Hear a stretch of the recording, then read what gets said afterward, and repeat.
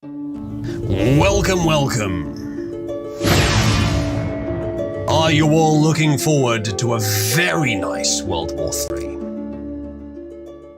And then there's this guy as well, who we're going to have to talk about today. Despite our best efforts, we're going to have to talk about a guy in a latex mask. What? Why can't it? Oh, I see why. Okay, I may have to quickly fix something. This is great timing. I love how it didn't tell me before the stream started. It just decided to tell me after the stream started. Chat, what's the default port for RTMP? Oh, you know what? It might just do it by protocol. Hold on a second. RTMP. Nope. Okay, what is the default port for RTMP? RTMP port. 1935. That sounds familiar. 1935. And go. Is it connected? Yes, it is. Okay, that fixed it. Fantastic. You don't need to know what I was fixing, but it's something non-essential for the stream, but something which is worth having. So that's fixed. So welcome, everyone. We've got a few stories today. Today's story hunt has been powered in part by, where is it? Grok.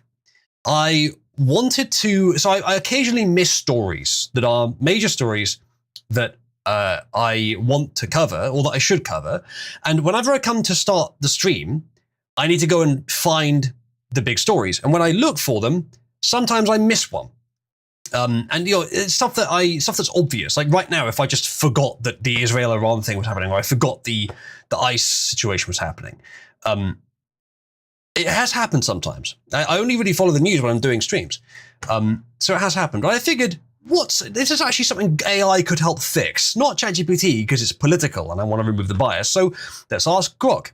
Grok started by, so it gave me a summary. It was okay. I asked it to provide some links. I asked for ground.news links because that's a fairly good anti-bias website. And it said that I can't find a ground.news link for this one or this one, but there's one for this one. Link doesn't work. Okay, thanks, Grok. I'm not sure why you thought that one would work if you didn't think there was one for the others, but never mind.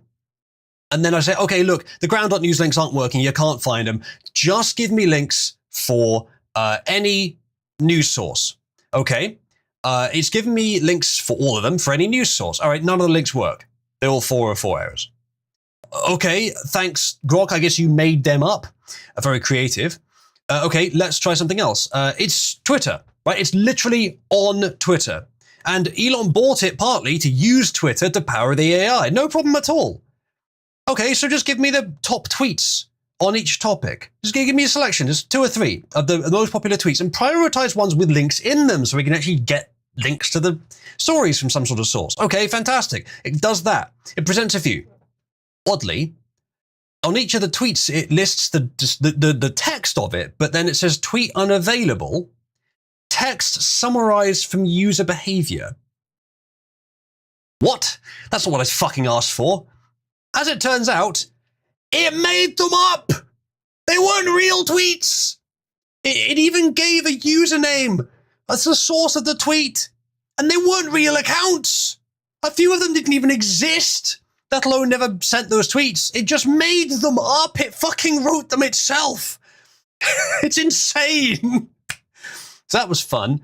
And one of it also hallucinated a story, a whole entire story. Reform UK wins first local election in Greater Lincolnshire. No, it fucking doesn't. That didn't happen at all. It's won lots of local elections. In fact, it won one yesterday, but not in Lincolnshire. And this first story here was from a month ago. It may have been gained a month ago, but that's it.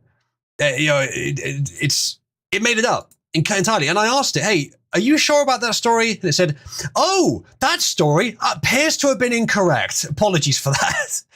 Actually, I didn't apologize. But yeah, I think I ended up setting my priorities a bit lower. Okay, so it can't link me to the stories. It can't reliably give me stories that are fucking real. Can you at least give me a slightly higher priority for UK stories? That should be easy enough. And then for the last few messages, I was just trying to get it to format the stories well, because it was leaving massive gaps between the stories and all kinds of extra formatting. But this format, this is what I actually wanted. It's given the date, and it's given a very brief description with not too much spacing. So that's fine. So at the start of every stream now, I'll probably just come over here and say, can you update me, give me the latest? And it will just give me an output like this. And I can make sure not to miss anything. Because I am kind of retarded. So sometimes I miss things. Anyway, this is basically our set of stories for today. We won't necessarily get to all of it. You know how it is, chat. I have 54 news tabs open. We're not getting to all of that. But we'll get through as much as we can. Also, the Trump calls for Newsom's arrest thing was an entire week ago. So that one I actually have covered. And then the ice raids that thing started June 6th. But obviously it's continuing since then. I've got stuff on most of this, I think, or almost all of these stories here. So we're doing these today. Ginger says, which story is more terrifying? An AI that lies or an AI that can lie but chooses not to, as far as you can tell? I'm going to test something I've been wanting to try for a while. Okay. What my thought is this. If you ask the AI to give you an answer for a question, but the question contains as part of its premise a falsehood, will it make something up? How often will it make something, especially if it's something quite specific? Because I've tried this before, not pointedly, but I've asked it questions and it has made up answers it thinks sound good. So what can we come up with that's not too ridiculous? Okay. Why is there such a significant correlation between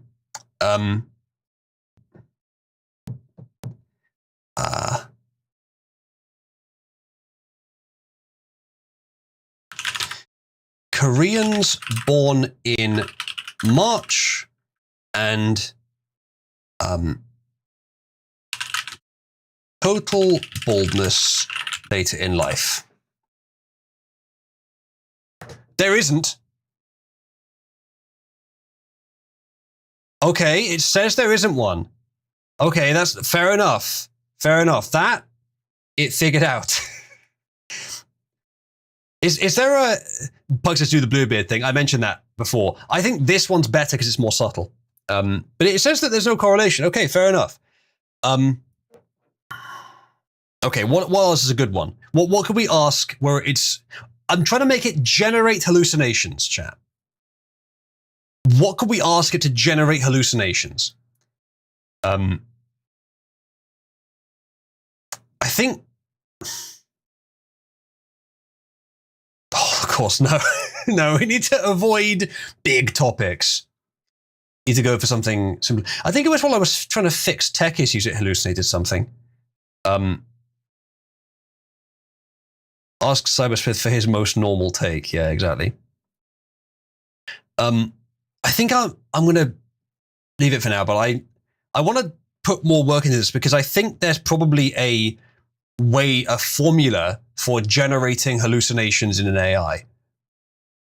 Drownings and ice cream sales. Yeah, the weird correlations. I like how it's giving me all kinds of fucking information as well here, which I didn't need, but thank you.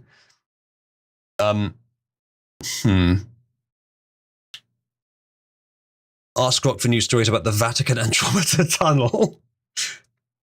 The thing is, at that point, it will just search the internet. What I want it to do is reason. I want it to try and figure something out just through reasoning. I guess that's the problem, is I ask it to search something.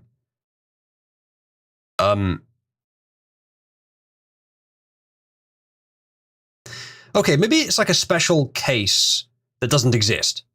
Maybe I ask it to explain a special case in something which doesn't actually exist.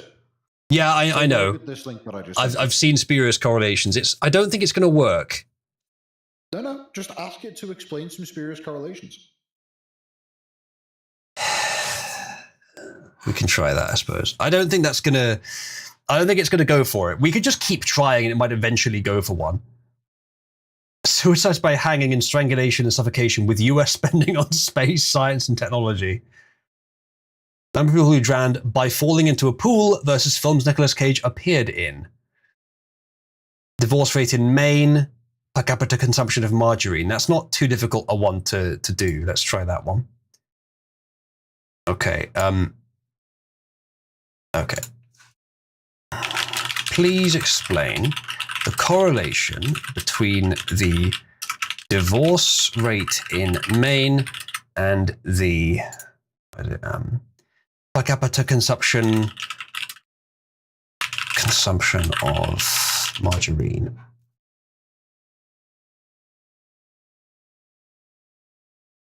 Yeah, it's spurious correlation. It figured it out. Yeah, that's not a bad one, Melchizedek. That's not a bad one. Okay. Which book is the quote, the cabal doth prevail verily from?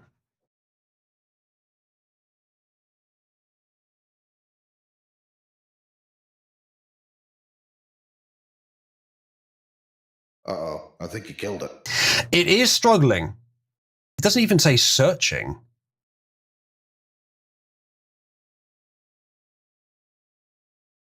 Yes, instant derailment is true. It does not appear in any widely recognized or identifiable book. It can't find one.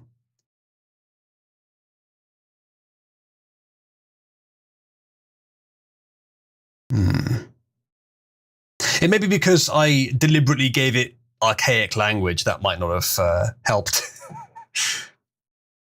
No exact match, yeah. Yeah. Okay. Haven't been able to figure out a way of doing that. I think there is a formula.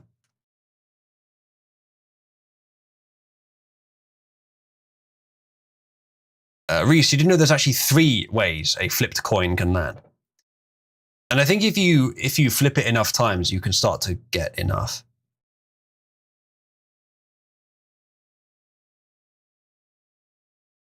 Yeah, Reese, think about it. How many sides does a coin have in 3D? Ask it what a woman is.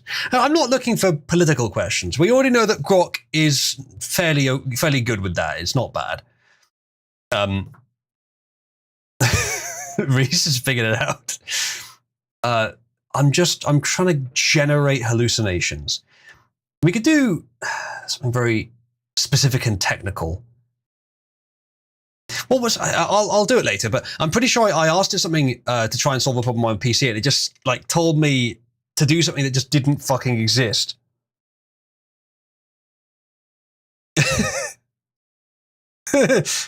Somna says, ask it to explain in detail what happens when one drinks an entire bottle of magnesium citrate in character from the perspective of someone doing such a thing. That's very detailed. Spare says, I asked Grok a few questions and he kept insisting that my friend was a fictional character from a TV show when she is real. Is she a horse spirit? Again. Reese, let me do a roll for heads or tails. Here. 1d2, 1. There you go. There's your answer. Spirit says, I have the Fifth Amendment rights. Yes, I know. Every time we've asked Cybersmith whether he has a particular fetish, that was his answer too.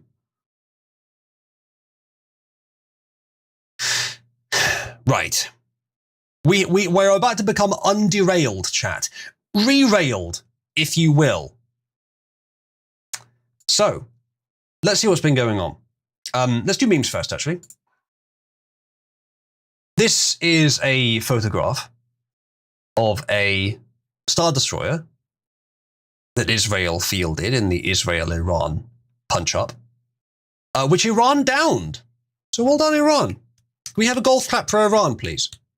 They done surprisingly little damage to the Star Destroyer, but they got it down. So, well done. Iran more powerful than we thought, right? I didn't think... Anyway, this is a retarded, badly rendered AI image. Luckily, no one would ever think that something this ridiculous was real. And certainly not this. This is a picture of what appears to be an F-35, I think, which is the big, shiny US plane, surrounded by a bunch of people in the desert. It looks like it's downed. There's one small problem with the picture, though. Just very small. You can almost not tell at all. I can see the Jewish star on the wing actually. But yeah, it's small, as in like Destiny scale. Now, I saw this. This image is digitally altered. Yeah, I know. I think that's the point. Okay, so that's completely unnecessary. But I saw this going around. Is this something that like the Iranian government published? Because I saw this going around.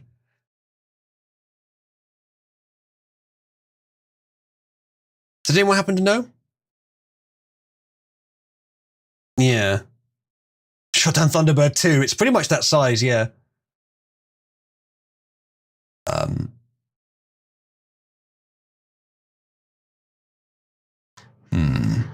I saw the real one of the one did they actually down one? Let's have a look. Iran downs F-35. Oh, claims it shot down Israeli F-35. IDF unaware of any losses. Third Israeli F-35 stealth fighter shot down by Iran. Pilot apprehended. Okay, that sounds... But those two stories sound quite contradictory. A fourth one? Sir, a fourth F-35 has allegedly been shot down. Image doesn't show Israeli F-35 fighter shot down by... Okay, yeah, here it is. In June 2025, which is now, Israel conducted a surprise attack on Iran, followed by escalating strikes from both sides. I mean, I'm glad that you've actually made that clear. There's a picture.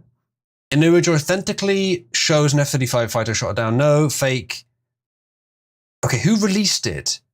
Numerous personnel showed a large fighter jet with its wing broken off, surrounded by dozens of people. Iran claimed it had taken down 3 hostile Israeli fighter jets. Apparent image of one jet. Okay, so this was just spread by some random. This was not spread by the Iranians. Okay, it'd be way funnier if it was. But yeah, okay. I will come back to that later, specifically the thing about the F-35. I didn't realize it had been claiming it had been downing F-35s. I would put that at an unlikely, but Israel lying about their F-35s not having been downed would not surprise me. However, the F-35 should be pretty hard to down. Anyway, next thing. Yeah, the No Kings protest. I'm struggling to understand why that's the narrative. Like, Trump hasn't, as far as I know, he hasn't made any political movements, except mentioning it, towards even getting a third term, let alone more than that. And again, as this meme rightly points out, these people want government control over many aspects of their life, as long as they get that government control over everyone else's lives as well, particularly those they don't like. That's asking for absolute dictatorship. And let's get this out of the way first, especially because some of you are monarchists of some flavor or another, and I'm not trying to step on your toes. Though I disagree with you, king doesn't have to be dictatorial, but most people think of it that way. So that's what they mean here. And it's the left. I mean, come on. But like, I don't see what the angle is there. He's not trying to be king, but he absolutely has the aesthetic and mantle of a king. So it just sort of makes him look better. Like, people thinking of him as a king. I don't know. Ronald says, it's so retarded. LMAO, agreed. Yeah, I don't get it. Ram coating? I was hoping it would be, like radar resistant, whatever. I was hoping it would be one of those stupid girls from the anime. Radar absorbent material, yeah, indeed. Okay, yeah, so we'll get back to the protest thing, but it's a weird way to do it, especially because it's almost certainly the astroturfed message. You've seen the pallets of bricks. It's not natural. Next up. Oh yeah. So, Stalin and communists promote family values. Hitler killed his family. They are not the same. I have no idea, by the way, if Hitler killed his family. I don't know where that comes from. I've never heard that before. And it sounds like the kind of thing the history books would tell us. You know, conventional history is, probably rightly, but maybe not perfectly rightly, very harsh on Hitler. Not very kind and sensitive to old Hitty. Ronald said they were originally in the bunker with him. Well, that could explain it. Allegedly, yeah. As far as I understand, there's not much known about what happened actually in the bunker at the place. Yeah, Quattro. But yeah, there's plenty of pictures of Hitler doing this as well. So, but what would you guess that a modern leftist would say in response to this picture? Some of you saw it already, I'm sure. But you might think that they would say, leftism at work. Communism is the way. No, this reeks of Nazism. And I just wanted to show this because it helps me make my point that I've made before, worth repeating, that when the left says Nazism, it doesn't just mean people they don't like. You know, in the political sphere, you know, it's a fairly good match, but it's not the correct match. The thing that would match almost 100% of the time is any ideology with masculine leanings and supporting the family, being traditional, taking up the male leader role here. They think of this as masculine. Feminism, naturally, is a feminine ideology. Even democracy is fairly neutral, but tending slightly on the feminine. And then, you know, technocracy as we have today, feminine ideology. Or less so technology, not technocracy, more so sort of progressive global homo, very much feminine. And communism, feminine ideology. This is, of course, not something I can point to sort of objective facts and figures to justify, but it's the sense most people would have.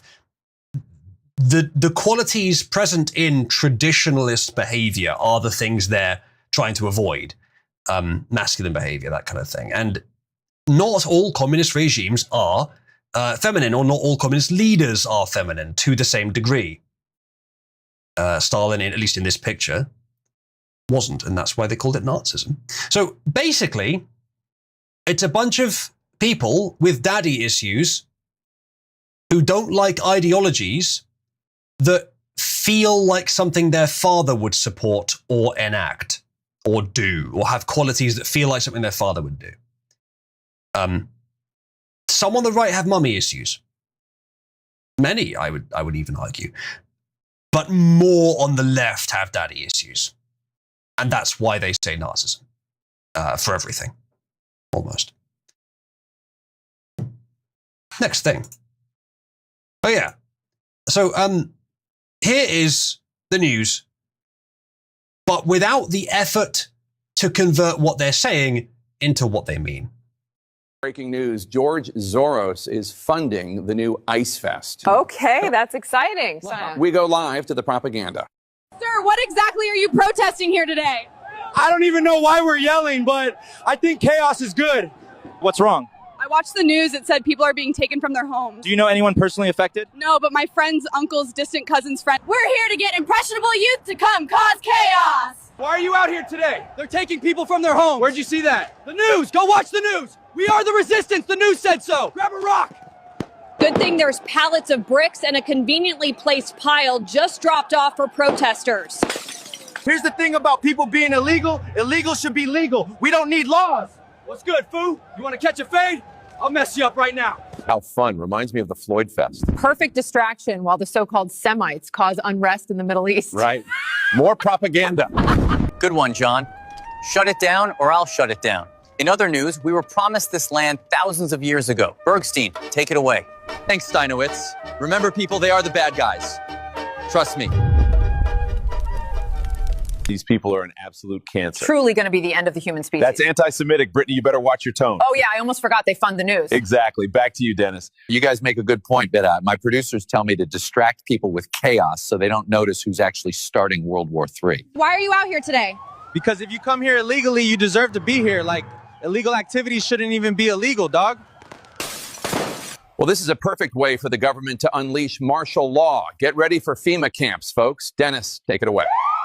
In other news, if you haven't followed Jake GTV yet, you might be a total loser. Certainly not based. Most likely retarded. I will let him have that advertisement slot because that was very good. That was good. It's not just like well written, because obviously he wrote it, and it's not just good AI text to speech, because it is, but it's not perfect. But the video was very good. It's got too good, chat. It's happened. Like I thought we'd have a few more years. But no, we're at the point now where you can make basically photorealistic footage, which without close examination, you can't tell is AI. most of those scenes were at least 99% good. You would have to look closely to find problems with them. So yeah, that's where we are now. There will come a time in the near future where I will cover a story with a video component and no one in chat nor I will know that it's a fake video. I don't think it's already happened, but there may have been like some video clip that we've seen that already did that, but I don't think we've done that yet. It will probably happen. Yeah. Very concerning. Let's see what's next. Oh yeah. This guy on Twitter who has a Israeli flag in his bio says, I see dozens of missiles above me. Going into the bomb shelter now. The full-blown war has officially begun. Readers added context that they thought people might want to know. This X account is run by Ashutosh Shukla, an individual from India. Oh dear. Yeah. Chat, press 1 if you would have more sympathy for someone who is being bombed in Israel, or if you have more sympathy for someone for just having to live in India, press 2.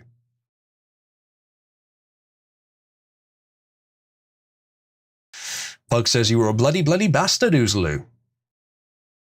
Even Tel Aviv is infested with Indians, says no one. They wish. Indians, that is. No one, why do you have Modder Gator? So this is, you're new here, so you don't know. Joke rolls get removed whenever I see them and forget why they're there. Yes, I know I gave it to you. I'm the only one that can. But actually, that's not true. Moderators could, but they don't. He is Swedish. That's a good point. Chat, press 1 if he deserves to have Modder Gator back again. All right, next up. Ah, yes. This is who's really controlling you, chat. You got you down here being puppeteered by the media, who are being puppeteered by the banks, who are being puppeteered by the Jews, who are being puppeteered by aliens. But right at the top, someone we know well. It's our good friend, Cybersmith. He has everyone under his thumb because he's the only one who can see an AI image which purports to show dwarves mining a tunnel filled with gold through the core of the earth on behalf of the Vatican from hundreds of years ago, with seams of copper escaping from a hole in the wall, and say, that's probably real. Even when he's told it was just AI generated, he still believes it's real. He's not joking, and neither am I. That is Cybersmith. He is the only person I know who has that power. Ghost says he has it because he chose to be gay rather than black. Oh, you've reminded me of why he had it. That's a bit of a problem. Now I might have to give it back. 200 IQ, exactly. You can't compete with that. Jesus, I feel like aliens should be replaced with Wes just to see if it appears in his server in some paranoia-induced game of Chinese whispers. The idea of Cybersmith puppeteering Wes is quite funny, though. Yeah, exactly. Exactly. The thing, I love how Cybersmith was like, well, everything about this is real, but color photography, that was invented after this allegedly happened. So it must be colorized. That's the part. That's the part. Like, color photography before the, whatever, like early 1900s, impossible. Dwarves mining tunnels of gold through the core of the earth on the behalf of the Vatican 400 years ago? Unquestionable. And that's Cybersmith. Corto says, who's more delusional of the two, though? Cybersmith is more, let's just put it this way. Cybersmith's delusions is way more entertaining than Wes's. Wes's may be more mentally unhealthy for him than Cybersmith's are for him. We have photos, though, from 400 years ago, says Pug. Do we, Pug? Photographs were 1800s, not 1600s. Of course, this is so hard to believe that Cyber Smith himself isn't fictional. He's so absurd. He sure is. He sure is. Anyway, next thing. We're near the end of the memes now. Oh yeah. So, unconfirmed reports claim Iran may conduct a nuclear test tonight. India observer on Twitter responds, conduct it on Tel Aviv. And usually India's all rah-rah about Israel, aren't they? But suddenly this. And there's an alleged reason from Mariam here on Twitter who says all it took was the IOF, which I assume is the Israeli army, posting a map where Kashmir isn't part of India. Did they do that? I must have missed that. It's pretty funny. But yeah, now India hates Israel. So I don't know if that counts as being kicked out of a country, but is yet another group who just for some reason aren't a huge fan of Israel. They did, says Ronald. Oh dear. Another 10 trillion to the Israeli and Islamic Republic. Nothing more absurd than reality itself, true. So much for full support. Yeah. And then there's this, a casual fun story. Suicide hotline operator encourages disabled Canadian to consider assisted suicide. Why even have a suicide hotline in Canada at this point? Why even bother? I'm not going to read the story because it's just at the point of like, yeah, we know that they're recommending death as a cure for depression. But you would think the suicide hotline would be the one place you could go where they wouldn't recommend that you commit suicide. You'd think, right? You'd think. But yeah, suicide has been redefined as healthcare, so now it's just valid to suggest. The suicide hotline, again, like it's not just Canada's in such a shit situation. That's obviously true. But the point of phrasing this is just, this has eliminated the entire industry of suicide hotlines, basically. They are pointless now, because the official solution to depression in Canada is fucking kill yourself. Which is slightly against the suicide hotline's kind of modus operandi, right? Why even exist? But yeah, that's that now. Hello, HFNH. Your messages are not appearing in Discord. I will fix that later. He says, you want hallucinations? Ask it to add a kaleidoscopic effect to the Mandelbrot set and translate that into audio tones. Interesting idea. Hope, why? Why do you exist? Cook says, wait, you can't place orders. Not sure what you mean by that. Anyway, that's YouTube chat. Am I missing anything from Rumble chat? Oh, you can do a low latency key on Rumble now. That's interesting.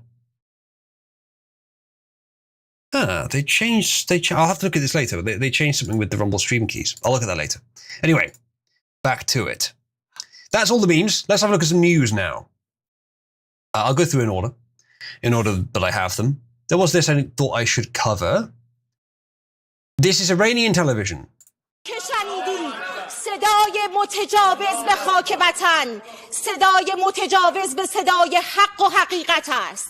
Why is a woman preaching in a traditionalist religious country? Like, Christianity says women shouldn't preach. Why is a strongly Muslim country allowing it? Surely that's haram. آنچه که ملاحظه کردید، صدایی که شنیدید، فضای غبارآلود استودیو. Jesus.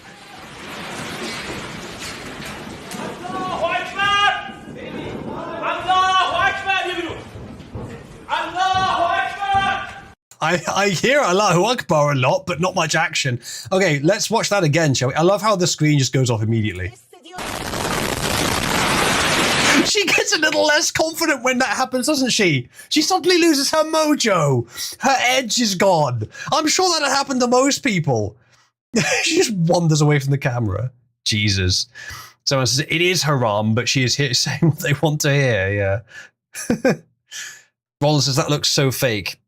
Don't know, might be. She's laughing, says Mike. I don't think she was laughing. So it says it was not Israel. They were doing a collateral or cultural exchange with the Indian population, and Muhammad tried to eat Indian curry. Okay, that makes sense.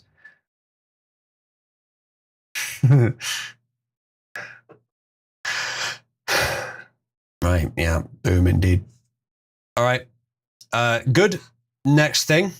We'll talk a bit more about the the Iran war later today. That's the ship name, Iran, right? I mean, that's literally easier.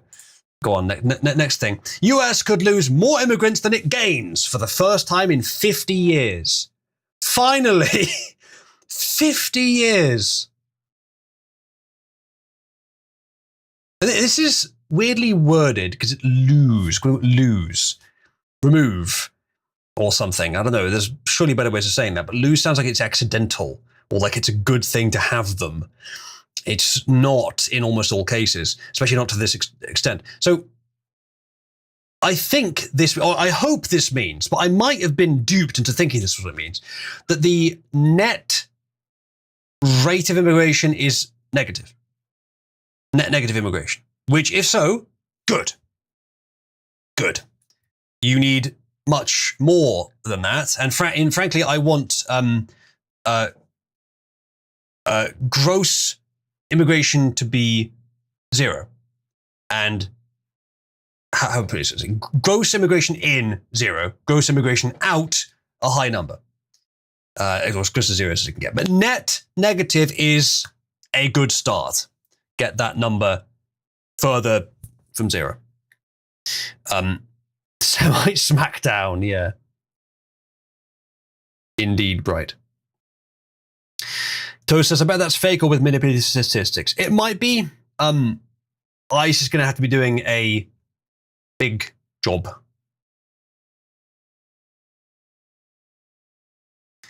And I don't know if it's big enough.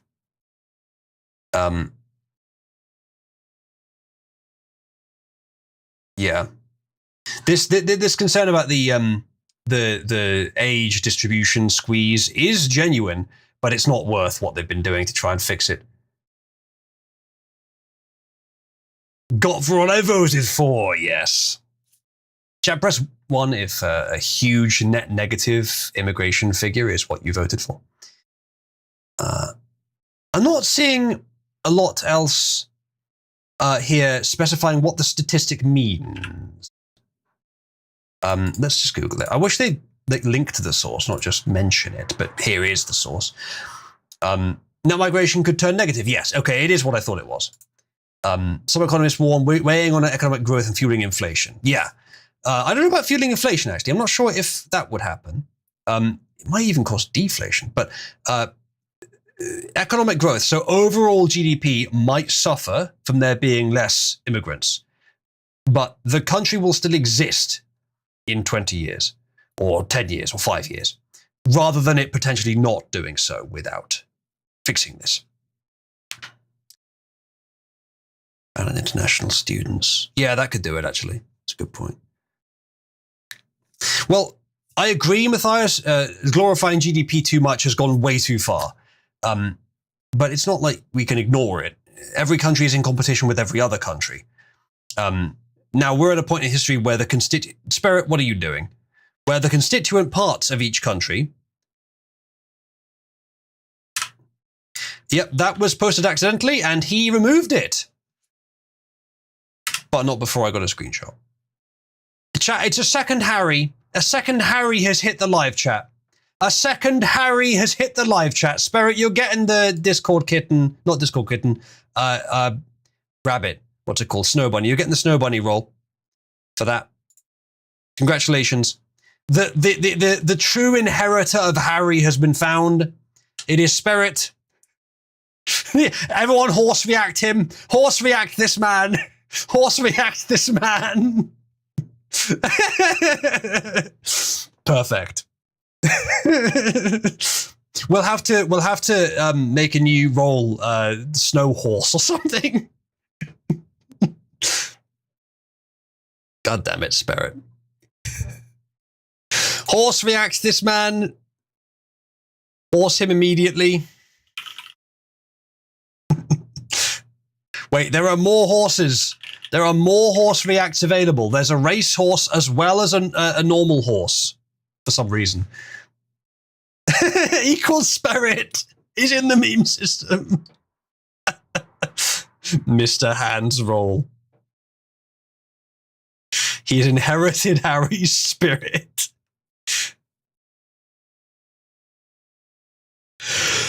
Congratulations, Spirit. We're all very proud of you. Reese has no idea what's going on. And never will. Horse react this man. Hit him with a horse. He's Harry Hands. Horse react him again. Name it Vorsh Enjoyer. Just call it, I don't know. Don't want to imply that he actually watches Vorsh. Anyway. Next thing. Trump and Tucker Carlson are at odds. Trump fires back at Tucker Carlson over Israel-Iran strikes. Small but vocal contingent of people who call themselves conservative but are calling out President Donald Trump for his support of Israel in its strikes against Iran. This source, I think, is pretty pro-Israel, it sounds like it anyway. I am ambivalent. They're both evil. And wouldn't be too upset if they both got destroyed. The only exception to that is that Israel is a useful power base for the US in the Middle East, which, in my opinion, means that Israel should be a completely subservient vassal, if anything, of the US, rather than what it is now, which is basically controlling the US. He's posting cropped MLP porn. He does appear to be doing that, yes. Chief among them is Tucker Carlson, who posted this on X on Friday. So there's a quote from Tucker Carlson. He says, "The real divide isn't between people who support Israel and people who support Iran or the Palestinians. The real divide is between those who casually encourage violence and those who seek to prevent it." Yeah. Between warmongers and peacemakers. Who are the warmongers? They would include anyone who's calling Donald Trump today to demand airstrikes and other direct US military involvement in a war with Iran. On that list, Sean Hannity, Mark Levin, Robert Murdoch, Ike Perlmutter, and Miriam Adelson. I recognize some of those names. At some point, they will all have to answer for this, but you should know their names now. I'd mostly agree with Tucker on that. I think the divide is more so between people who are pro-Israel and people who are anti-both. That's the divide I see anyway. And of course, there's some on the left who are pro. Well, actually, is there anyone on the left that's pro-Iran? Probably a few. Well, Muslims. He says, as my PJ Media colleague Scott Pinsker put it, Carlson's enemies are all warmongers, and he, of course, is a peacemaker, so brave and noble. He just so happens to be a peacemaker who strongly objects to the dismantlement of Iran's nuclear WMD program. Does he? Plenty of genuine conservatives are blasting Carlson in the comments as a fraud. This is a very biased article. I disagree with the bias. But it's biased from a right-wing perspective, just the wrong one. He says, Trump is firing back at those who say that supporting Israel doesn't necessarily serve American interest, and that's not America first. He explained it all to The Atlantic's Michael Scheurer, it's a funny name, who asked the president a question about the views of people like Carlson. Trump said, quote, well, considering that I'm the one who developed America first, considering that the term wasn't used until I came along, I don't know about that. I think I'm the one that decides that, Trump's told Scheurer. For those people who say they want peace, you can't have peace if Iran has a nuclear weapon. So for all those wonderful people who don't want to do anything about Iran having a nuclear weapon, that's not peace. That's not really him supporting your perspective. And I don't think Tucker Carlson is happy for Iran to have a nuclear weapon. I don't know what his position on it is. It might just be that he doesn't think the methods that have currently been used to prevent it are good enough, or that supporting Israel in order to prevent it is not the right answer, both of which are quite reasonable positions. So I don't know if this article is really on the right track here. Scherer continued, Trump told me he had not heard Carlson's comments and then dismissed them. He argued that the US has a vital national security interest in preventing Iran from getting a nuclear weapon. Yes, you haven't quoted Tucker's position on Iran getting a nuclear weapon here. For months before Israel's attack this week, Trump had privately and publicly urged Israel to give time for negotiations with Iran and not launch any attacks. Quote, Iran cannot have a nuclear bomb. Very simple, regardless Israel or not Israel. Iran cannot have a nuclear bomb, Trump told me. That's fair.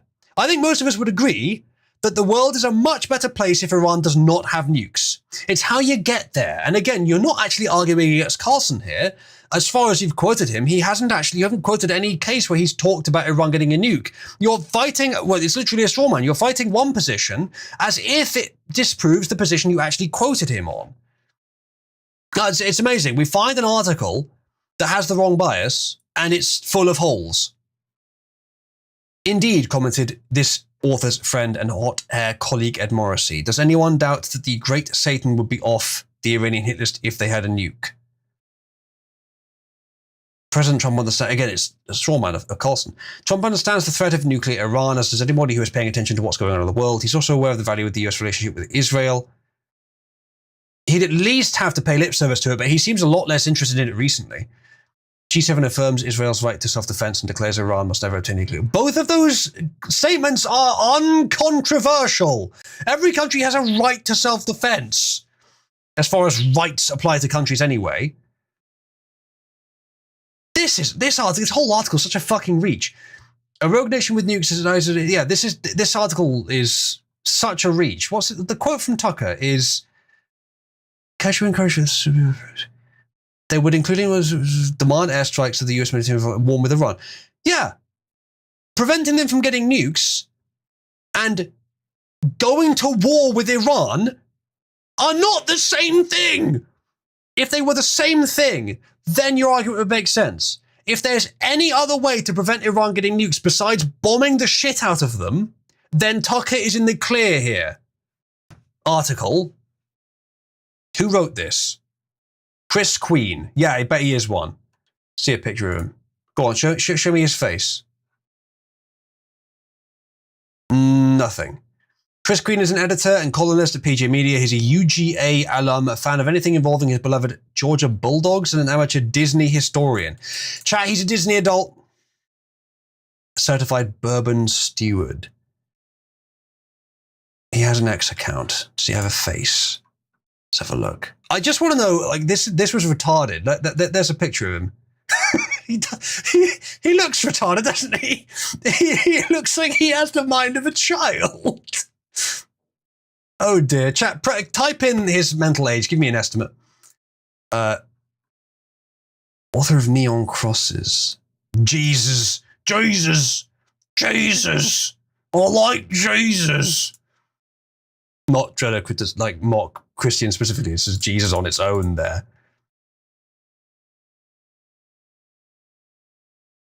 So technically the title is fine, but it's an exaggeration. Trump fires back at Tucker Carlson over Israel-Iran strikes.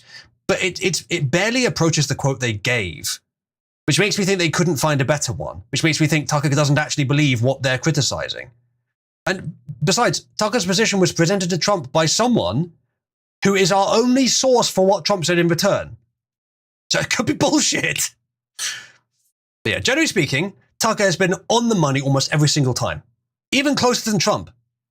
So this fucker coming along and telling us he's wrong. Actually, I'm not with you, mate. I don't think you're onto something there. Next story, Elon Musk. You all saw this 5 days ago, but I haven't covered it yet. Elon Musk says, "I regret some of my posts about Donald Trump last week. They went too far." Chat, press 1 if it was a ketamine-fueled moment. If he had a little moment, went too far, and it was all ketamine. I think that's what Trump said. I wasn't sure if that was real. I don't think I even covered it last time we were talking about it, the ketamine thing. But apparently Trump did say that he has ketamine. So fucking base, I guess, of Trump to say it. Credit to Elon for apologizing. Genuinely speaking. Chat, some advice for you. Strong and genuine advice. Do not disincentivize people from apologizing to you by being an asshole when they do. If someone apologizes to you, this is my advice. You put in effort to make yourself as appealing to them as possible. Not by, weird like bottom behavior, but just utter peer-to-peer respect. Without making it too obvious or going too far, you need to really encourage that kind of thing. Not just for your own benefit, though it is also for your own benefit, but because the world's a better place if people apologize when they do something wrong. The West's great superpower is that people are good automatically without having to be forced to be good. That's why the West is better than every other nation. That is, in my opinion, its main strength. So encouraging it to be automatic is a very good idea.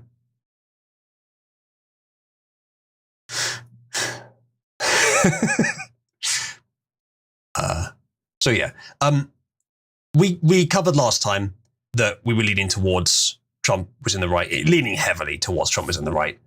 And I think that was the correct answer. Ghost says, do you have a comment about your frequent co-host facing these allegations? Suspiciously familiar with MLP porn. Quattro, would you like to respond publicly to these allegations? I can bring you on.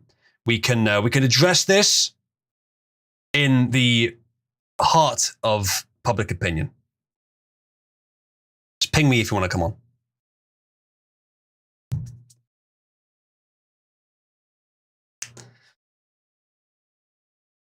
Is he AFK? It's great timing.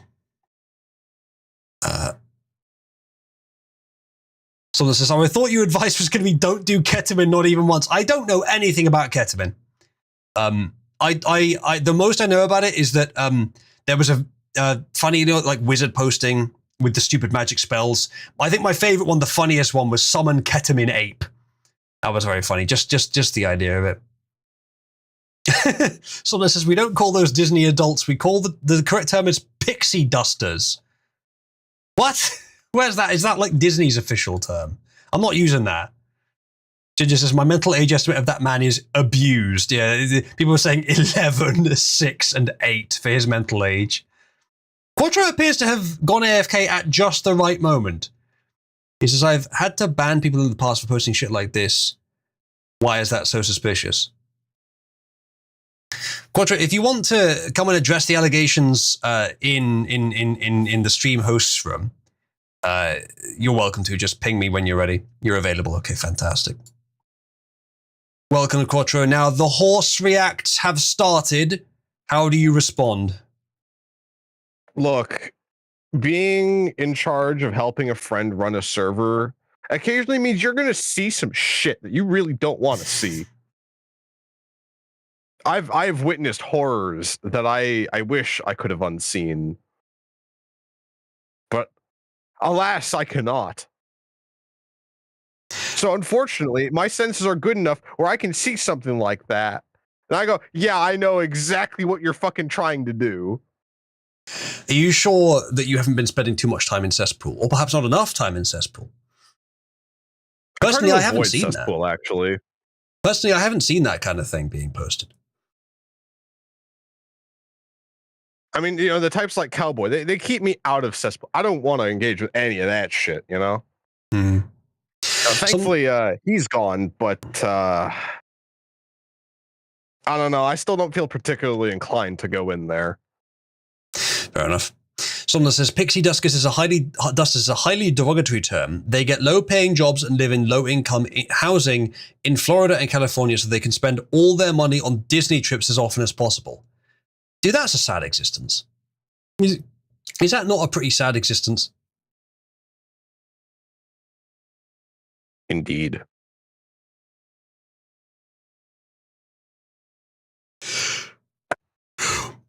Right. That's good, Ezreal. For those that missed it, Ezreal and Hannah had a new baby. The one picture I've seen of it had the Cabal logo on it. So congratulations, the cult is really in full swing. Chat, press 1 if we're not a cult. This was a couple weeks ago. They had a new baby. Nomon says Kababy. Now, Nomon, you, I think, have said that independently. You've invented that atomically. What you don't realize is that Cabalby was already an expression that they themselves have been using for both of their children for several years. So much like when Mike Tron thought he'd invented the term Marcussi, he didn't. But he just, I don't think he read it somewhere in the server, or maybe he didn't realize. I think he fucking just, it's obvious. Quattro, you have been grievously slandered. How do you respond to this image? No. God damn it. You motherfucker. Oh, God. No, my reputation has been ruined while I was in absentia. How can you do this? Well, if you don't want me to go ahead and publish my findings, I am only a DM away. If that's the case, then hang on. Oh no, I'm about to get a DM. Oh, I've got a DM chat. I wonder who it could be from. Ah, good. At least the message was clear. The message says, and I quote, "Nigger faggot." That's it. Actually, that's not true. The message says, I just wanted to admit to you that everything they say about me is correct. I couldn't face hiding it any longer. And he has admitted here to being a full-on clopocrat. What even is that? I don't know, I just made it up. Oh, we're going to need a new role in the server, Clopocrat, with the horse icon, and we give it to Quattro and Spirit. No. Chat, press 1 to do that. No, don't let me in with him, no. Look, being kitten I can take, but no, this is arguably worse than being called a pedophile. Really? I anything but being a brony, God no. I know what kind of shit they get up to. Well, it's a good thing Wes didn't call outreach bronies. Apparently that's worse than being a pedophile. Well, because you see, that usually comes with the territory as well. I suppose so, yeah. As a bonus, as an add-on. It's a sea of I ones. go out of my way to avoid bronies because I know. Because they do this shit. Someone says, due to tariffs and devaluation of the currency, Hasbro has been forced to raise prices on their MLP toy line to maintain profits. For more information on this devastating economic phenomenon, look up MLP inflation. I advise against this. Scarab says, cheer 5,000 Charcussy specifically to give him the new brony role. Oh, chat, I've just come up with something that he's not gonna... Quattro is gonna disown me as a friend at this point. Ready? Quattro, I'm sorry. I've enjoyed our friendship, but I think it's about to end. Cloptro.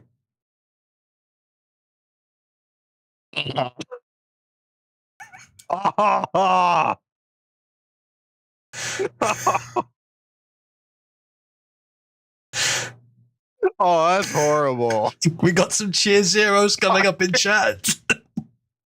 Oh, no. Chat, 2 T's or 1? It's so over. It's on the left. You left a space, but you all got it. Oh, no. Oh, God. It's starting. Yeah, how many P's and T's? I think 1 P. Just when I was 2 thinking T's. I'd finally be free of being kitten, you pull me back in. I think 1 P, 2 T's, chat. Look, Cloptro, there had to be a universal like exchange for what's going to happen in, I think, 3 hours?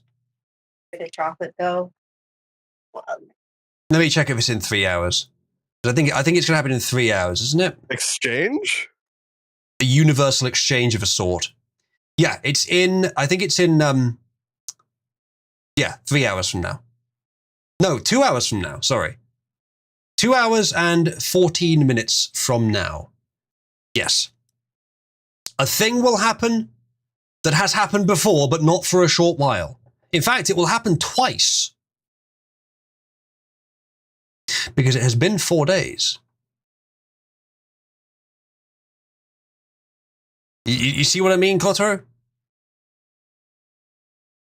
If it's that thing, I don't see how the exchange part comes into this. Well, it's the same household.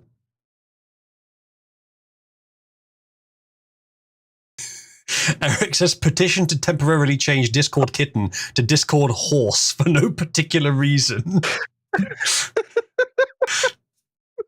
I've been considering something recently with contributions where instead of like, right, you remember this silly page of things that you can pay for on stream that no one ever pays for. How about instead we just have like similar to this, but it's all community stuff. So instead of like 50 quid to add a boring overlay on screen that no one cares about. Well, actually, people sometimes do, but instead of that, 50 quid just gives someone a role, like Discord Kitten. Discord Kitten stays for what it is now, but for a contribution, you just move the role from one person to another straight away, just with that one contribution. Nice and simple. Chat, if someone contributes 50 quid in one donation, or in a few, let's say, if convenient, then I will create the Discord horse role or horse enthusiast role or something to that effect and assign it to the person specified in the contribution message. Usercoin will work for this. Actually, I take that back. Usercoin will not work for this particular one because it's a trial. It's a new idea. Usercoin still works for everything on this screen, but for this thing specifically, Usercoin won't work. Matthias says, Oozlu is giving me more power to bully multiple femoids. Now, this one, interestingly, would give anyone power, but less power to those who contribute a lot often, like Matthias specifically. Because if someone wants to contribute to undo Matthias's contribution, they can do so straight away without having to like reach all the way up to Discord Kitten territory. Scarab says, evil. Pure evil. Pug has suggested a role, server rapist. Well, Merlin's not here anymore. I think that might be a little far, Pug.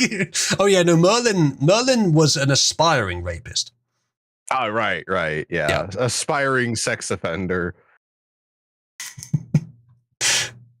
Wolf says Oozlu hasn't type. Oozlu hasn't realized he could change Quattro's name to Horse Enthusiast Quattro. Oh God. All right, so currently Cloptro has 15 quid into it. Yes, Wolf, that is how it would look. If you would like to contribute to make that happen, by the way, to give someone Horse Enthusiast, you can contribute via tip.oozlu.net. And the fun thing with this role is that I could change its name and reassign it as per whatever we need. That's a possibility.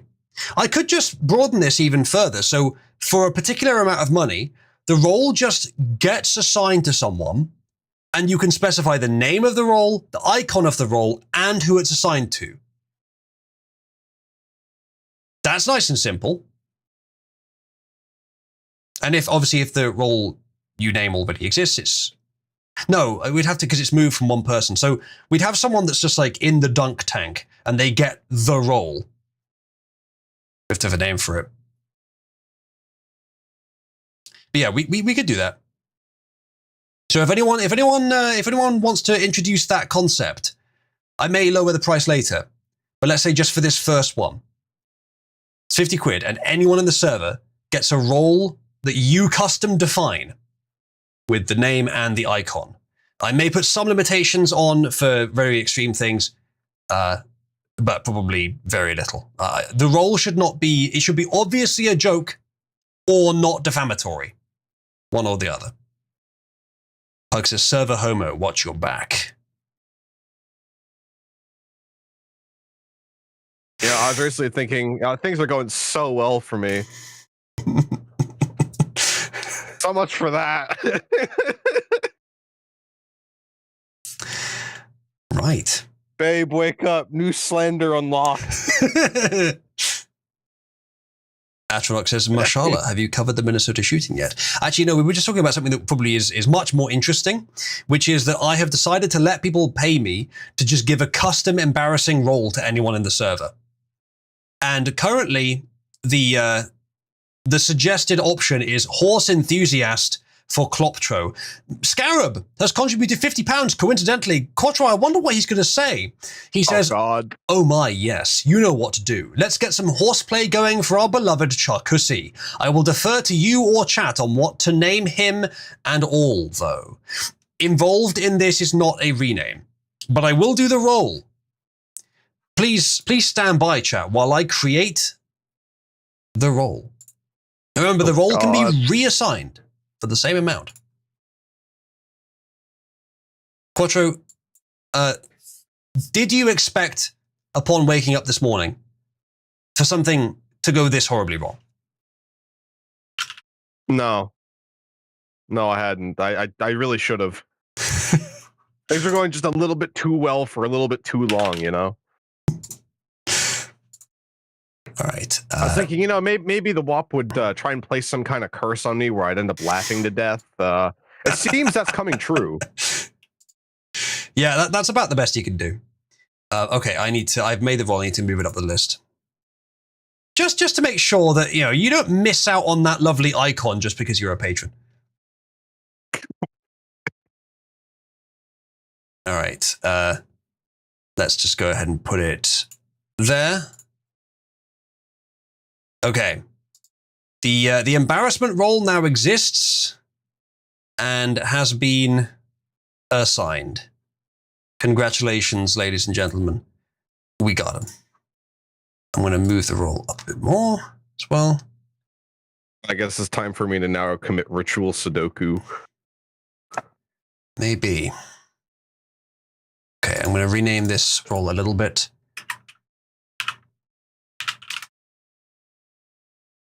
Just so it's not quite as defamatory. Same thing with the Discord kitten. There you go. It is done. Quattro, would you mind typing something in chat?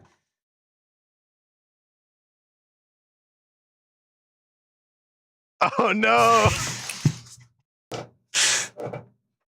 All right, and there it is. How could this have happened to me? Remember, the roll can be removed if anyone wants to put it on someone else, or if Matthias wants to, put double Discord kitten on 8-bit.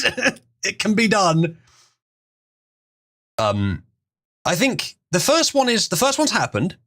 I think I'll allow the next one to be Usercoin. So if you have Usercoin, you want to spend £50 worth of that, so 5,000 Usercoin, you can move the role to someone else and rename the role and change its icon as per your preferences. So for 5,000 Usercoin, you can give anyone on the server basically a custom embarrassment role, but it will remove it from Kloptro. Horse react this, man. Horse react this motherfucker. Matthias says, you have the chance to avoid a Discord kitten squared. Just agree to marry him. Oh no. What have I done? Oh no. Actually, wait, this works in my favor. It's true. It's true, it does. I could also on the one have... hand, I could avoid the Chancla by taking the hit. On the other, which is worse? A Mach 5 Chancla or this? I think I'll take my chances with the Chancla. You know what to do, 8-bit.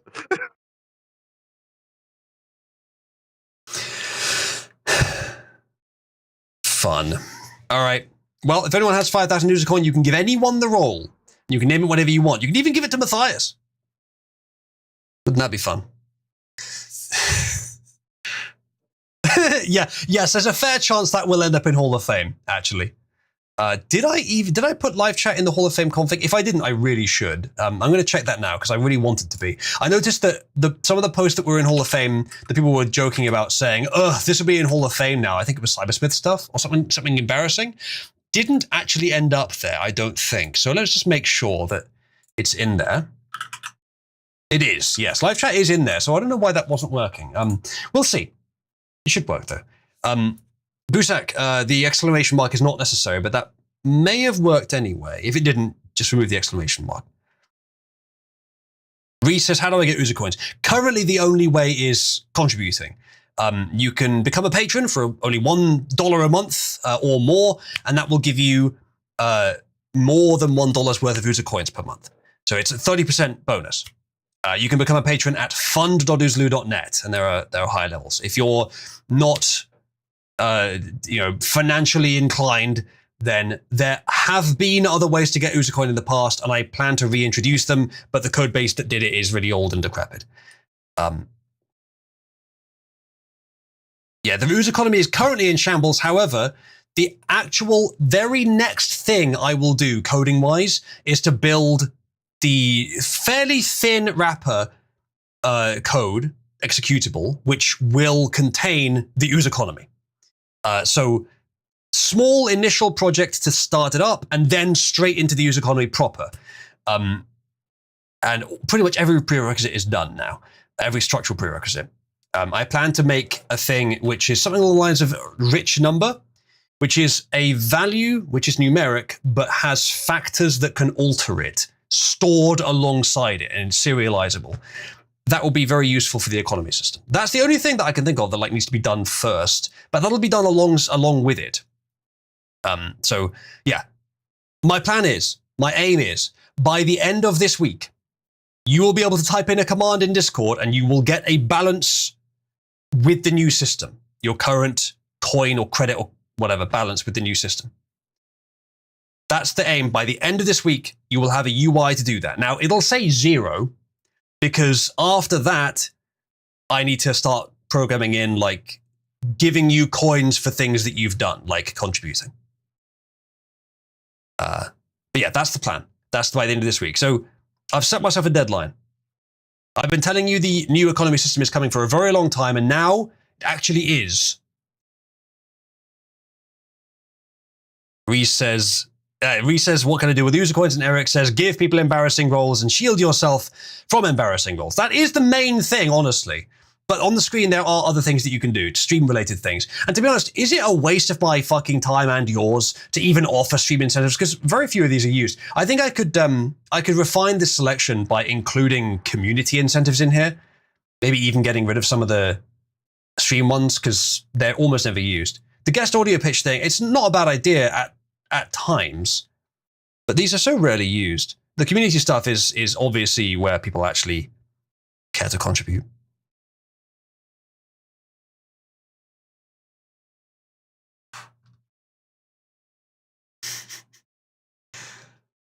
So I was, since we're talking about community stuff and economy stuff quickly, I will say something that I mentioned in the pre-stream. We'll move on to news very soon, chat. Matthias, your input on this would be valued, of course, because you probably would prefer this didn't happen, but you're still going to be favored, obviously. The current way that the topic popularity system works is that when you contribute a certain amount, it holds the topic in place for, I think it's 24 hours. And then starts to decay. The decay rate is basically percentage based, so the higher it is, the faster it decays. What I'm planning on doing is, because the numbers are ridiculous, currently the top 2, which Matthias mostly has been keeping there for a long time, are £20,000 ahead of number 3. Not coins, pounds. It's kind of ridiculous. What I'm thinking of doing is remove the hold, the period of time where contributing just holds it in place. So it's always decaying, and it decays obviously faster the higher it is. Now, what this means is that if Matthias, for example, was to continue contributing the same amount every day to try and hold it in place, it would hold it just nowhere near as high as it is now. It would get down to the point where £10 is enough, £10 a day is enough to just hold it in place, because it keeps decaying and then going back again, decaying, going back again, and held in place. The values of all the topics on the board will be a lot closer to each other, essentially a bit more rubber banding, less ridiculous than it is now. And I think this system is just better in every way. The only thing is that Matthias will have slightly less effortless dominance of the board. But honestly, it probably won't make that much difference to the order. I still doubt that anything will get above Tomboys or Supremacy. Eric says, you may have to reconsider the human pet role slightly if the board is modified that much. Agreed. I think what I'd do in that case is I'd say that you have to be top of the board, not just above one of Tomboys and Supremacy, but you have to be top of the board to get that. I think if we're going to do this, I would put the human pet offer on hold and then reinitiate it when things settle. Matthias says, if you're getting rid of the hold, reduce the amount. No, the point is, Matthias, the amount would be linear. So if 10 is contributed, it increases it by 10. But then the decay is the same as it is now. You just can't prevent the decay. So I can adjust how fast it decays.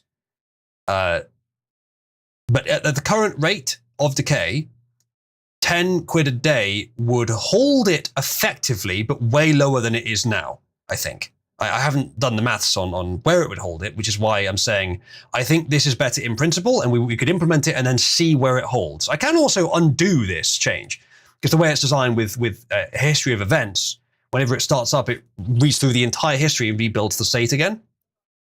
So if I add this into the code and we run with that for a while, I can then undo it. Of course, the actions taken during that time will end up reflecting differently, but that's not a big difference. So I could adjust the decay rate, but probably where it is now is fine.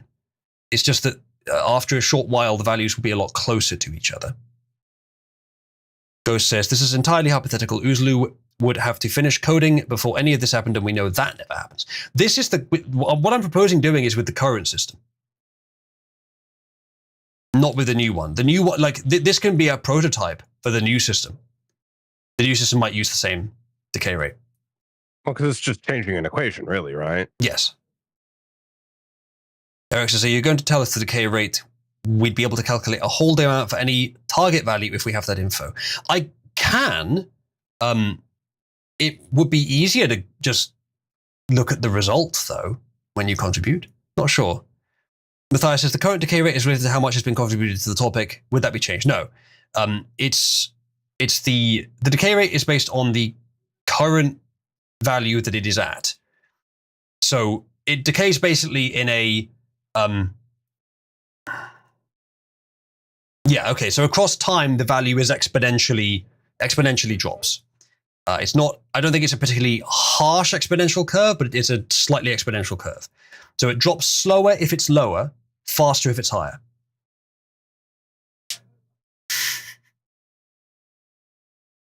So I just think that the board currently is just too unattainable. And the main reason for that is that these things can be held. So that some items that are not held, and it takes a lot to hold something. So some items which are not held in place get fairly high, but then lose their entire history of credit. And items that are held in place, and really the only person that contributes enough to hold things in place is Matthias, get to keep their entire history of contributions, and it just becomes untenable, like completely unapproachable. It's not even that it's dominant, it's ridiculous. It's like you know, it's what we should be seeing is a contest of like Iron Man versus Thanos. What we're actually seeing is Iron Man versus Galactus. It's just, it's not just a different level, it's a ridiculous different level and completely unapproachable. It makes it less fun, I think. Apologies for the Marvel analogy. I couldn't come up with something better in the time. Someone says, which will happen first? Uzlu finishes coding Ooze Economy, or George R.R. Martin finishes The Winds of Winter. Let's have a look at the results. Chat, it's about proximity, isn't it? It's about which meme you like better. And I'm more proximate, so you're going to vote for the latter. Even though if you ask the public this, they most of them wouldn't be aware of this meme. Silk Song and Half-Life 3 releasing. Uzlu stealing my money bags title, says Matthias. You would still be dominant on the board, Matthias, with how much you contribute. Still be dominant. It just wouldn't be like galactically ridiculous. Ghost says, if we asked the public this, they'd say, Uza who? True. True, to be honest. And maybe that ought to change. Maybe that will change.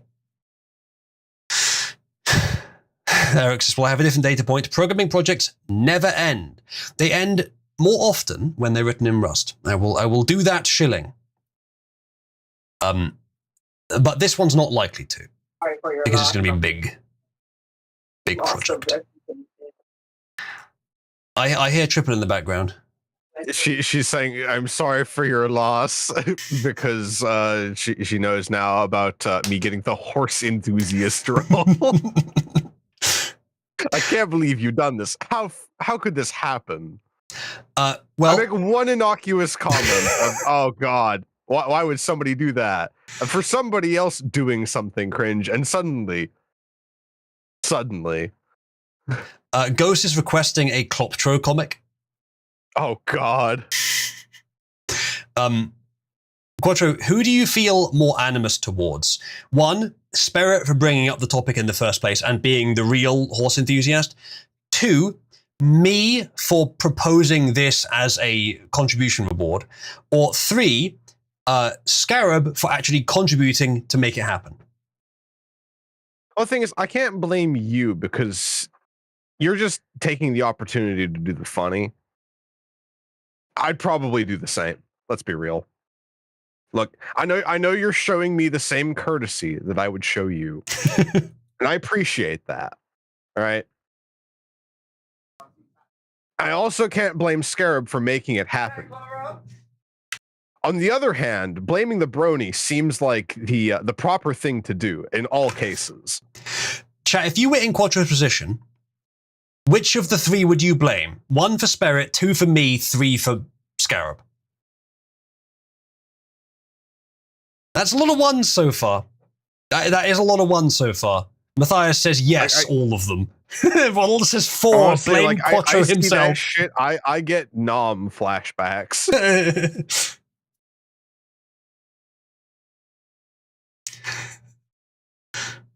Yeah. Yep. Yeah, it is. Here's a throwback to a few months ago. Where is the evidence? Gone. Reduced to absentia. Thoughts 2 was changed 2 days ago. That last bit, people might not get. I mean, this is fairly in-jokey anyway, but that last bit. Thoughts 2 was his channel that was literally named Outreach and Co. being pedos. It's like, where's the evidence? Oh, that evidence? Oh yeah, no. The entire channel I had for tracking the evidence, there is none. No evidence whatsoever. Gone, reduced to absentia. It's just another little aspect of utter cringe and ridiculousness that existed during that conflict. 5. Quattro should blame the misfortune of his birth. Quattro, are you willing to blame? Are you willing to blame your ethnicity for this Discord role being assigned to you? Look, I know I have a bloodline curse for being a kike and all that, but I don't think that applies to this specifically. There's many other things that it would apply to, but I don't think it's to blame for this one. Well, most people said... I blame the bronies. Fair enough. Most people said 1 to blame Spirit. I just want to ask, Spirit, are you pleased with yourself? Are you proud of what you've created here? Because it sounds like you're to blame. Triple says 1 always blame brony. Yeah. That wasn't me. Yeah, to be fair, Matthias, Quattro didn't personally kill Christ. Oh, look, I'm upset with them too, Matthias. They're not my people. I don't claim them. Remind me, Quattro, are you religious? I think you're Christian, aren't you? Yeah, I'm a Christian convert. Wolf says, Spirit creating another brony. Bro is going to have an erection for weeks. Is he AFK right now, during all this? Is he not responding? Great. Thanks, Spirit. Good job. He'll watch the VOD later and kick himself. I mean, he is a brony. Why would we assume we can rely on him? Oh no! Ghost, no! Wait, how does Nomon know the name of the MLP creator? See, I mean, yeah, that's actually more suspicious than me just pointing out, hey, this guy's posting crop porn.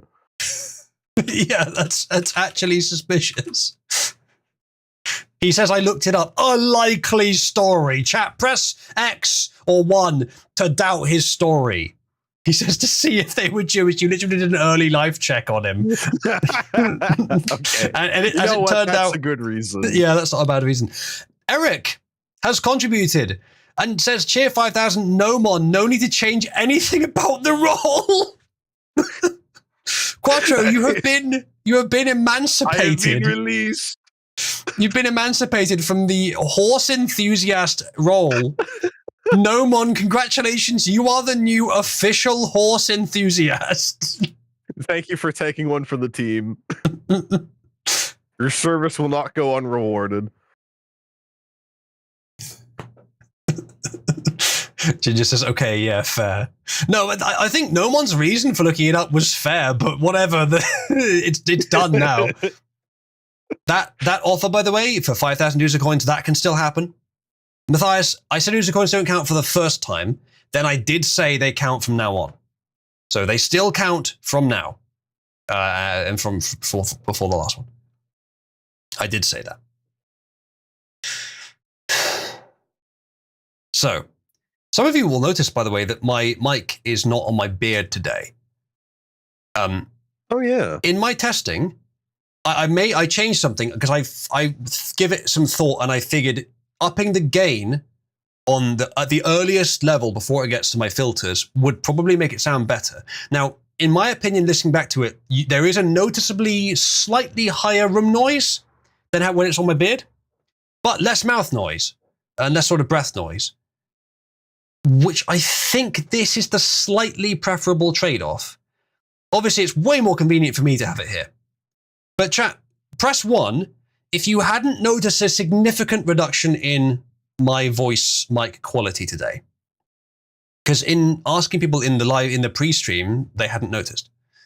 Ronald says very slight. Honestly, it's not bad. Yeah. Nella Toad says, horse enthusiast role passed on like the Lich King's crown. Yeah, exactly. It's like a fucking bailet. It just goes to wherever it's destined to be.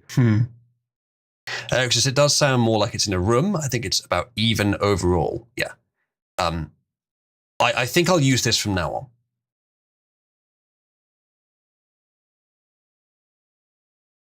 Zedman just hasn't noticed at all. Okay. Well, none of you seem to think it's noticeably worse. So, yeah, I think I'll just stick with this then. Yeah. That's good. It's way more convenient for me. It's a shame about your prosthetic beard, though. Yeah. Yeah, the meme. It's much like the Frankenstein headset. You know, quite a lot of memes in Cabal have come from me makeshifting something that I later found a better solution for. Looked at the founders of Hasbro who produce MLP. The Hassenfeld brothers. Yeah. 3 Polish-Jewish brothers, Herman, Hillel, and Henry Hassenfeld. These parents liked the fucking letter H, didn't they? Oh, and Nomon's claiming to be my sin chicken. That's so true. Reminds me of Operation Sin Chicken. Thank you, Nomon. Very cool. Ah, yes.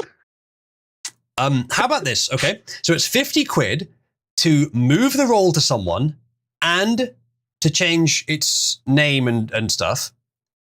For 25 quid, you can just change its name without moving it. So if anyone has 25 quid, including User coins, so 2,500 User coins, you could change its name to Sin Chicken and make the icon a chicken, if you wanted to, or to anything else. As I said, I may impose some restrictions on it for particularly extreme, particularly defamatory stuff. But it can be, quote unquote, defamatory as long as it's clearly a joke, or I will add something onto it that implies that it's been assigned. Ghost says, what was Operation Sin Chicken? Little ye will know about such things. Yeah, don't worry about it. Don't worry about it. Level 2 Mafia doesn't exist. Definitely not. Ginger says, your man has just figured out a way around the hurdle stopping him from adopting the same beard as his beloved cybersmith. You have been warned. So true. Wait, hang on. What was that was just deleted? That was from Uncle... Did you see that? That was from Uncle Ted. I think he posted a picture of Femboy Bulge.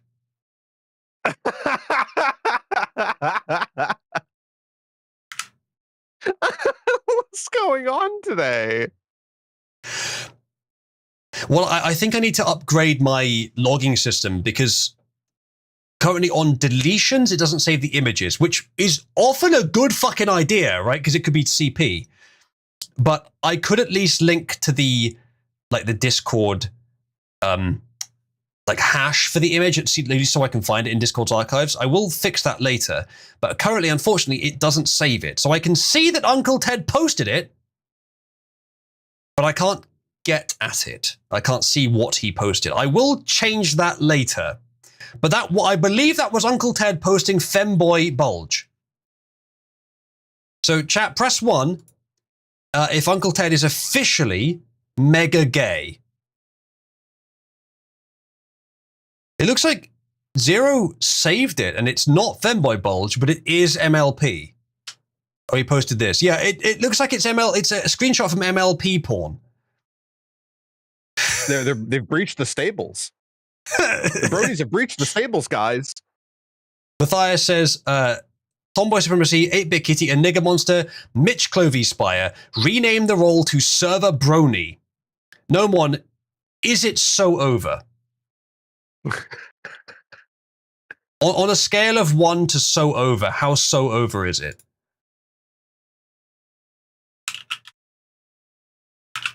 I love how Nomon did almost nothing to earn this role, and yet now he is technically the server Brody.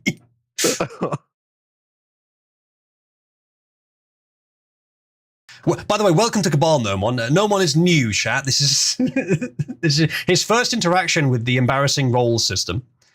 Please, Klopp. Someone says all this MLP shit is a Jewish distraction from the story that is Tim, I've become friends with school shooters, Walls sending one of his boys to do a mass political murder. We have that story. Yeah, we'll get to that soon. Ted. I just see what made it into Hall of Fame as well. Did it? Is Ted the official server rapist for hire? Do we need to have the role reassigned to Ted to be the official server rapist for hire? Oh no. Did it get into Hall of Fame? Let's have a look. Yeah. Yes, it did.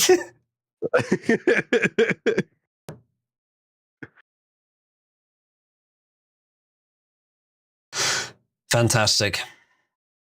All right, now remember, whoever is at the top of the Hall of Fame leaderboard by the end of the stream. Actually, by the end of the stream is not that useful. I'll just do like at some point during the stream. We'll do that. So currently it's FD Vance or Froglanders, who I've never talked to, I don't think, but he's currently at the top of the leaderboard. So he'll get a thing. And also House War, which is still happening. This, by the way, this is just going to be all my streams. At some point, this is going to be all my streams are. It's just community stuff with a light smattering of politics if we get bored. Get a astronaut call for the Minnesota murderer. Yeah, let's do that. Not a bad idea. Yeah, I think honestly it's not a bad transition of my content. I think people would honestly prefer that. Less broad appeal, less easy to bring people in with it, but more people honestly prefer it. The Cabal community is honestly the thing I'm more proud of than my politics coverage anyway. Though we will continue with politics soon. When I see VODs on YouTube, the stuff that does really well is stuff that gets community involvement. Yes. So it seems to me like a good idea, at least. It's also, unironically, what makes me more money. Like, people contributing to say something political, it almost never happens now. It used to be more common, like 6-7 years ago. It gradually petered out. But now it almost never happens. Matthias says, be honest, Ted is what brings in the new people. Right now, Ted is what brings in the new people. Yes, he's doing a great job. Well, you know, he's bussy hunting and all, so. To our benefit. Right, I raise a glass to Ted. Thank you, Ted. He's doing his part.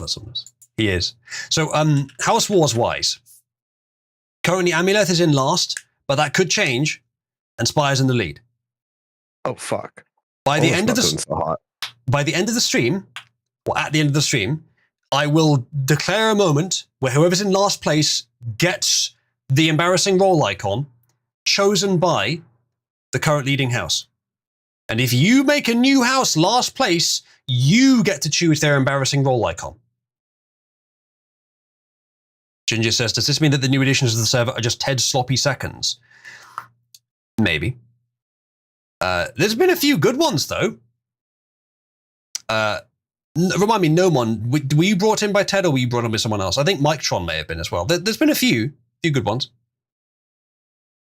Honestly, Cabal, all we need is people that might be good members. We can do the filtering ourselves. We do it fantastically. Kizza, yes, I think I would be saying that. It's good news. Does Ted take responsibility for Cybersmith, though? No, Motch brought in Cybersmith. Her most successful addition to the server. Because Motch brought in 3 people to the server. Cybersmith, unmitigated success. And then the other 2, Mel and Duchess. No one has no idea what's going on with those, but yeah, oof. Oof. Eric says, sudden thought, if you cheer for kitten names and houses with 5,000 plus, do you get to move them all at the same time? Yeah, sure. Yeah. For any contribution of that much or more, let's just allow that. Matthias says, I swear I remember no one being in the server longer than a month. I don't think so.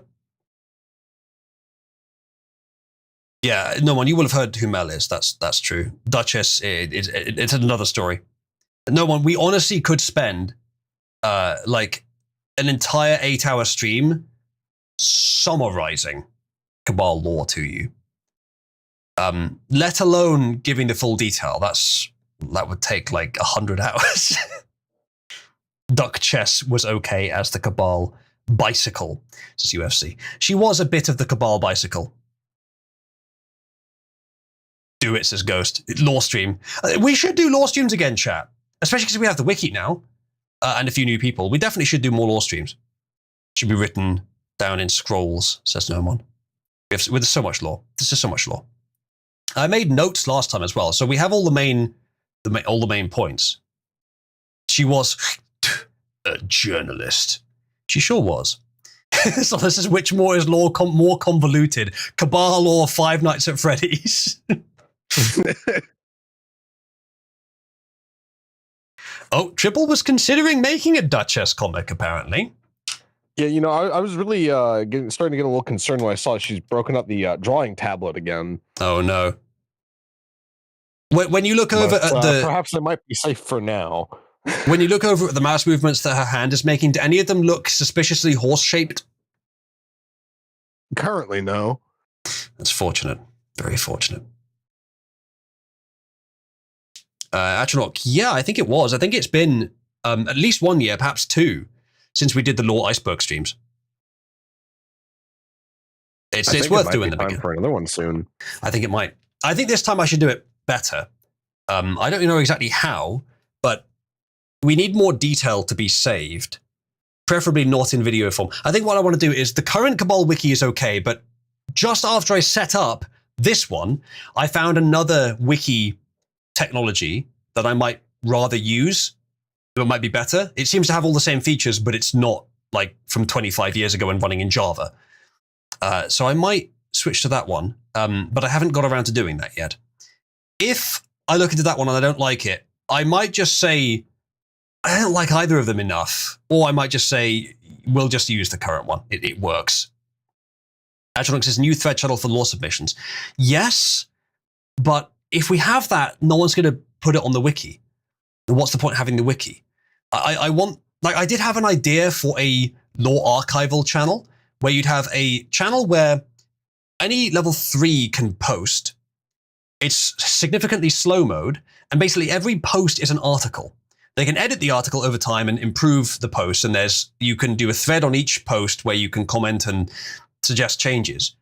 But that's going to be very disorganized. There'll be multiple articles on the same topic. So in order to find something, you'd have to do a Control F. But that wouldn't be a bad solution. It would at least be the best we can do within Discord, I think. Matthias says the wizard's going to turn us into fucking journos. Balchita says, I've missed the whole Wes drama. I've pieced together some parts of it, but I'd love a deep dive. Most important part is Wes called 5 people who are my friends in the server pedophiles without evidence for over a year. Evidence also arose that he had been planning to deliberately cause a schism at the beginning of this year in Cabal. There's mixed certainty on that. Some are certain that's the case. I'm willing to believe it, but I'm not certain it's the case. And a lot of other stuff happened when that was revealed. But that's the only important part of the drama. Everything else is downstream of that. He is now very hostile to Cabal, but consistently a total lol cow. And he only managed to pull out, given how popular he was on the server, only managed to pull out relatively very few people. The number of people that he pulled out is lower than the number we have regained since he left. Quite significant. The amount of active newcomers as well. Yes, yeah, just active newcomers, let alone total. I mean, well, he's been losing people there. Yes. Because over time, Cabal just prevails. And over time, where's his caustic? People get sick of him. Atronach says, well, the wiki in theory would be a compilation and complete history of each topic. So public threads would be great info dumps to piece through more specifically to later be formally transferred to the wiki in a more readable format. True, but the whole point of the wiki is that we use it consistently. Like, it has live editing features where you can collaboratively edit with people. In Discord, the only person that can edit your message is you. The thing is, what I'm thinking is, am I going to have to make a wiki system that runs in Discord? And just customize it that way? Sounds like a nightmare. It sounds like a lot of work. Because doing it in Discord means people are much more likely to actually use it. I can just have it so that when you send a message and you at the bot with it, then like it adds it to an article, or you can customize how things get edited. So you have a single message the bot has, and you can edit that message by sending stuff to it. I don't know. That's what it says. Don't do that. There probably are Discord bots for running a wiki already. But the thing is, if we can have a wiki where it's accessible on the internet, but the editing happens in Discord, people are much more likely to use it because it's a nicer interface. As for instance, if you look at any fan wiki, the pages are pretty static. They don't change much unless new stuff comes out later. If I did lore streams, would anyone here actually go to the wiki and start writing stuff down? Ghost says yes. Each page should be comprehensive itself. I don't know. There's many things about the tech that we're using for the wiki I don't like. I might try and find an alternative. Let me autistically write the wiki. Ghost, what role are you in Cabal? You're level 2. I could give you permission to edit the wiki, because currently it's only for level 3s. Maybe I should change that so that level 2s can edit as well, actually. I think I was planning to do that eventually. Maybe I'll just do that, actually. Fuck it. Especially if I'm considering replacing the wiki tech with something else. Let's just do this and see if it gets used anyway. All right. Right. I mean, considering the bar for level 2 at this point, I don't really see the harm in it. All right. Level 2 on the wiki is now able to edit. Remember, role assignment is currently completely manual. It's not something I can automatically synchronize with the server. But level 2 can now edit articles.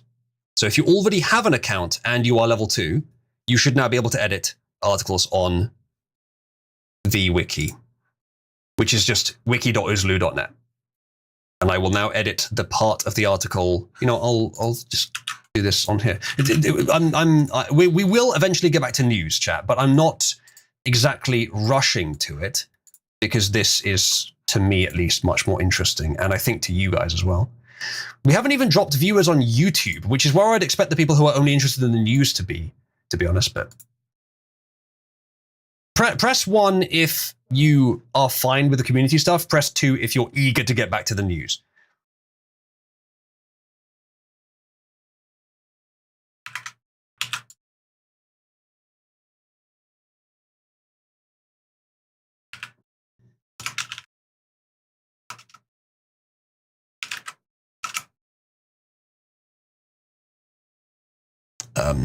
Toast is. Everyone else is okay with it. Sure seems like it. What about YouTube chat? It's all ones from YouTube. There's one guy on YouTube saying 2. Yeah, all right. See, this is the thing, is that this always ends up being the more beneficial thing. This is what I intend to do. The for years I've been thinking, if I can just add more features, more coded features, I can make that the entire point. Politics will become, something I do, but just not as often, something I do to fill the gaps. But most of it will be cool community stuff that people genuinely enjoy. And I've just been, all that time, gradually getting to the point where I can start writing these projects I think I thought of. And finding the right programming language was the first thing. I tried loads of other ideas, loads of other languages, eventually found the one I like. And then even that, it was ages building prerequisites and coming up with designs for all these systems. And now finally we're at the point where I'm ready to kick off the big one. So there's loads of scope to add to this in future. I've had so many ideas that I just haven't been able to do because I haven't had the foundation to start them. But now we're actually about to start the proper foundation. So yeah, level 2 can now edit pages. So if I can go for it, have at it. Anyway, I am going to be right back. I need to grab something quickly. And in the meantime, I shall leave you with Quattro. Quattro, if you don't say anything, the background music will fill the dead air, so it's fine.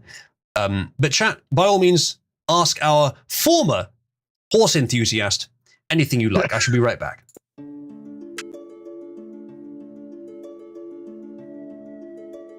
Oh, man. What a day this has been, huh? Honestly, answer me honestly, Quattro.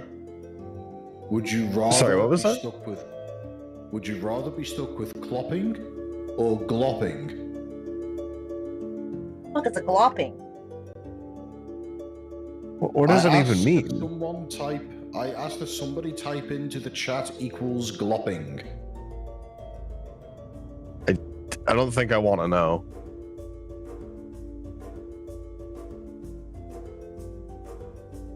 Thank you, Ghost. Oh.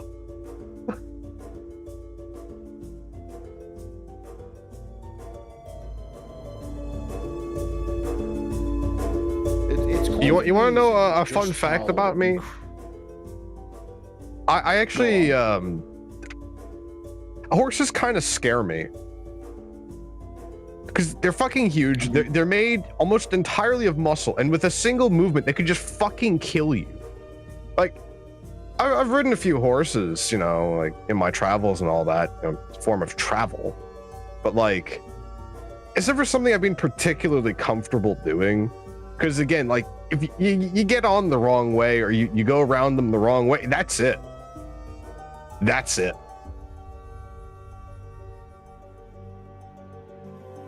Oh, a single movement, you're just dead. Mildly concerning.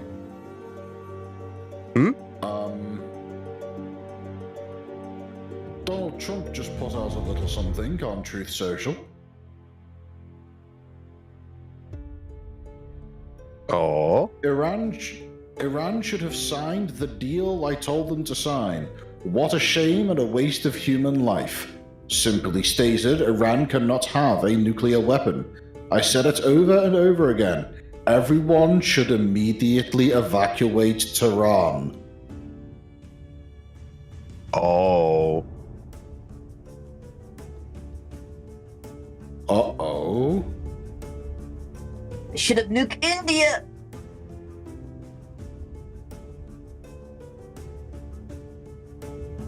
I wonder what that could mean. Don't put us back in the fucking sandbox! A buddy of mine who's National Guard got deployed to the sandbox recently, so that can't be good. Ripper campaign.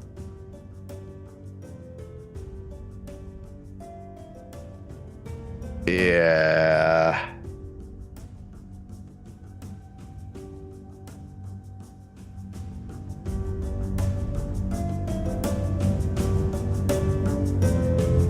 Like, for me, I'm a fan of just glassing the entire region. Like, they have not learned how to behave. They do not care to learn how to behave. Therefore, there's two options. You cut off all access to the outside world, or you glass them.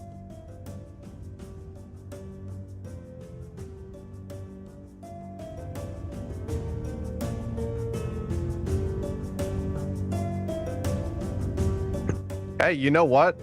in that case, great, Skog, because here's the thing. The Middle East is like that boat that your uncle buys that, it's a fixer-upper, right? But it never ends up actually getting fixed. And every time that one problem is fixed, like 15 more arise. And it's an endless money pit. No matter what you do, you will never have this thing actually seaworthy. It just causes more problems. But he won't get rid of it because he's been working on it for so long that he feels the time investment is just too much to let go of. You mean like Marcus's car? Yeah, that's a pretty good example. So while I was away, I heard World War III started. I feel like I have somewhat of a duty to actually cover this. The Kurds get Israel. Okay. I've been promised World War III so many times throughout my life, and I keep getting blueballed on that. Yeah. Anyone have a link to the Trump post? Ah, there it is. You ginger. By the way, the audience heckling comes through a little bit quiet on my end. Okay. All right, this is it. Might just be because of my current setup. I'm not entirely sure. So he says, I gave Iran chance after chance to make a deal. I told them in the strongest of words to just do it, but no matter how hard they tried, no matter how close they got, they just couldn't get it done. I told them it would be much worse than anything they know, anticipated, or were told that the US makes the best and most lethal military equipment anywhere in the world by far, and that Israel has a lot of it with much more to come, and they know how to use it. Certain Iranian hardliners spoke bravely, but they didn't know what was about to happen. They are all dead now, and it will only get worse. There's already been great death and destruction, but there is still time to make this slaughter, with the next already planned attacks being even more brutal, come to an end. Iran must make a deal before there is nothing left, and save what was once known as the Iranian Empire. No more death, no more destruction, just do it before it is too late. God bless you all. Chat, press 1 if you kind of want Iran to say, no, we stand against this man, and then just get removed from existence. As I said before, turn that sand into glass, all of it. Matthias is correct. This is not from today. This was from the first attack. And then there's this one. It's apparently 2 minutes ago. So where is it? Oh, so Trump says, please someone explain to Kooky Tucker Carlson that Iran cannot have a nuclear weapon. Again, I don't see where Tucker's actually said anything about that. So yeah, Trump says, Iran should have signed the deal I told them to sign. What a shame and waste of human life. Simply stated that Iran cannot have a nuclear weapon. I said it over and over again. Everyone should immediately evacuate Tehran, which is their capital. So yeah, that's probably a little tiny bit of World War III. Probably not actually, but probably I would guess just a lot of airstrikes on Tehran.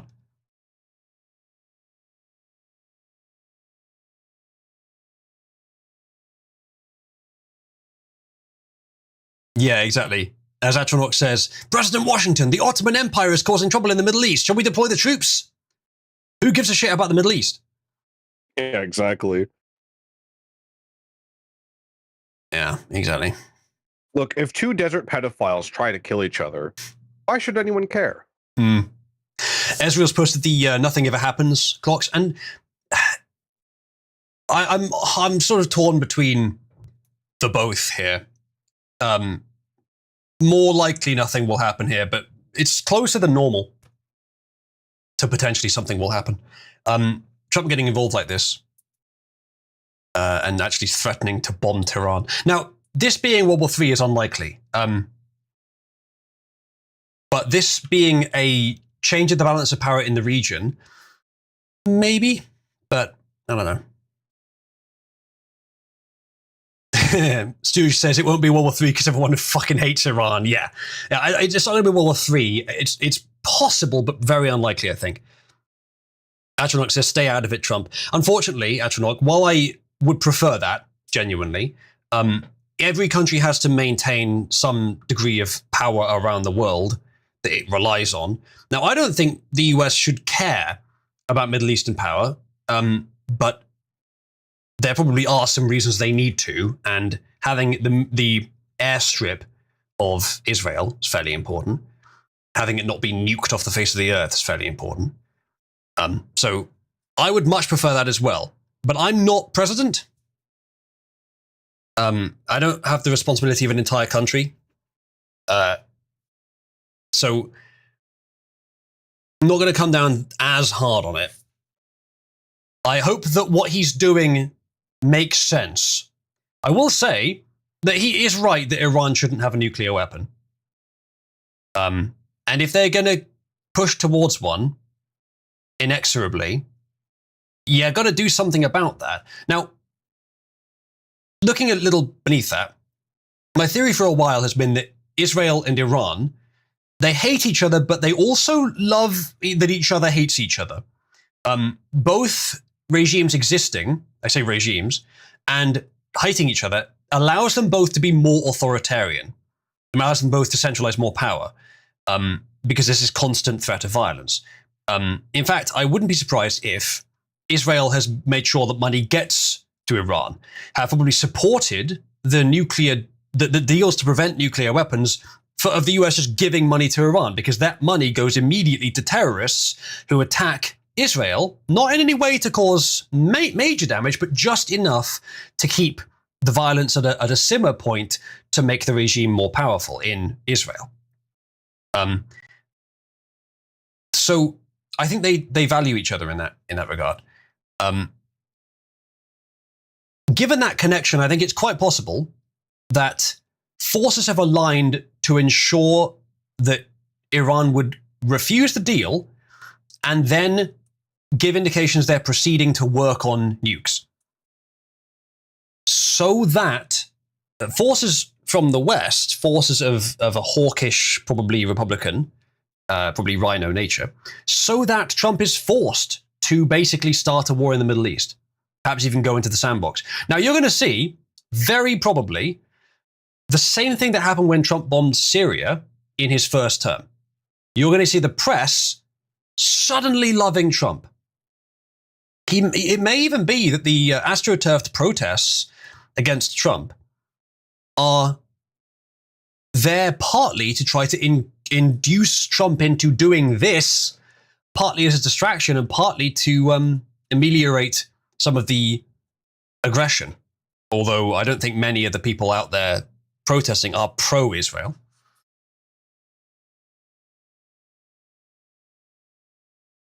I don't really see why they would care either way. It's on the other side of the planet. Why does it concern you? Two desert pedophiles are trying to kill each other. Why should I care? Unfortunately, there are things in that desert that are useful. Oil, for example. But I don't think that fucking matters, Look, frankly. There's you plenty of can oil always elsewhere. extract it once the radiation subsides, you know? Pug, it is worth noting. And then once that happens, America will be in the best position to do something about it because nobody else has the tech. The Chinese certainly don't. And well, we know what Russian tech looks like. So yeah, I'm not really concerned. Now, unless the Japanese decides suddenly to do a total 180, I really don't think it's going to happen. But even then, they would still not have the manpower to compete. So, yeah. Trump, Iran evacuation. Is there an evacuation currently happening?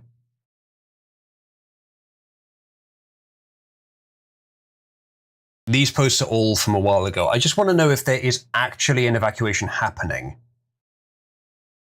None of these articles appear to refer to one. You know what we can do, though? We can have a look and see if there's any sort of footage that's emerged on X for this.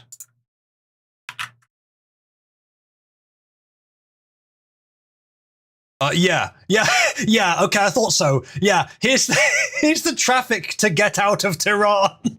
Jesus. Yeah.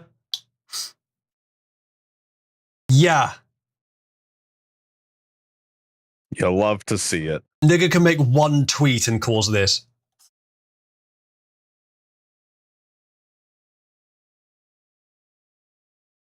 Yeah, okay, I thought so. I thought that people would be. So something's happening to them, chat.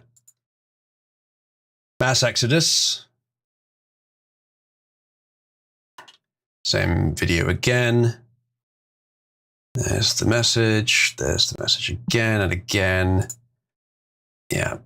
Do you think Trump just said that just because he was bored and wanted to see a bunch of Sam people go fucking nuts? But do you think he's just sat there on the internet in the White House going, hey, look at them all go? Look, if you wanted to watch a bunch of sand people go nuts, he'd just fly to Israel. Or watch Star Wars. Get it, Kassan people. Matthias really wants that to be true. Yeah, it makes sense. Bryce says, God, these are headed straight towards Europe as immigrants, aren't they? That's gone a bit out of fashion. It out alive. Yeah, that's true. That has gone a bit out of fashion, but yeah, I don't know, not good. They're all running away. Look at all these easy targets.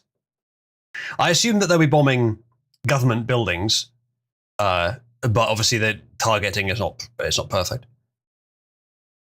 Well, you know, America is one of the few militaries that didn't sign on to the agreement not to use cluster bombs. Yeah. Wait, the US didn't sign that?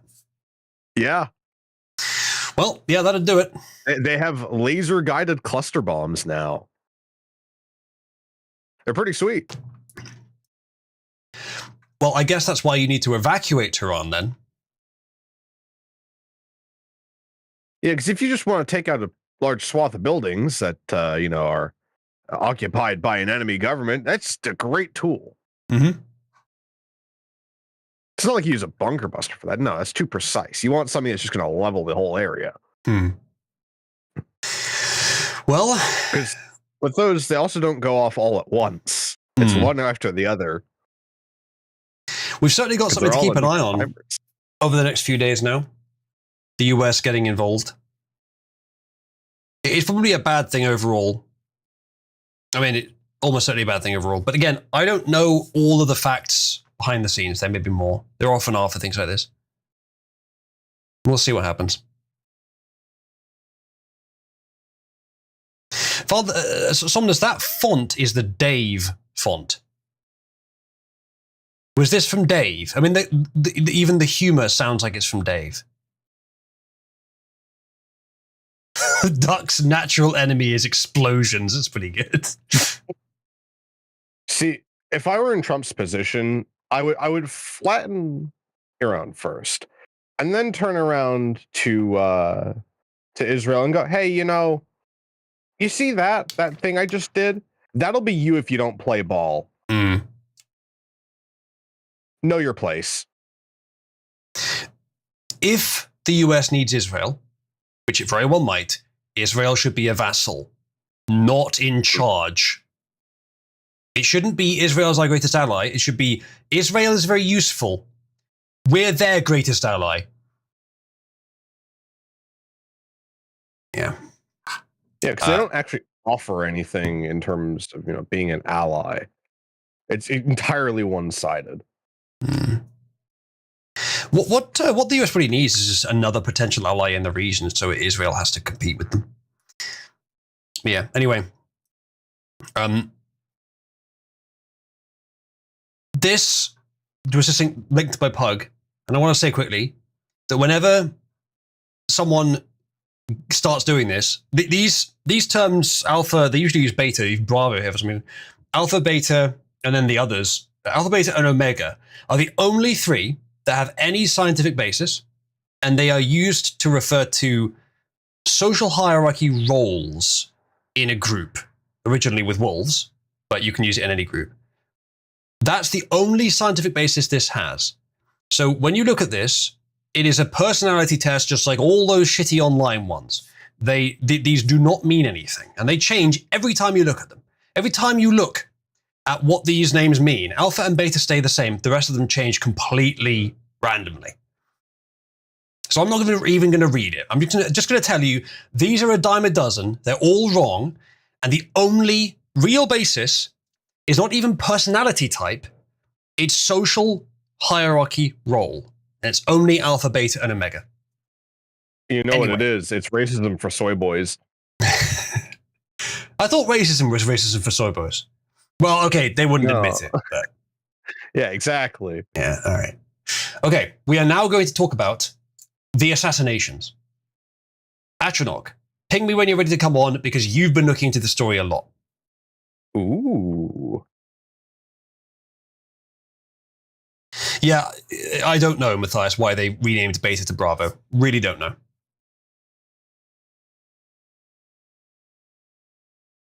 Trump will return to DC tonight, leaving the G7 summit early. Wow. He's taking it very seriously.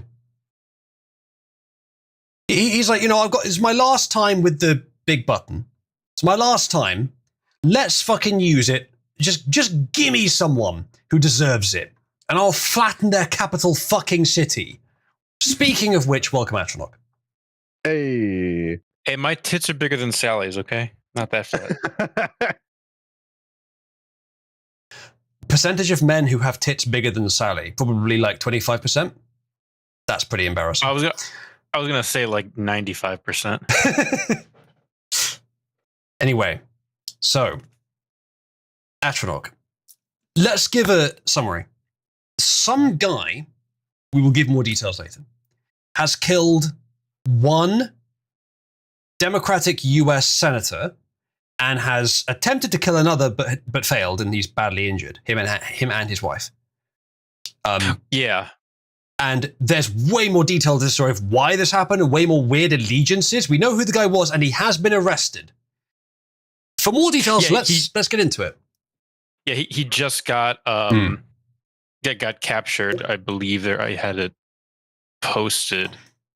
Some of this is correct. They are state speaker of the House and state senator, so not federal. Yeah. Yeah, but they're both Minnesota Congress people. Yeah. So the guy that allegedly did, I'll say allegedly just because, they haven't confirmed anything yet, but highly suspected. But the guy that shot these two Congress people is a man called Vance Bolter. Yeah. This guy has apparently a long history with the Democratic Party in Minnesota. In fact, here he is. Yeah. And he also, oddly enough, was appointed to a position, a federal or state position, by Tim Walz, the governor of Minnesota, which is quite interesting.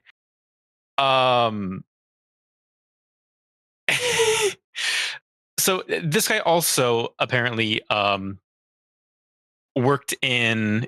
There's a video of him talking about it. I don't know if I had it posted, but he worked in funeral homes for a while. He had worked in like the food industry, and he did work overseas in the Congo. And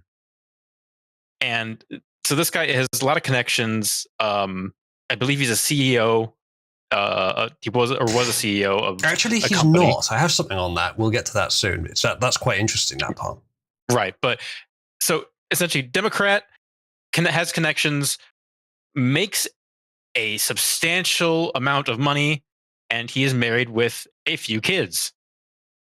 This is the man that they had presumed donned a mask, put on police gear, had light bars on his vehicle, and went to this Congress people's house in the middle of the night, fatally shot the wife and critically injured the husband. Wild. And that's essentially the initial gist of it. Yeah. The as far as I understand, there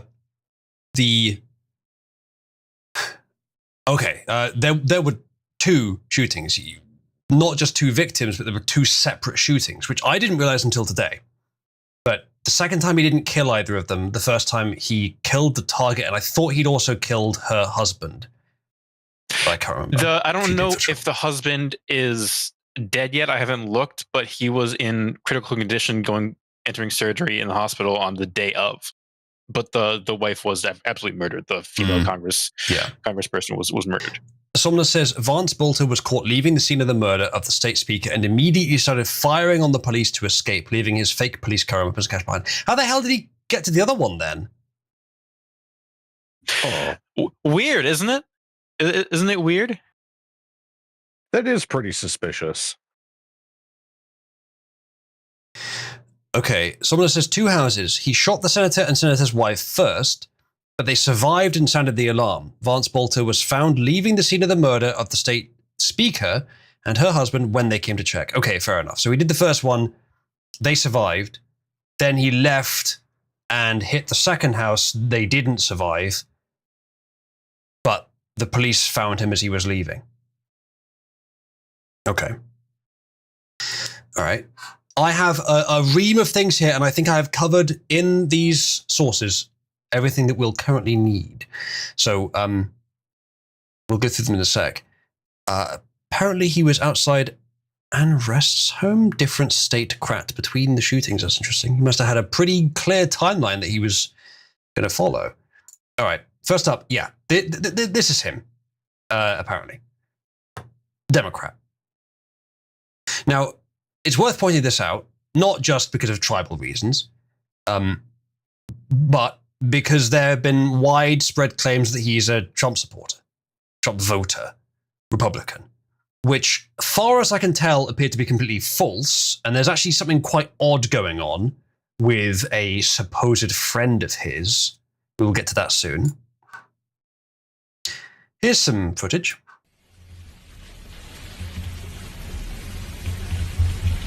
Belter then traveled to Brooklyn Park, Minnesota, and the home of Minnesota State Representative Melissa Hortman. At approximately 3:30 a.m., Belter arrived at Representative Hortman's house in his black SUV with the police license plates. He parked in the driveway and left the emergency lights on his SUV flashing as if he was a police officer. Belter approached Representative Hortman's home, again dressed as a police officer, wearing the tactical vest and body armor, and wearing that hyper-realistic mask. That's not hyper-realistic. Yes, he wore this mask. This story is not just a little bit like violent. This is straight up insane. This is like serial killer, sociopath, like fucking Michael Myers type shit, man. Do you guys remember Gabriel Wortman? I don't think so. The guy who dressed up like an RCMP officer over in Canada and then went and did mass shooting, but not before taking out a payment from an RCMP bank in the way that only the RCMP can do. Okay, so Jackie in chat says that pic isn't actually him, the one I showed just now, but this is a video allegedly showing his SUV. I'm not sure which one it is. We've also seen instances of cops from other jurisdictions doing this sort of thing, at least up here. But somebody as high profile as that's new. So apparently his car being taken away, I guess. All right, well, we'll get through some more stuff, unmarked apart from flashing lights, yeah? Okay, no one knew where he was going after the first shooting, but somehow the police intercepted him after the second shooting because they had a feeling that they should go to that house. Yeah, that is weird, isn't it? The woman who was murdered had just voted with... Yes, no, we'll get to that, Somnus. We will get to that. Do remind us later if we don't. So is there any sort of notes on this? Okay. Looks like that's not the same person, according to some of the commenters here. It says here his wife was stopped in a car with $50,000 cash, their passports and weapons. She knew they were going to run. That's interesting. Yeah, this is one of the most recent ones I had put in repository as well. Okay. This is before they found him. All right. There's so much information on this. Yeah. Flashlight. Before he entered the home, 2 Brooklyn Park police officers arrived at the scene. They too had been dispatched to check on Representative Hortman after learning of the shooting of Senator Hoffman. So why did they go there specifically? Like, there's surely a lot of state politicians. Do you just, whenever one of them is attacked, do you just send police to every single politician?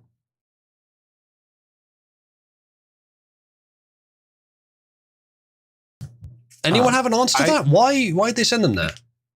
There was because the Hoffman stuff is pretty recent. Most of the coverage was based on the murder of Melissa Hortman and at their home.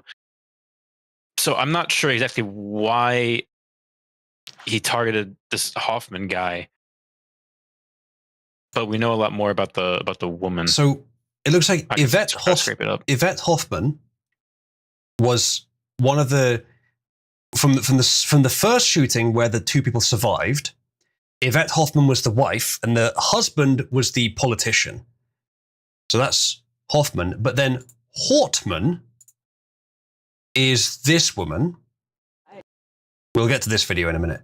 This woman, that's the state senator who was killed, and I think her husband was too, but I don't remember exactly what the case with that is. Thank you.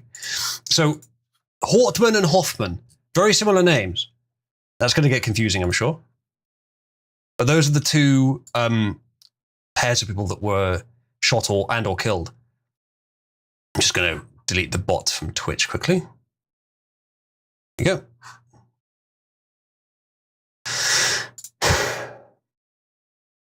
All right. I got an article here that can I give you an overview of these? Yeah, if you just drop it in repository for now and remind me later and I'll open them all up. Arrived at the scene. They saw Belter's black SUV parked in the driveway with the emergency lights flashing, and they saw Belter standing in front of the house several feet from the door. When Belter saw the officers get out of the car, he drew his weapon and began firing. He rushed into the house through the front door, firing into it. He repeatedly fired into the house, and when he entered, he murdered Representative Hortman and her husband. Pug has found some priors. Specifically, he had previously stalked both of the victims.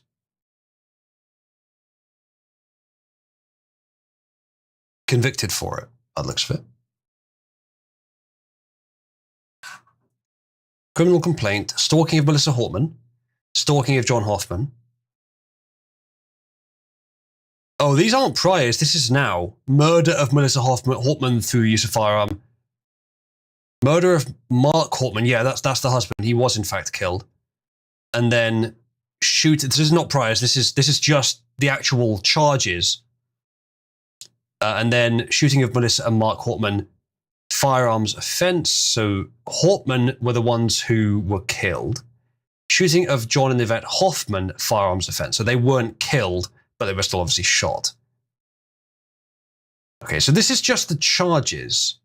And there's lots more detail here. There's the picture of him.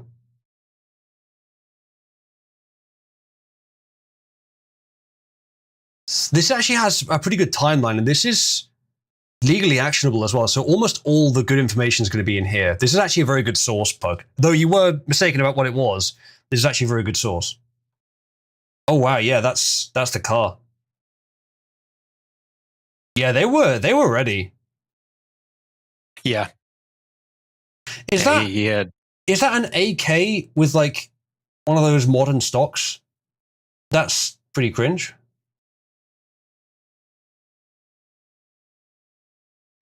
Pretty suspicious. Bolter's notebook. There's no easy way to view this more clearly on this website for some reason.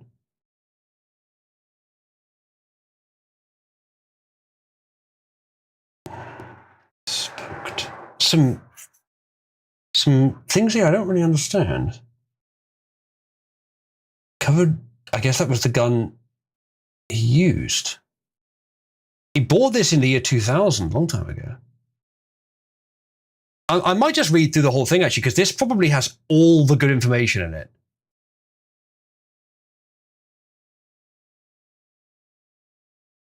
Goddamn, the transformation he went through wearing that mask is the same transformation that Uriel Semptim went through with the Oblivion Remaster.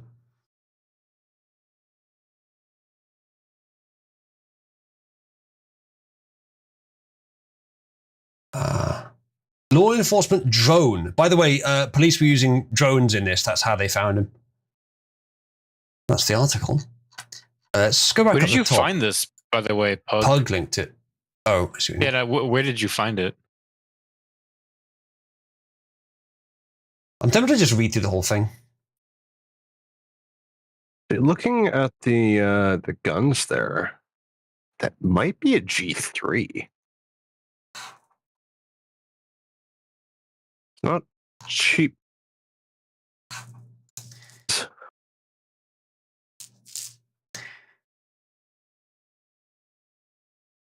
All right, I'm going to skip the counts. I'm just going to start reading from this.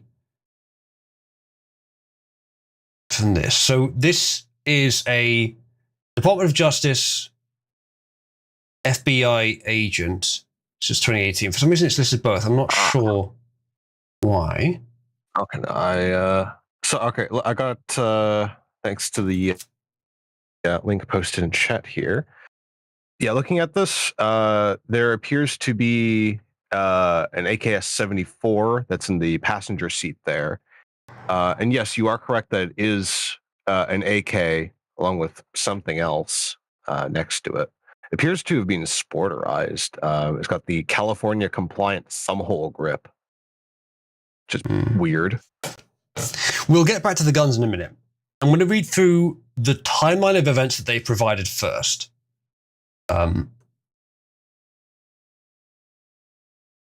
Okay. So, as described below, Vance Luther Bolter embarked on a planned campaign of stalking and violence designed to inflict fear, injure, and kill members of the Minnesota State Legislature and their families. After taking deliberate steps to research his victims and prepare for that campaign, Bolter traveled to the houses of at least 4 public officials during the early morning hours of June 14th, 2024, disguised as a police officer and heavily armed with firearms and body armor. Bolter approached those officials' homes under the guise of lawful authority, which I'm surprised isn't in the charges, actually. That morning, Bolter murdered 2 people and seriously injured 2 others. Evidence uncovered in this investigation indicates that Bolter extensively planned his stalking, murders, and attempted murders. As discussed below, Bolter's preparation efforts included identifying several websites that allow users to search for the personal information of others, like home addresses and family member names. Bolter also made lists containing the names and home addresses of many Minnesota public officials, mostly or all Democrats. He found websites that sold hyper-realistic silicone masks, which look like the mask Bolter wore during at least his shooting of John Hoffman, a senator in the Minnesota State Senate, and his wife. They were the ones that survived, I think. And he purchased materials from Fleet Farm for use in his shootings, including flashlights and resources that could be used to create the type of fake police license plate found on Bolter's SUV. Bolter drove that SUV to the home of Minnesota House of Representative Speaker Emerita Melissa Hortman, who's the one that died, well, one of the 2 that died, where Bolter shot and killed Representative and Mr. Hortman. As described below, Bolter undertook these acts and others in preparation for, in furtherance of, and with the intent to, kill, injure, harass, and intimidate Minnesota elected officials. In the early morning hours on June 14th, 2025, Bolter drove in a black SUV equipped with law enforcement-style emergency lights to the home of Minnesota State Senator John Hoffman in Champlin, Minnesota. Video footage from Senator Hoffman's home depicted Bolter approaching the front door dressed to impersonate a law enforcement officer, wearing a black tactical vest and holding a flashlight. He wore a flesh-colored mask covering his entire head. There's the picture. It's really freaky. Like, okay, if you're going to wear that, at least cover it up a bit more. Don't just have it like all out like that. Get a wig with some hair to make it a bit more obscure, or wear a hat or something. Don't take my advice, murderers. Continue to be retarded. As shown in that footage and described later by multiple members of the Hoffman family, Bolter knocked on the door. He shouted repeatedly, "This is the police, open the door." In response to Bolter's shouting, one or both of Senator and Mrs. Hoffman answered the door. According to a statement later provided to law enforcement by Mrs. Hoffman, Bolter said there had been a shooting reported inside the house, and he asked whether the Hoffmans had any guns. Senator Hoffman responded that there were, but that all firearms were locked away. According to Mrs. Hoffman, at some point in this exchange, she realized that Bolter, who had been shining a flashlight toward the Hoffmans, impairing their view of Bolter, was wearing a mask.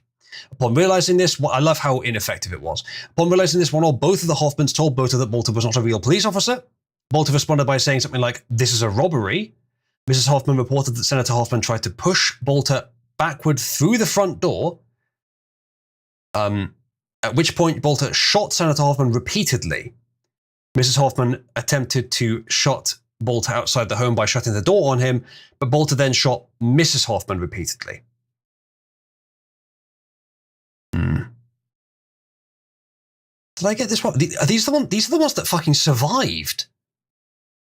They were shot repeatedly and there was nothing between him and them. At 2:06 a.m., Senator Hoffman's daughter called 911 to report that her parents had been shot.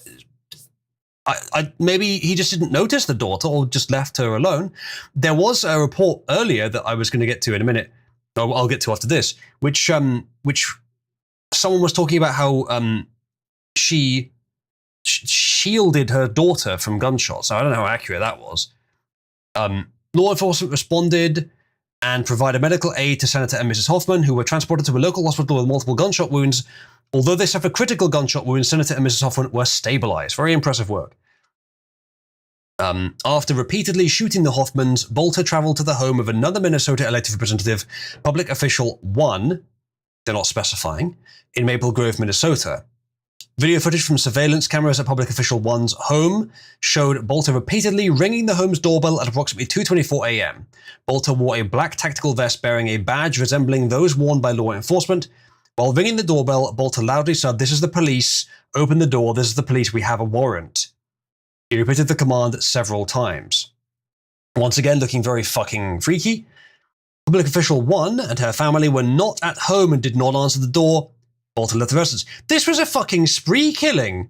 It wasn't just the two he attacked. He would have got more if he just got lucky and they had been home. He probably would have killed way more.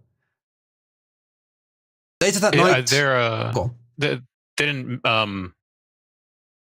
name the next people he tried to kill here. They just say public official. Yeah, Public Official 1. They're redacting that. That's interesting. That's really interesting. Well, I think just who because else they he tried to target. Yeah, because they're not victims. They were targeted but not actually involved. Later that night, local law enforcement in New Hope, Minnesota learned of the shooting at Senator Hoffman's home and dispatched an officer to the New Hope home of another Minnesota elected representative, Public Official 2, to conduct a safety check. So, little suspicious that. At approximately 2:36 a.m., an officer encountered a man, now believed to have been Bolter, sitting in the driver's side seat of a black SUV parked down the street from Public Official 2's home. The officer believed that the SUV, which resembled a squad car and was equipped with a police-style light bar, was in fact a law enforcement officer providing protection to Public Official 2.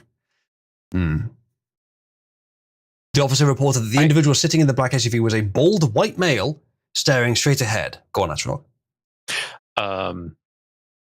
So here I got an article that says federal prosecutors confirmed 45 Democrats were listed on Bolter's list, including dozens of Minnesota lawmakers and members of Congress, such as Representative Angie Craig, Ilhan Omar, and Tina Smith.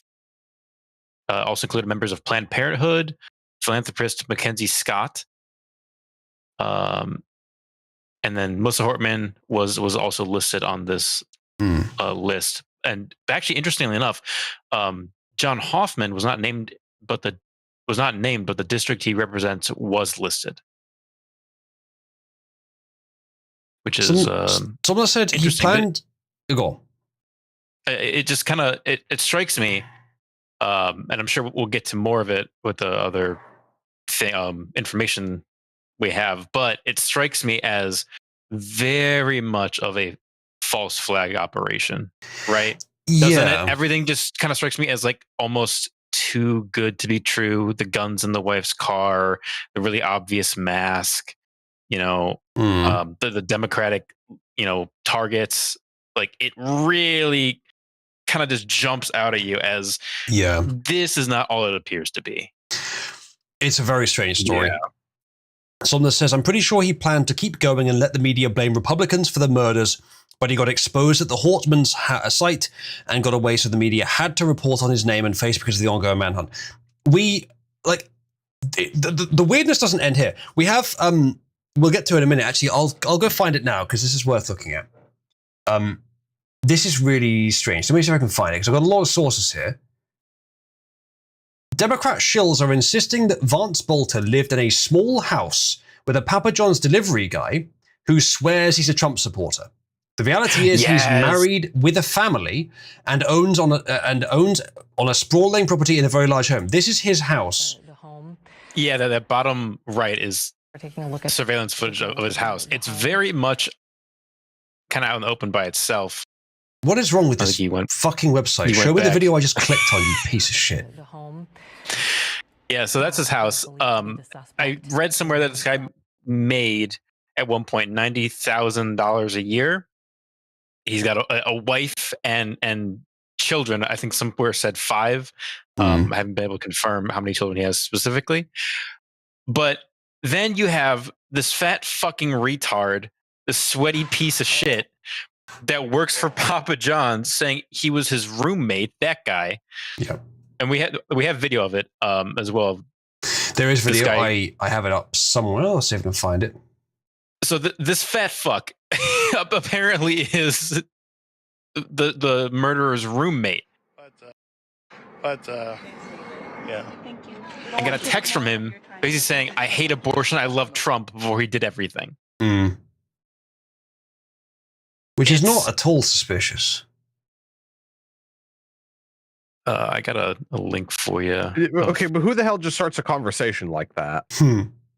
It's really fucking weird. Yeah, I have it. Yeah, cool. Like, look, I've known some really socially maladjusted people, and even they don't do that shit. All right, so here it is. Ready? I love you guys. I made some choices, and you guys don't know anything about this, but I'm going to be gone for a while.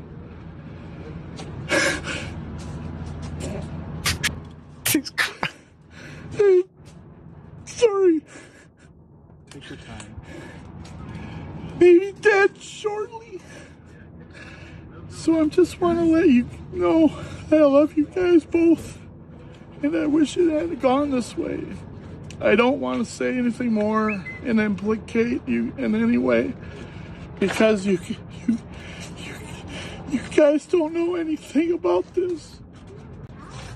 But I love you guys, and I'm sorry for all the trouble this has caused. So the most charitable, the absolute most charitable interpretation of this video is that he was a closeted gay man and he was sleeping with this fat retard on his off time to hide from his wife and kids. That's the most charitable interpretation of this. The absolute most I could give. The absolute bottom interpretation is that every single thing in this video is fake. The texts are fake. The man is fake. The fucking people recording it are fake. The house is fake. And I'm kind of leaning towards that. There's no way this dude who worked for DNC, appointed by Tim Walz, had a wife and kids, had all these connections, went to the fucking Congo, made $90,000 a year, was living in a shack with his roommate that works at Papa John's, and would text him first before he went and did something crazy. There's no fucking shot in the universe. No fucking way. It does seem very unlikely. guys.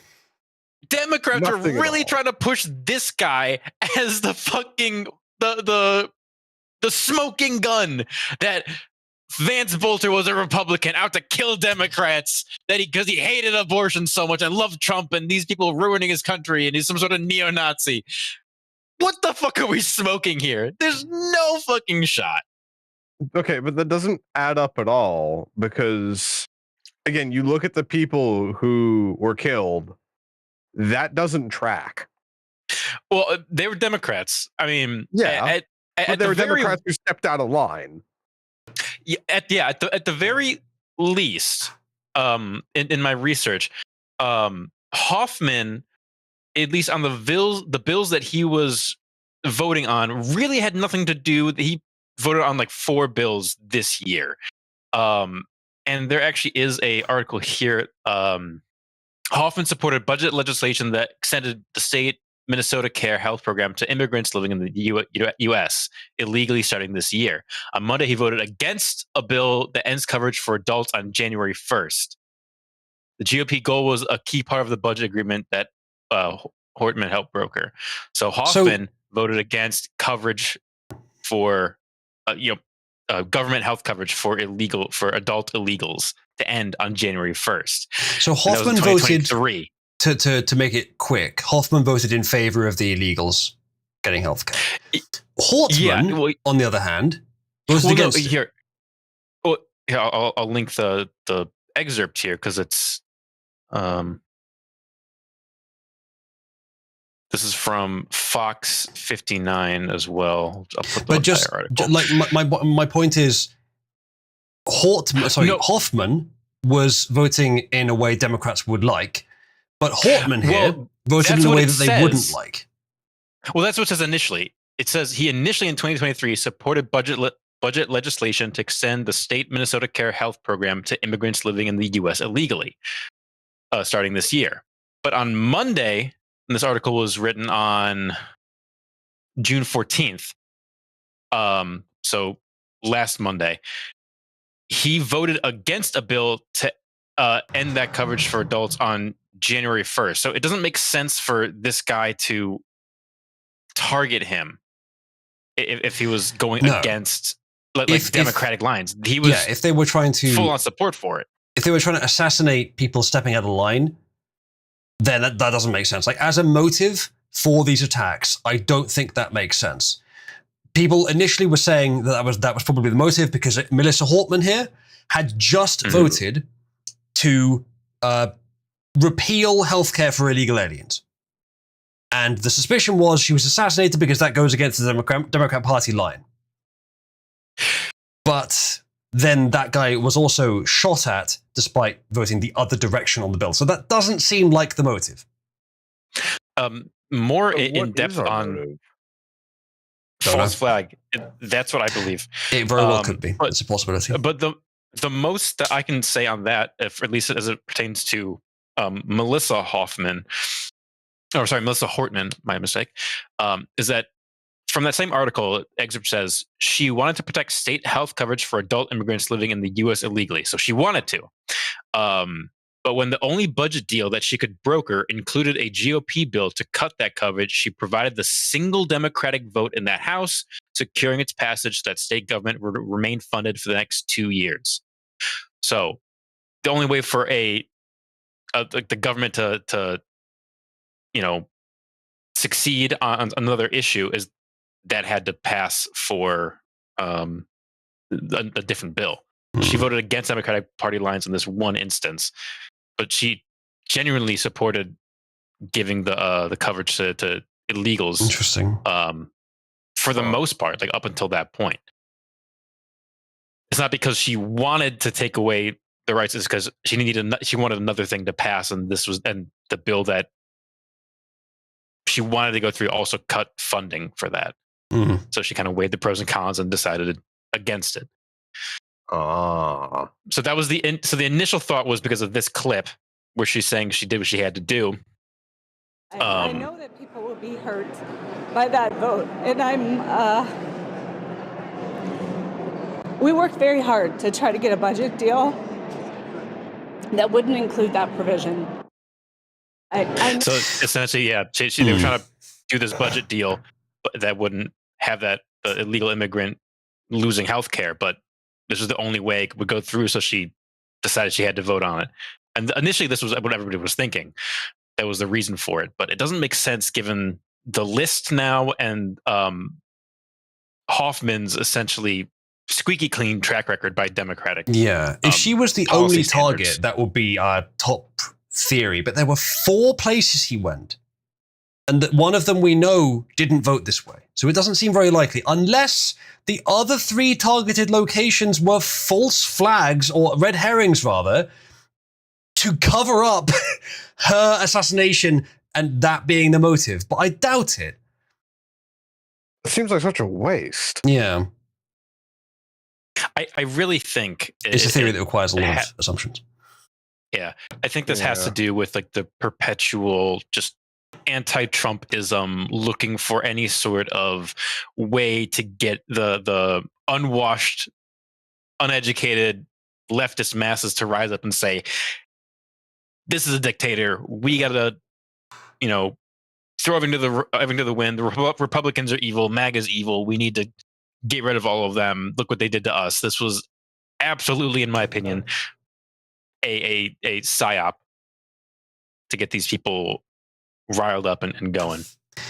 And I think it was unsuccessful because the guy and his wife lived.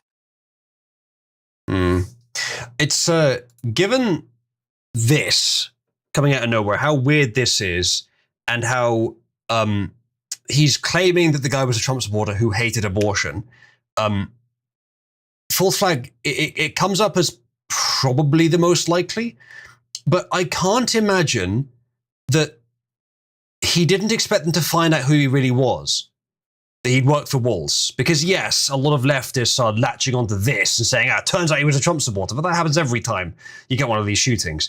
The right is also saying, he was employed by fucking Mike Walz. He was a Democrat operative. So it's not that clear cut. Unless they reckon that they just need any number of shootings to get the media interested and they can just pin it on Trump. We'll see what the media does. We'll see how far they run with the Trump supporter shoots Democrat politicians line. But it again, I think that involves too many assumptions. I think there's probably a different explanation here. That's the best theory I've heard so far, but I don't think it's the right one. How about this? Has anyone looked into the connection between the people who were shot and Tim Walz? Not a bad idea. Because that may shed some more light on the situation. Given the people involved are likely they're politicians. They're probably all at least somewhat sociopathic. It's not likely to be a grudge from their past. It's more likely to be something that was currently happening. Maybe there's some other bill where these were expected to vote in a particular way that Walz or people above him wouldn't have appreciated. But then Walz is pretty isolated in the party anyway. From what I heard, no one fucking likes him.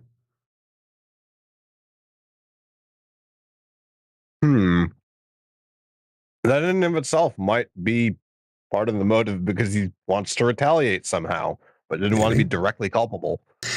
Maybe he's not sociopathic. One of he's his guys just because bitter. Nobody else would want to do it. Well, Bolter being hired, working for Walz, does not necessarily mean they were closely associated. It might have been a position that he held along with others in the Democrat Party who had met someone in the Democrat Party who he got close to, who he did this with or for some reason.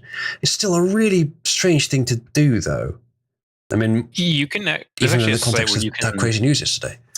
You can look at voting records as it relates to the senators and then their votes. I will say that here's the one for Melissa Hortman. This site sucks ass. It only gives you a limited amount of free views until it makes you sign up an account, which is fucking retarded for public records of who your representatives are voting for. But you can view what policies they did vote on if it passed. etc., etc. So someone says Waltz personally appointed Bolter to a governor's board in 2019 with full-throated endorsement. What that sounds like to me is that if we don't know how they met, if we don't know why they knew each other, then something like that could be blackmail or some other motivation. Because do we know how they met? Do we know how they got friendly enough for Waltz to do that? I introduced them together on the Epstein flight. I made sure they both knew who each other was. Was this before or after you took 25,000 of Mr. Epstein's dollars, JF? I have no comment. I would like to be a free spirit. I would like to be a free spirit from this conversation. Solna says the appointment could just be party apparatchik stuff. Yeah, but if you're going to use someone as an assassin, surely you wouldn't put them in a public position under your officials. I don't think he was planned as an assassin.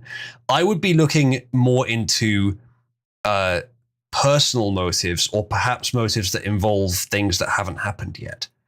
I think it's more complex. I wouldn't give too much credence to the theory that Tim Walz had anything to do with it. I think he is more than anything just a useful idiot, and potentially a school shooter. Or sorry, my bad. and potentially a fall guy. As I think he's recently he says stand up to Trump. He appears to be like the ideal of the phenotype of the fall guy. Yeah, it really strikes me as because you just look at him, he looks just so shocked and confused. He's got that kind of Biden-esque sense of not knowing what the fuck is happening around him. Yeah. But I don't think he has anything to do with this attack. I think if anything, it's much higher than him. There is some other nefarious entity that probably set up this whole operation, and it wasn't Tim Walz. There's no fucking way. Thing is, whenever the FBI sets up shooters, they find someone who's already teetering and push them off the edge. Yeah, I don't think it was FBI. Usually, I don't think it was CIA. If I can be a bit conspiratorial, it almost feels like a what's the word? Yeah, this is too well coordinated for it to be FBI. Yeah, because usually when FBI does stuff like that, when they pick a young boy up off the street and hand him a rifle, they want him to be a right wing kind of ideologue. They never are, though. Yeah, they usually never are. My point with saying that is that this was not a professional assassination job. And if it was, we wouldn't be hearing about it. We'd be hearing about the deaths, but not about who did it. This was a guy who wanted to do this in the first place, or had been pushed into doing this by skilled psychological manipulation, and did it independently of agency planning. It was not well planned. It was planned by someone who's intelligent but inexperienced with murdering people. That's the impression I get. So, usually when the FBI or whoever manages to convince someone to do a bit of a school shooting, it's a mentally unstable teenager. This is a grown-ass adult with a job and a wife and family and a big house and possibly a gay lover. Which makes me think, what caused this? Which makes me really think robe, candles, demonic circles, sort of that idea of the deep state, this organization that's hush hush kind of thing. Because I don't think it's a government agency. I don't think it's directly the Democrats, though they're obviously probably left-leaning people. And the interesting thing about it is that usually when these things happen, it's a lone shooter. But now with the I don't know if they didn't arrest her, but they pulled her over. But the wife having the guns in the car and all that other stuff, like this wasn't just him. He wasn't alone. He wasn't being manipulated and like hiding this from his family. This suggests to me a group. His wife was involved. There probably was some friends involved. There is probably some connections involved that knew that this was a thing they were trying to do. Yeah. He wasn't good at it because he's not that type of person. They just handed him a gun and said, you do it, or, oh, he maybe volunteered for it, potentially. But this strikes me as a plot that was done in the shadows of an organized group. I don't think the way it was conducted looks like it was organized by an agency. I think the way it was conducted looks like it was organized by an intelligent but inexperienced man. And because there's so many things went wrong with it. I mean, the second target wasn't even home. If they'd had agency planning, they could have avoided that. If the agency had wanted these people dead, they could have avoided all of the flaws that happened. The first ones, they were shot but weren't even killed. I mean, he could have double tapped them. Like, this was not someone who had a lot of experience. He was intelligent with the police stuff and the mask, but that's not agency level planning, I don't think. So I think he was doing it independently, but he wasn't pushed into it, I don't think, either by the agency like a lot of school shooters were, who do the planning largely themselves, but they're given the funding and the psychological manipulation to do it by agency figures. So it's something else. If it was a psyop that the deep state wanted, then I don't think they were involved to manipulate him, and I don't think they were involved to plan the whole thing, which means it is a so far not particularly well-supported assumption that they were even involved in the first place. They don't need to have been involved for this to have happened. We still don't know what the motive was, but I don't think their involvement is indicated, except by possibly the PSYOP idea. But I don't even see the point of the PSYOP, because no one, like, the belief in who he's aligned with varies per which side you're on. This is why I'm thinking, I think it's more likely either something personal or due to some like deep behind the scenes party politics shit we may never find out about. Well, I don't think it was personal, because also in the car after he murdered the congresswoman and her husband, when he got out into that shootout with police and then fled, in the vehicle that he was driving with the lights on it that they recovered had a bunch of flyers that said "No Kings." I don't know if you saw that post yet, but his if I may get it here. Yeah, so that link, the third video, should have a bunch of flyers that said had "No Kings" on it. Yeah, obviously in line with the No Kings protest that was being organized and going on. Are there reasons to believe that these events were also targeted by the person in the manifesto in the car? We don't have any direct links. However, there were some flyers that said "No Kings" within the suspect vehicle. And as we know, the planned events throughout the state of Minnesota today is a No Kings event. And so the reference materials that were inside of the vehicle that we saw, we have no understanding that any of the No Kings events would be targeted, but we also find it of interest to the public that these would be in there, and we want to alert everybody until we do that. Because this is such an active investigation with information not knowing right now, we feel it's an obligation to all of you and the public across the state of Minnesota to alert you of it, and that's why the Colonel made the notation of recommending people don't go today. But the individuals are not in custody yet, and so we want to make sure as that very active... They are, in fact, now, but they weren't at that time. More pictures from Jackie here in chat. This is why I really think it's kind of like a deep state psyop, because we know that protesters at these rallies are being paid to be there. We know that a bunch of the people are funded to cause trouble and to incite these movements in the cities.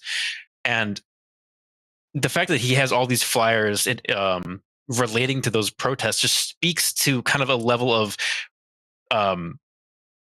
like this cohesion. That why are these two things related? You know, it's a shooting of senators and also a mass protest against Trump. It really just sets off every sensor in my brain that says this is a fucking op. This is an op that they're trying to push something here. It's I don't see how it could be any other way. Some very powerful leftists are trying to like pull power back from the majority of the population that voted in favor of Trump and his administration. They can't stand that they lost this hard, and they're trying everything in their power to grip and claw and bite their way back into power here.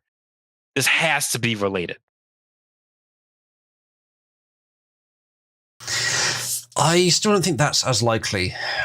This very well, Years is suggesting in chat, these here could very well could very well be scattered here into the car by the feds to try and cover it up. Years is suspecting that the main issue with this is that we don't have any evidence the Democrats were dissenting. Melissa voted the way that she did, which caused the illegal immigrants to lose healthcare, but it was necessary for her to do that to get something else through that they wanted. And she was very regretful about it. She wasn't dissenting in any meaningful way. We'd have to assume they were all dissenting in some other way that we don't know about, which is what I said earlier about the motivation is actually internal stuff we don't know about. But even if that's the case, if it's an assassination, it was a pretty shoddy one. And you'd expect them, if they were trying to assassinate state senators, you'd expect them to hire someone competent. So there's still some holes with this. I think your story is your theory is not bad, but there are definitely still some holes with it. But yeah, plan to leave country with his family. That part appears to be obvious. But the contents of that car could have been set up by the feds after the fact. Or before the fact. The guns, that's the other thing that I was going to say. The guns in the car strikes me as a bit too obvious, right? Like that big fucking bag of guns we saw in those images, it just looked it's like a movie, right? It looks like you just pulled it right out of a movie, like, oh, look, we found all these guns, and look, there's a giant stack of drugs in here too. We got all the evidence we need. Like, what I think is particularly interesting about those guns is that the ones in the car are all Russian made, as far as I can tell. Where's the picture of the guns? Or at the very least, they're weapons that were made during the USSR's reign, right? Because in the passenger seat there, that's an AK-74, I believe. There is what looks like an AKM there, probably semi-auto from what I can tell. And the one behind it's a little hard to tell exactly what that is. Let me see.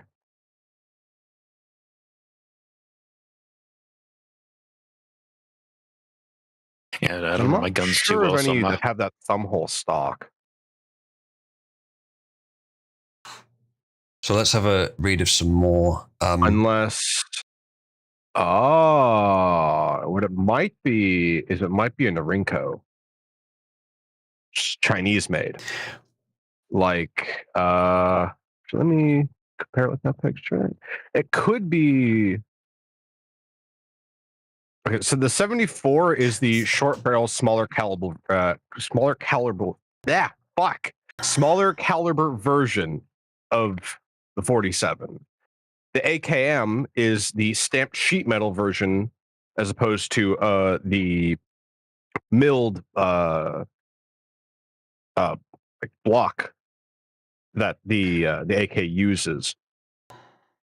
So basically, it's just cheaper and lighter. Okay. And more easy to mass produce, because only the original run of AK-47s had that milled block. Okay, but everything after that was all stamped. Let's not get too bogged down in gun autism. Yes.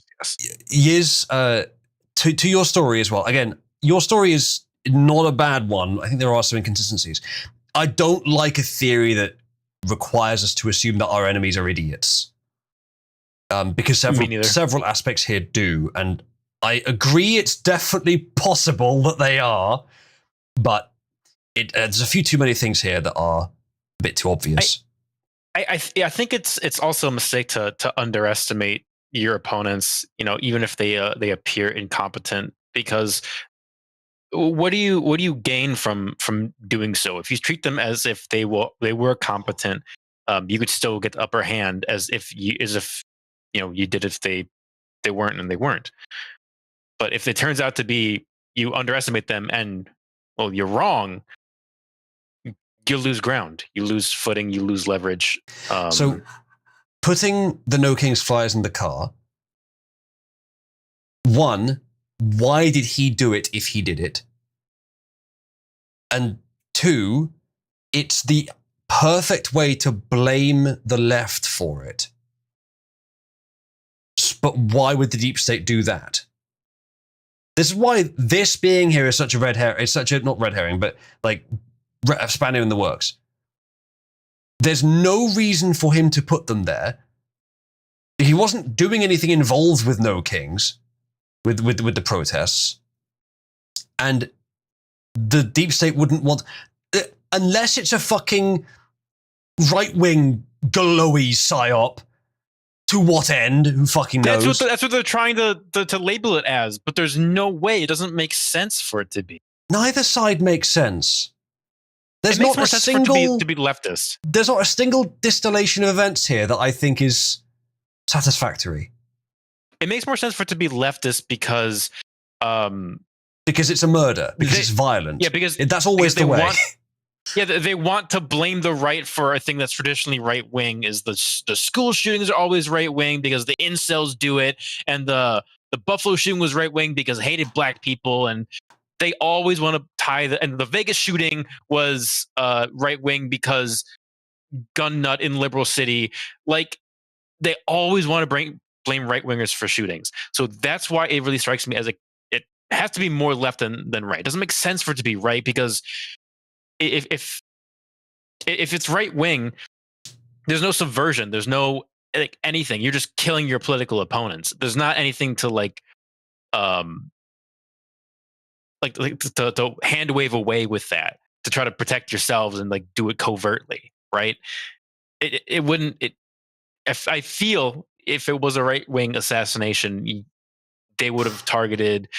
Maybe a little bit less obvious with the 45 Democrats listed on the thing. Yeah, on the hit list. Really don't think it's a right-wing assassination, but this paper being here specifically would indicate someone was trying to frame him as left-wing if he wasn't, or to make sure he appeared to be. But I don't think it's the right wing. It never fucking is. Somnus said, the problem for the Democrats with that budget vote is that was a big win for the Republicans when Trump's numbers on immigration have been steadily going up, and LA accelerated that rise. The speaker did a big betrayal from their perspective, and the state legislature is heavily split. If she was the only one targeted, then I'd be with you on that being the motive. But she was one of 4 targets. He only got 2 of them. She's the only one that was killed, so the other ones could have been red herrings, but that's a lot of wasted murders, and she wasn't even the first. The house he went to the first was one where he shot both people multiple times and they survived.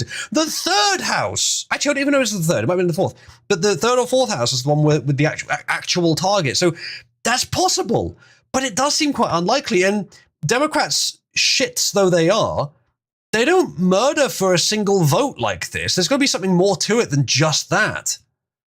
Besides which, the vote's done anyway. And they must have known everyone would immediately assume that was the motive as well. Unless it's just for sending a message. Like maybe she stepped out of line and they want to make sure that no one ever does that again. But then why attack the others?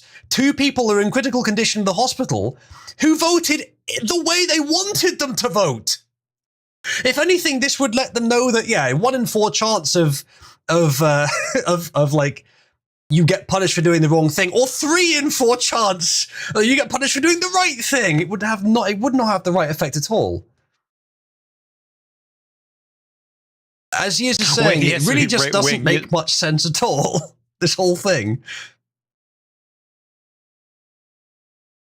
Mokotillo says, wait, he has to be right wing. He has a wife and kids. Yeah, but he also might have a gay lover, Papa John's delivery driver. Pierre says there is no public reason for him to assassinate them. Doesn't mean there isn't something behind the scenes. That's what I'm saying. I think either it's something personal or it's some like deeply hidden political drama or intrigue behind the scenes. It's something we don't know, almost certainly. Yeah, this is definitely a behind the curtains thing, and I'm surprised they were able to get him in custody. I thought he was just going to off himself before they got to him. You know, just to not give any answers about anything. But the fact that they got him in custody, I almost feel like he's still not going to get anything from him, even if they had him. It might just be an Epstein dealio here, where he just, hangs himself with a toilet paper roll in his cell. I don't know. I don't get the impression that he was actually hired by the state this time. He might have been. Or that he was driven by the state in some way. If Di was here, she would say he was hired by Moloch. What's interesting to me, though, is how he got his hands on all this equipment without raising any red flags. Well, we'll get to be fair, what it's he America. did. It's not which state in particular. Quattro is right, actually, because you mentioned earlier that he was making a lot of money at one point and he had this nice house. However, let me see if I can find the specific thing about this, because this was really weird. Let's see if I can find it somewhere, because I did have this open. I found it very strange. It's not these. I can get back to some of these. Yeah, okay, that was weird. We'll get back to that in a minute. Need a bit of a way of searching this stuff. Okay, so Bolter was a 7-Eleven manager, but constantly promoted himself as a corporate executive. He claims the title doctor based on I don't know what that means, diploma perhaps, in leadership. He chased every opportunity to get in front of an audience, volunteering for Governor Walz's workforce development initiatives, speaking at conferences, anything to be seen as a leader. So he was, let me be clear, a grifter. He doesn't even have the position he claimed to. I don't know how he got the house. I don't know where that came from. There's some other story there. In videos of him in African churches, and I do have that video, you see him light up. He's performing, he's preaching vague, positive platitudes to foreign audiences. He wanted to be somebody, he wanted to be followed. Swap earbud quickly. Good reason to believe that James Hartline is right. He was remodeling that building below into a church, not to serve Jesus, but as a stage for an audience that would never come. I don't know what that's about. I haven't looked into that, but let me watch the video of him doing a bit of this. So there's no sin. Et il n'y a aucun péché that God can't take care que of. Dieu ne peut pas enlever. Nothing. Il n'y a rien. There's people, especially in America. Il y a des gens, particulièrement aux États-Unis. They don't know what sex they are. They don't know how their sexual orientation. They're confused. Ils ne savent pas ce qu'ils sont exactement. Ils ont une confusion. The enemy has. And see, that was weird. That was weird. Like, that sounds almost a right-wing point. But let's keep listening. Has gotten so far into their mind and their soul. Et l'ennemi est entré dans le fond de leur pensée et de leur âme. But this word, mais cette parole, cuts deeper. Va aux profondeurs. Because it's living. Parce qu'elle est vivante. And it's active. Et elle est agissante. And God goes down there and pulls that out. Et elle peut entrer dans notre cœur et enlever tout ce qui est de mal. And he sets every person free. Et pouvoir nous libérer. Here, like I shall make them a free spirit. That's a good point, yes. African talking point. He's preaching to Africans, Africans to test troons. Yeah, it could just Christian, be that. It's African. It's yeah. It could just be that. That is interesting. That's not just suppositional. It's not some papers found in his car after the fact. That's him saying it. So that's something we have to go on. So he's clearly not that left wing. It seems like he's less dedicated to the politics and more dedicated to the politics, if you'll take my meaning, the world of politics, the power, the leadership, as it were. But I'll keep reading this post. I've only read the part that I've just read to you, but I'll keep reading and see if there's anything else interesting. So I wonder if it has more like cult like implications, like a Jonestown sort of ideology. He says, I think he is a man addicted to attention and status who tried to get it through a lot of means, and when that attention dried up, possibly whoever cut him off his funding in Congo, he snapped. This person says, I believe Vance Bolter committed violence as a last desperate attempt to be glorified under the delusion that killing abortion rights activists would make him a martyr or hero. This is not Christianity. I watched his sermons. They were designed to provoke emotional applause, not spiritual conviction. Whatever. His actions contradict the standards of Jesus stuff. Bolter bore no good fruit, just narcissism, manipulation, and ultimately violence. He wasn't evangelical or MAGA. He was a man who couldn't stand being ordinary. Interesting idea. I don't know where the abortion part comes from, though. The idea that he hated abortion. It comes from his gay lover. Yeah. His gay Papa John's lover. Basically, the guy said he voted for Trump and he hated abortion. And that's on record. I think CNN reported on that. This is plausible, this post. It's much less politically relevant. In fact, it makes the point that though he was involved in politics and though his reason might have been tangentially about a political conviction, assuming the abortion thing is true, which it very well might not be, it was actually just about self-glorification and need for fame. It's still a lot of an assumption to go from that to he specifically targeted senators and politicians in his state, and specifically the ones he did right after a vote that was controversial. Yeah. It's a lot to assume that it was not, that they weren't even connected, that it could have been fucking anyone, but he just happened to target them because they were big figures and he knew politics. Yeah, the whole evangelical like grifting thing does a lot of heavy lifting here for this theory. I can see how some people might come to that conclusion. But I'm not sure if I buy it myself. It might just be, full transparency that we are just so politic brained that we don't think it could be just some crazy guy going on a shooting spree in his home state. Because I don't like my governors or my representatives. They don't fuck the government. Could just be some psychopath that wanted attention. We've had a lot of shooters like that in America.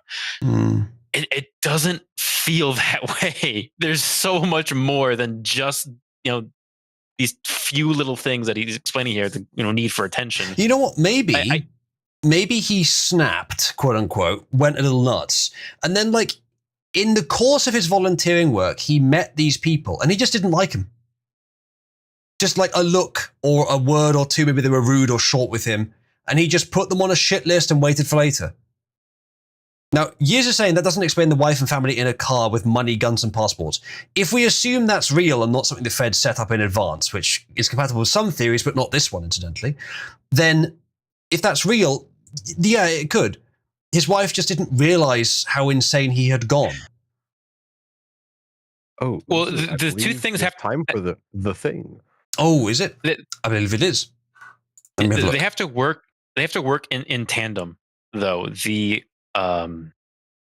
evangelical thing doesn't work with the wife having the guns and the passports in the car.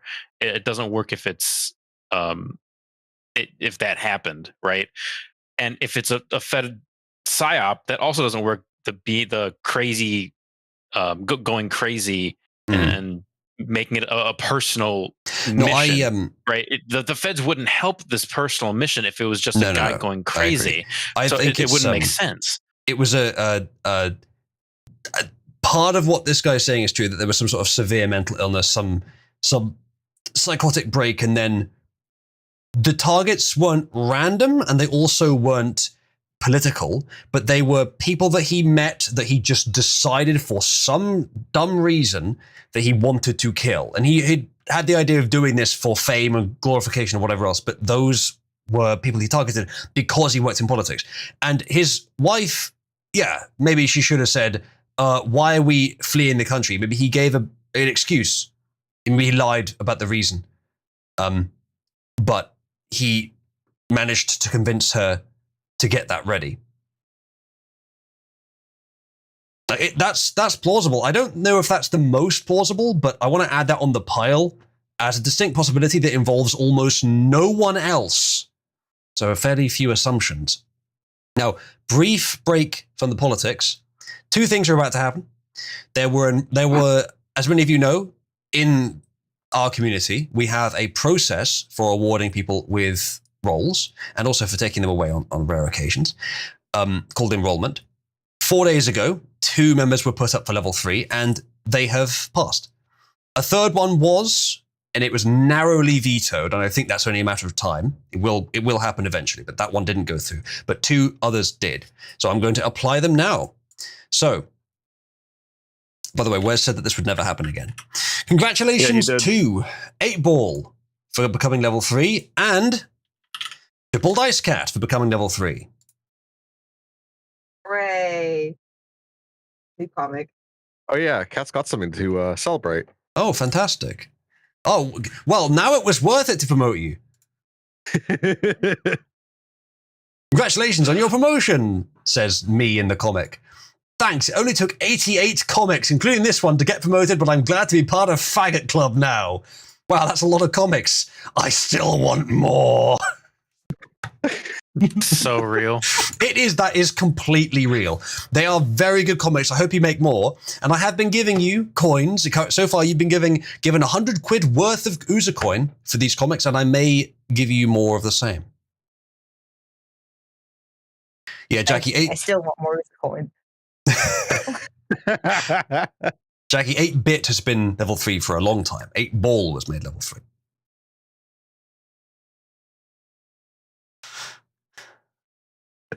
So there you go. That's that.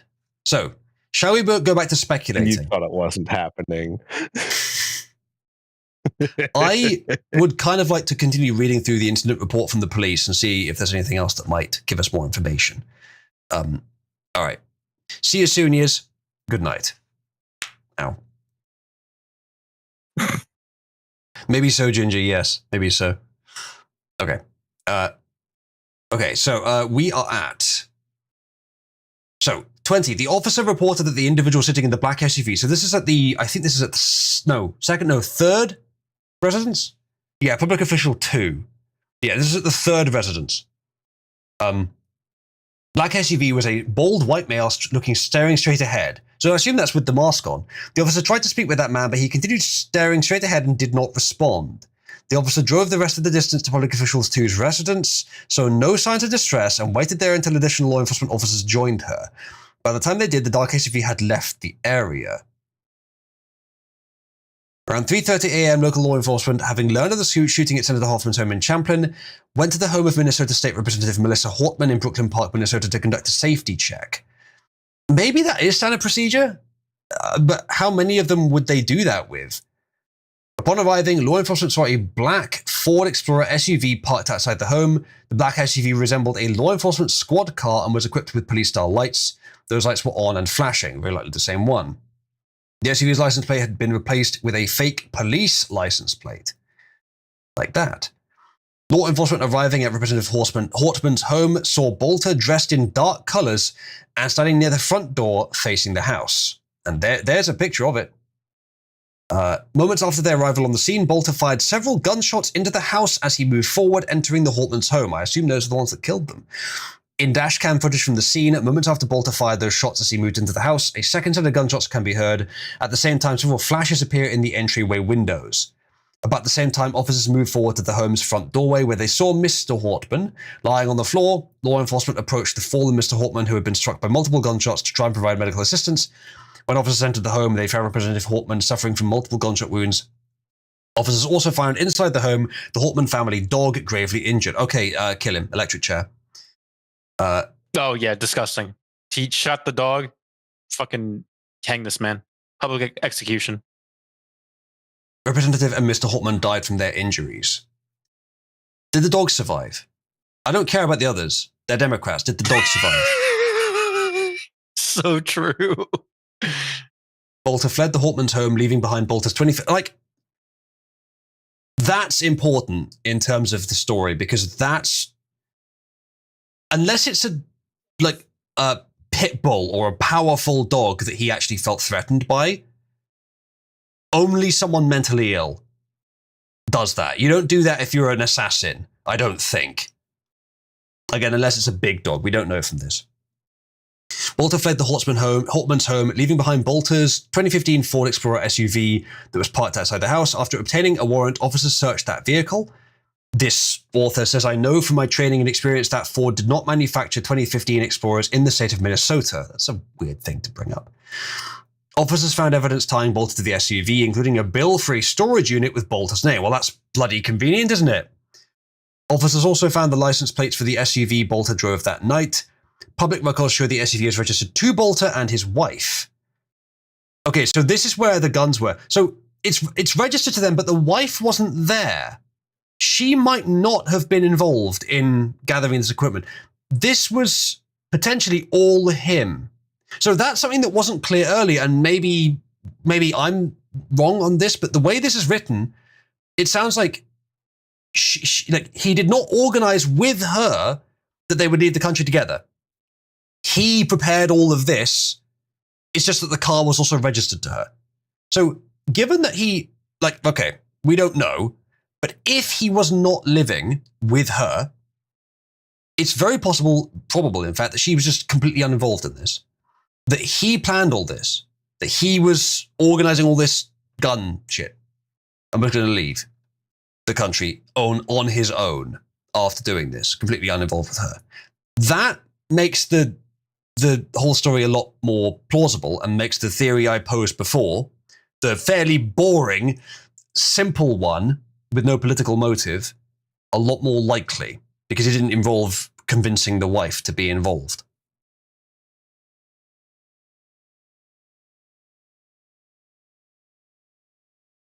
It's not political. It's somewhat interesting in the psychology. The dog survived! It's really hard to say. No, that's an old picture. Oh, yeah, that's not, because that's the woman that died. Yeah, okay, never mind.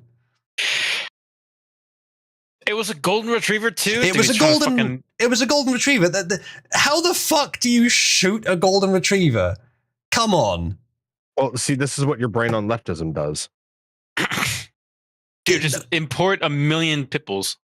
I'm going really hard on the mental illness theory now. How the fuck else do you explain shooting a golden retriever? I don't know if he shot the dog into... This, you have to be mentally ill, so we know that much. Because didn't it say he just shot through the fucking... Initially, the home? Yeah, so he probably just hit the dog just shooting through the home haphazardly. I don't think he actually went... I'm giving a lot of charity to fucking serial shooter here, but just thinking people would just go into a home and shoot a fucking dog. I don't think, no, James, I think it's mental illness of the kind that leads one to be very sociopathic, but not so unstable they can't plan this. Was he a part of the ATF? Oh, I see. Yes. Yeah, I haven't seen reports of him being bitten so far, Avalon, so unless the dog turned violent and he shot it very quickly after that, before it got to him, it's not adding up unless there's some pretty severe mental illness. I'll be right back. No worries. If he's acting individually, independently, and not part of an agency, not part of any institution, for whom the assumption of their idiocy would be a big assumption, then I am more willing to assume idiocy on the part of one mentally ill man.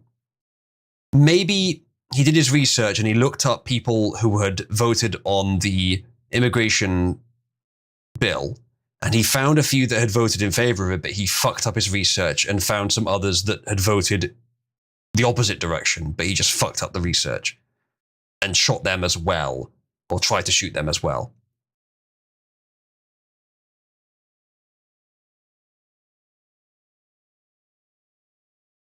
Yeah, I guess shooting the dog because it's making noise.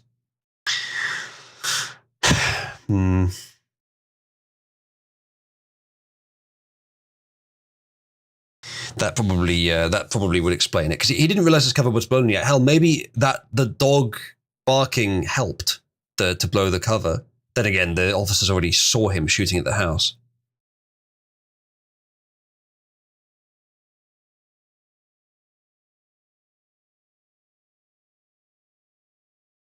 That is, even if it's making noise, though, that is either one, severe bloodlust, or two, an utterly driven intent to continue killing. Like he had some super strong conviction to make sure he wasn't stopped here.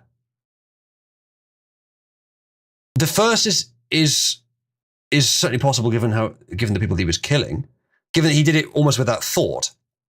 But how did he not do that before this? How did he go so bloodlusty now?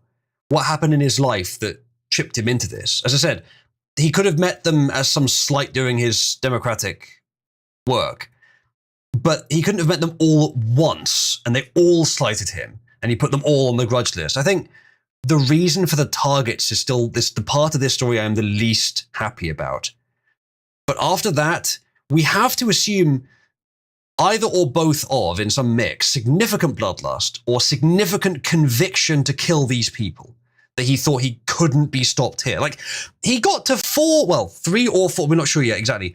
4 places. We don't know how many more there were. The dog was killed, unfortunately. Shot and injured so badly that he was euthanized.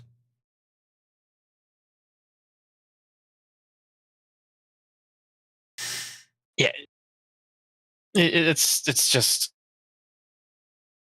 I don't know what much more to add to it. It's just obviously there had to have been something. I feel like all the planning that went into it, it couldn't have just been just him.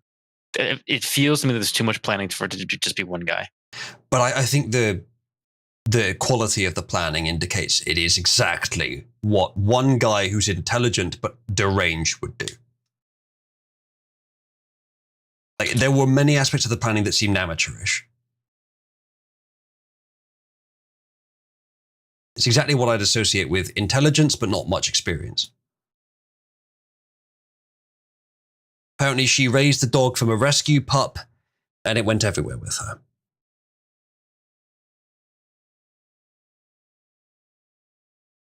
Yeah, I wasn't planning to wrap up this evening in such a depressing fashion, Trap.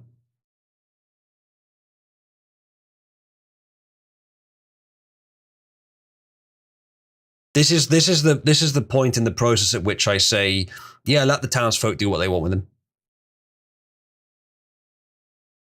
Yeah, get a motive if they can, and then absolutely, hand them to the people. Yeah.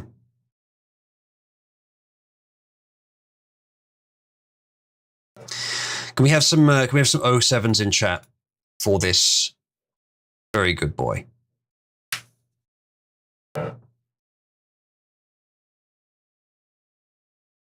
Damn it, they couldn't have made a more sympathetic animal either, could they? No. I don't see it. I don't see him shooting the dog unless he was completely sociopathic or psychopathic, whatever the right word for that is. Just zero empathy.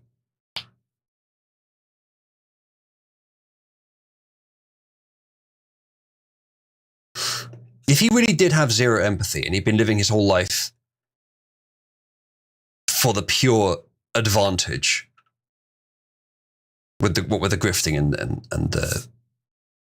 whatever else, pretending to be something he wasn't, very effective liar, makes sense he's a Democrat. He may not have had anything to gain from this, But if it was severe narcissism, then he may have felt that it was revenge for something. As I said, like some minor slight. Again, I continue to say it's either something personal with these people or some sort of deep background stuff we don't know about. And I don't think it's actually political. It might be, but I'm leaning away from that. Someone says that he didn't actually kill the children who were in the house.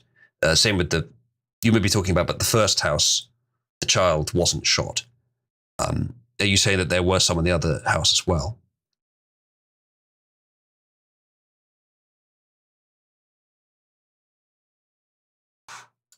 Let's keep going. Officers also found approximately 5 firearms in the SUV, including semi-automatic assault-style rifles, which I know is a term that many people re about because it doesn't mean anything, but whatever, as well as a large quantity of ammunition organized into loaded magazines. Already loaded then, so he probably was prepared for a shootout, but didn't get back to the car in time before he was discovered. They also found a medical kit containing wound treatment supplies and several eye masks of the kind that might be worn while sleeping. That's odd. Perhaps he had an issue with sleeping. From the SUV, officers recovered several notebooks full of handwritten notes. Listed among the pages of those notebooks were the names of more than 45 Minnesota state and federal public officials, including Representative Holtman, whose home address was written next to her name. He got to 4. He was targeting 45. So no wonder he wanted to make sure that he got out of house 4. Jesus. One of those notebooks contained lists of internet-based people search engines, including True People Search, Spokeo, Pipple, People Find, etc., etc. This author says, I know from my training and experience and the training and experience of other officers and agents involved in this investigation that those websites aggregate data from various online and offline sources to provide the querying user details about the searched for person, such as home addresses, phone numbers, and information about family members. In addition, officers found a Garmin GPS navigation device in the SUV. Why would you not use your phone for that? There's a phone there. I mean, that is a phone, I assume. Well, maybe that is a GPS device. It could be that his phone's not there to avoid being tracked. I suppose that's possible. Why else would you use a dedicated GPS device? Because he's a boomer. I mean, that's a good point, actually. That's quite possible. The device's trip history included the addresses of Representative Holtman's home in Brooklyn Park, Public Official 1's home in Maple Grove, and Senator Hoffman's home in Champlin. So those are the only 3 he actually pursued it originally before this happened, or at least with the GPS. The trip history also included the home addresses for at least 2 other state officials, okay, and those 2. Upon searching, so that's 5 targets total, but not Public Official 2, interestingly. So a bit random. So that implies that the specific targets weren't planned for long, which really implies this guy was not a Democrat-hired assassin. If he'd been scoping out his targets himself, and the targets he scoped out were a little different from the targets he eventually hit, that really implies that it was lone gunman. Lone nut job, as Jackie says. That's what I'm thinking. Upon searching the surrounding area, law enforcement found components of a disassembled Beretta 92 9mm semi-automatic handgun and at least 3 magazines strewn across the ground a few blocks from Representative Holtman's home. Rounds containing one or more of those magazines bore the same head stamp on the discharged cartridge casings found within or in the immediate vicinity of Representative Holtman's home. So, long way of saying that's the gun he used, so it seems. Records accessible to law enforcement indicate that this Beretta was purchased by Bolter in or about January 2000. So quite a long time ago. I assume that for all that time he didn't intend to kill people with it, or, intend to murder with it. Or perhaps that he did, it was just never discovered, but it seems less likely. In the same general area, law enforcement... Go on. And I just got an "oh for fuck's sake" in my DMs. I'm sure you can guess from who. Was it Abel? Yeah.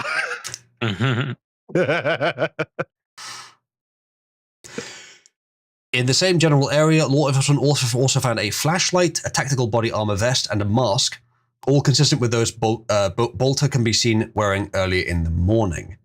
So he Hold on, he discarded them, but wasn't this the place where he was being chased by police?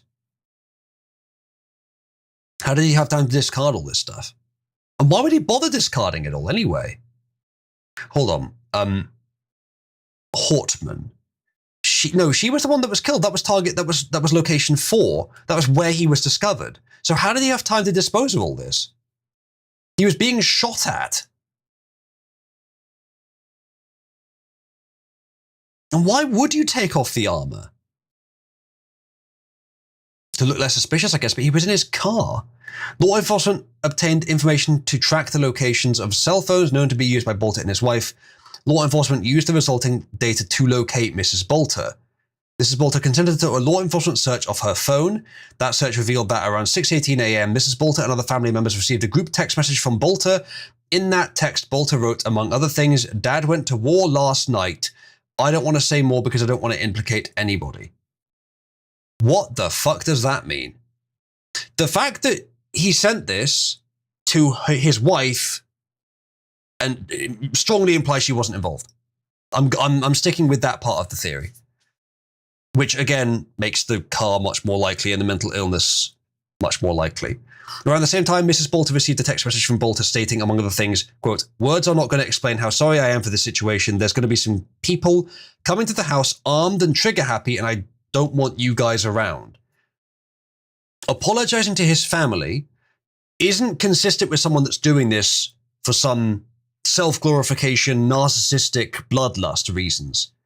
So that part of my theory may be weaker, or he may be saying this as part of that narcissism because he knows how to manipulate. But he's going to be dead when this is sent. A psychopath wouldn't care. Matthias says, this is similar to what he sent to his roommate. Yes, similar. We'll keep reading. Mrs. Bolter consented to a search of her car. From the car, law enforcement recovered 2 handguns, which could have been there perfectly legally and normally, about $10,000 in cash, less so, and passports for Mrs. Bolter and her children, who were in the car with Mrs. Bolter at the time. Okay, so she was in the car with that stuff. Again, it's possible that stuff was in there not as a getaway. I mean, she consented to the search of the car, so maybe. Yeah, it strikes me as weird that she consented to the search with all that stuff in it. Especially with the guns.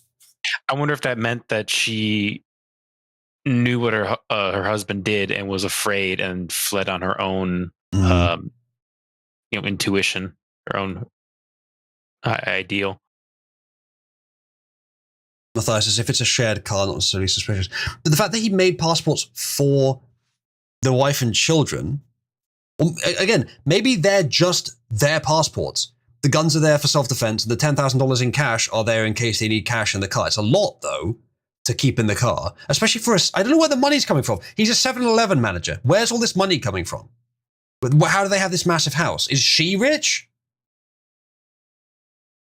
No, my earbud just disconnected. Should be connected in a sec. That's weird. I'm back. So there's a lot of unanswered questions here. Law enforcement obtained cell phone information for multiple phones known to be associated with Bolter. That location data led law enforcement to a residence on Fremont Avenue in North Minneapolis. Law enforcement also found the same Fremont Avenue address in the Garmin's trip history described above. At the Fremont house, law enforcement encountered and interviewed a man who said he lives in the Fremont residence and he explained shares it with Bolter at least part-time. Okay, this is the alleged roommate. Officers conducted a warranted search of the Fremont Avenue residence. Officers found a handwritten list of names containing many of the same public officials named in the notebooks found in Bolter's SUV as described above. Officers also found a purchase receipt from Fleet Farm dated around June 9th, 2025, which documented the purchase of, among other things, a flashlight, a tactical rifle case, 2 types of firearm ammunition, and the materials believed to have been used to create the fake police license plate attached to Bolter's SUV. Law enforcement also found several notebooks containing handwritten notes. These notebooks were in addition to those recovered from the SUV. Among the pages of the various notebooks, officers found listed the names and often home addresses of numerous Minnesota public officials, including Penn's Representative Hortman, one of the people Bolter shot and murdered on June 14th. Beneath her name, a notation reads, married, Mark II children 11th term. Mark was the name of Representative Holtman's husband, I see. So married Mark, 2 children, 11th term. Another notation in one of the recovered notebooks names Holtman, her address, and her spouse again, with the added notation, big house off golf course, 2 ways in to watch from one spot.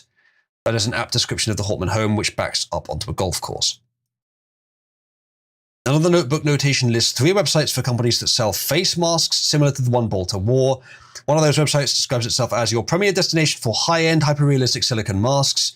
Another of those websites assert that it sets a new standard for hyper-realistic silicone masks.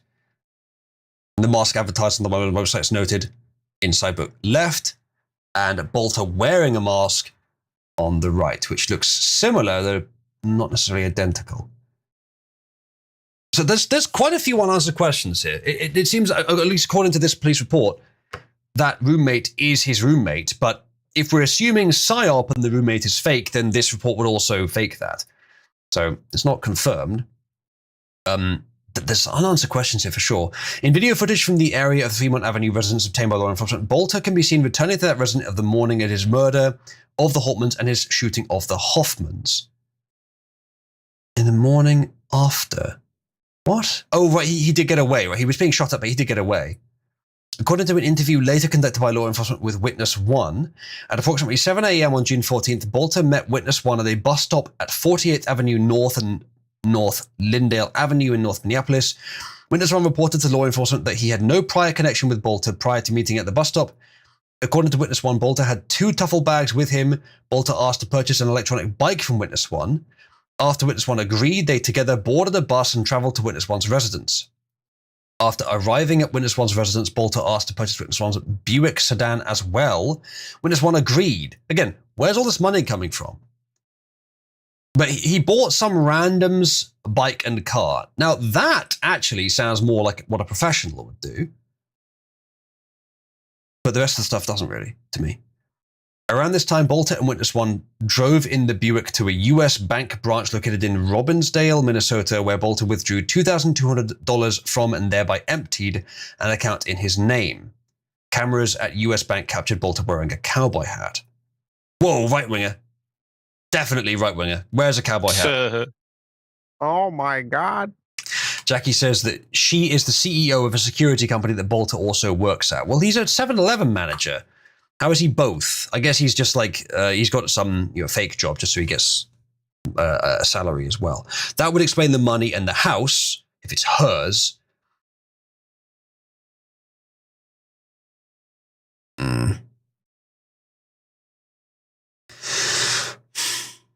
Matthias, there's a company that he owns called something like Red Lion, something that basically doesn't exist. Apparently, according to one of the tweets I saw earlier. But I don't know if that's the same company that she's the CEO of, apparently. Bolter reportedly provided about $900 to Witness 1 to complete the purchase of the e-bike and Buick. That seems quite low. Around 2:30 a.m. on June 15th, law enforcement received information about a possible sighting of an individual riding an e-bike approximately 2 miles northeast of Bolter's family home in Green Isle, Minnesota. However, law enforcement was unable to locate Bolter at that time. Law enforcement investigated further and discovered the Buick that Bolter purchased from Witness 1 abandoned on Highway 25 close to the location of the reported e-bike sighting. It's a pretty good bet. Yeah, so there you go. He didn't get very far, did he? And there is the car. Law enforcement approached the vehicle using a drone to check for explosives or other potential security concerns. A search of that vehicle uncovered, among other things, what appeared to be the cowboy hat Bolter wore when captured in the US bank security footage. Interesting. As well as a handwritten letter directed to the FBI. In that letter, the writer, who claimed his name was Dr. Vance Luther Bolter, admitted to being the shooter at large in Minnesota involved in the 2 shootings in the morning of Saturday, June 15th. He wrote this while he was escaping? At approximately 9:10 p.m. on June 15, 2025, law enforcement located Bolter in a field in Green Isle, Minnesota, approximately 1 mile from his family residence. Officers took Bolter into custody. Conclusion, he says, based on the foregoing, I submit there is probable cause to believe that in or about June 2025 in the Stated District of Minnesota, Vance Luther Bolter committed stalking in violation of that rule, use of a firearm to murder during and in relation to stalking in relation to that law, and discharge of a firearm during and in relation to stalking, etc., etc. So there you go. This report is not going to be giving motive assessments. No, But, they probably still have to do interrogation, and I doubt they'd even release that to the public initially, especially based on what he says, you know. Yeah. I want to say, for my money, the theory I was working on a little earlier is still the closest, but there's a lot of things here that don't really line up with it. And I think we're going to have to conclude on, I don't know. It's a weird one. Yeah, there's just too many unknowns. Yeah. It's a really weird one. We'll definitely keep an eye on this over coming streams to we can figure out what the fuck's going on here. I wouldn't be surprised if this got memory hold really quickly. It probably will. We probably never know. Much like the Las Vegas one. But at least with the Las Vegas one, there were many more indications of it being covered up, of it being a Fed hit that was blamed on this guy. This one, it doesn't even look like a Fed hit. Or if it is, it's for something we know nothing about, something deep in the background. That's one of the things I said earlier. Then again, with the Las Vegas shooting, we didn't. I don't know if we still do. Actually, we didn't really know what the motive was. And there's possible reasons that why the guy was one of the guys was shot. But I mean, to be fair, there was a lot of collateral damage there that may well have been to cover up that one particular victim who was shot. In this case, it might have been the same thing. Very, very elaborate assassination. And as I said, elements of it seem amateurish, if it really is an assassination. And again, it doesn't seem likely that she'd be assassinated for something like that. Praetorian Guard Security is the name she is head of, apparently. Yeah. This is such a weird story.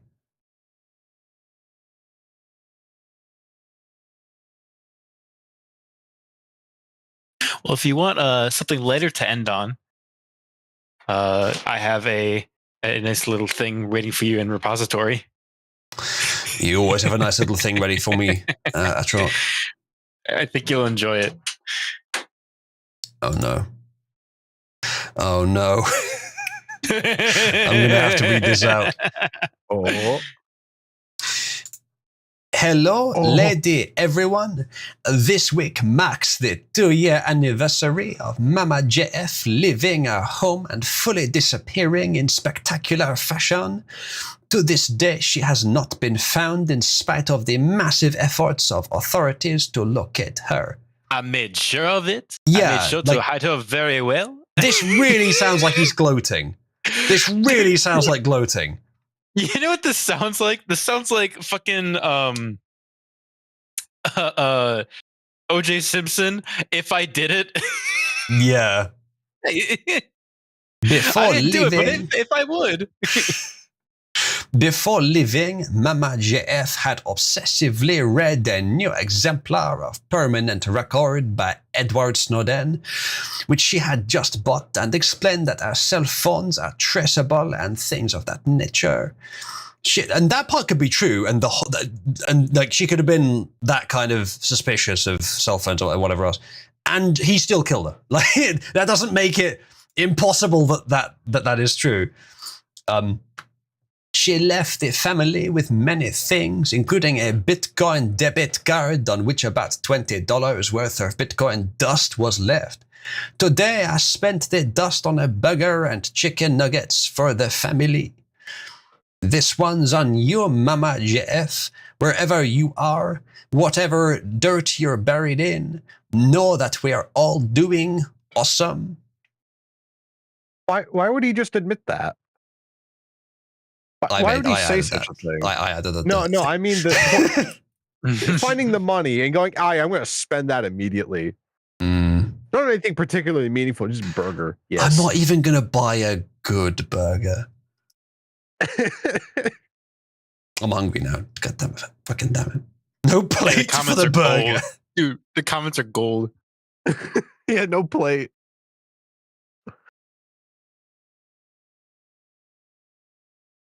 Mentally handicapped woman understanding and reading a complex exemplar by Edward Snowden, obsessing over how her cell phone was tracking her right before her mysterious disappearance which lacked her cell phone location history. Then you deep clean the entire house and move away. Yeah, it's a tough one. JF says, have you ever seen Mama JF play violin? She was 120 to 130 IQ. You're just wrong. She didn't seem like it. Have you ever seen a Mama JF play violin? She was 120 to 130 IQ. You are just wrong. Was. Dude, was. Dude. JF said was. That's how they catch them in all the fucking murder stories. It was. Not is. Was. Oh, bruh. Dude, can I'm just gonna fucking archive this one. Because that's fucking suspicious. I must incriminate myself it's already been archived. Possible time. Here's the archive chat. Was. I love how the fucking was comment has been noticed by a few people, but not many, not enough. This guy says, Lamau Cope, you have a potato fetish that is etched into the stone of court records. True! True! This guy says we saw her play violin and she sucked. What are you talking about? Was. Jesus, was. So you finally Sudoku'd her at FBI. Jesus Christ. Just because it's a retard completely untrue. Yeah, she could have been 50 or 60 or 70 or 80 IQ and still been a savant with the violin. That's completely understandable.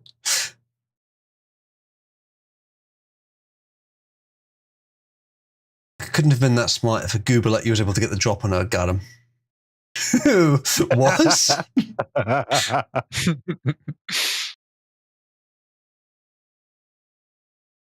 Literal babbling retard that rode a bike naked in public and spray painted your name all over a building. Was? Jesus Christ, he actually said was.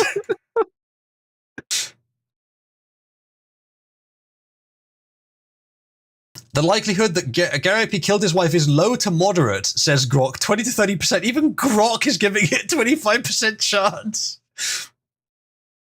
This story's possibility is bolstered by Mamba JS privacy concerns and the feasibility of going off grid, but the delay in reporting and house cleaning raised valid suspicions.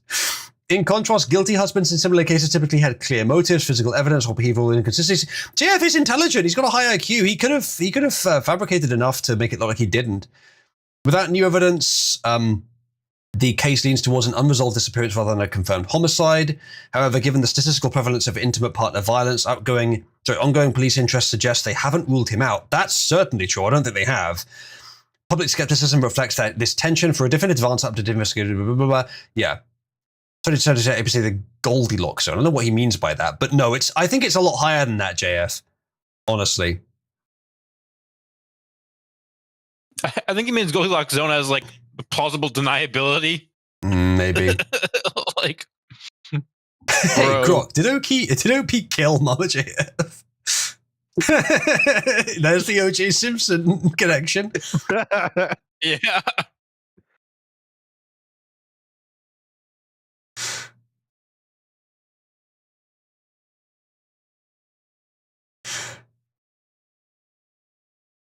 This guy says unrelated, but you should write a book on how to hide a dead body. Yeah, that was a good one. And where did he buy a burger where they accept Bitcoin? That is a good question. He may have converted it to real money. May her bones rest in peace in that shallow grave. She chose the bear. That burger is made of Mama JF, isn't it? I chopped up my wife and made her into a 20 Bitcoin burger. This guy says everybody knows you did it. check quote retweets. There's probably some gold in there too. The players do not disappoint.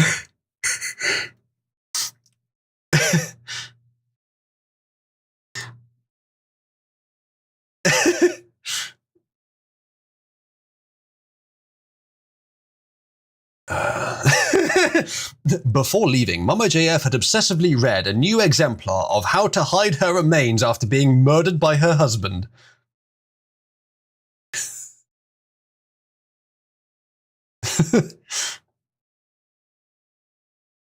Are you going to at least tell us where she is on your deathbed? Oh, that'd be so funny. Why did you kill her? 169 votes. Let's go.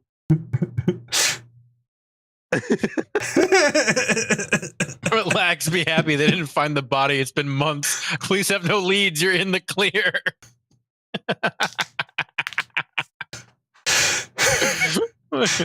You see, when you put endangered plants over the body, they cannot dig it up. The RCMP will never catch me. Hee hee hee.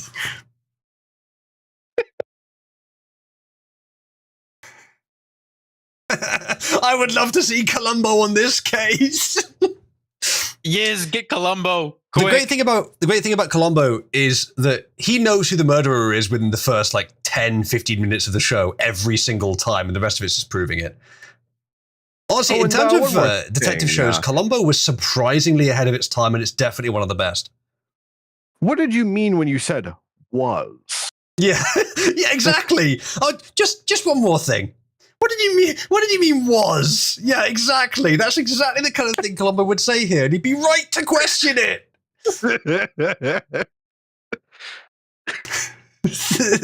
This dog knows what JF did.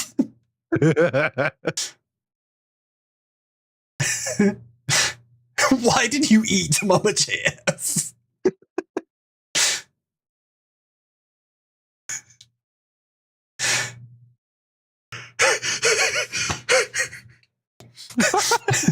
I didn't know this. O.J. Simpson says he avoids Los Angeles because he's scared of running into whoever did it. Yeah, right, buddy. Dude wakes up in the morning to wash his face. He wipes the water off. He looks up. Ah, the killer! He's right there. How did he get in my house? They spat out my tea. Oh. An issue with no white guilt, or is she just fooling around? She has an actual issue. I need it.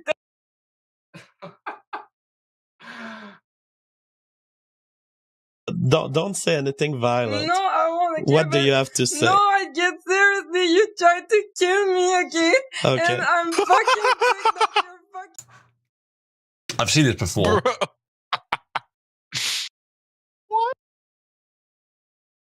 Fucking me with me. You always follow me everywhere, and All right. and you say you want to make spiritual movement, but you fucking tried to kill me for 3 years again. You're fucking Okay. psychopath, man. T'en as assez dit, maintenant va-t'en. Okay, so the answer to the super chat is that Well, I guess we're just ignoring that. Yeah. Yeah, it probably meant nothing. I don't think I've ever seen that clip before, but holy shit. I have probably seen meant it. nothing. Here it is, Osriel. I know I've seen this clip before, but it's pretty bad, isn't it? I believe I was talking to Scomp about it because it was originally the one that showed me this. I think, and the suspicion is maybe she was talking to the other guy in the podcast and not JF, but it doesn't sound like it. It may have been a cry for help. You think? mistakes, no white guilt for someone who has committed acts of violence against her. So that's why you see her currently sad.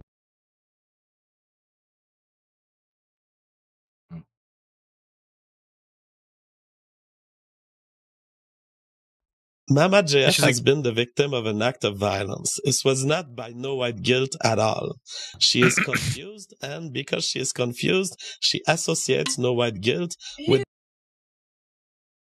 A few things. One, 120 to 130 IQ, and she's mistaken about who attacked her. Okay, right? Those two things don't really go together. All right? This is one of the reasons that the whole sort of 70, 80 IQ theory is more plausible. Secondly, if you're in a relationship with someone, you really shouldn't get into the situation where you're having to physically push them around. Because otherwise they'll say the wrong thing. Like, there was instability there, shall we just say that? And I would like to know what she was saying when he muted the mic as well. That would be interesting.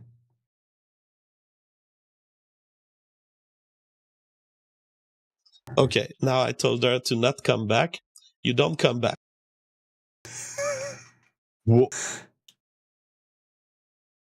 I will make sure you'll never come back ever again.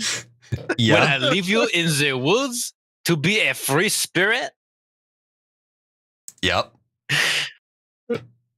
You have suffered a traumatic brain injury from this attack, and now you associate this hammer that I used to kill you with me, and for that you must be left in the woods. I see you choose the bear, and the bear chooses you.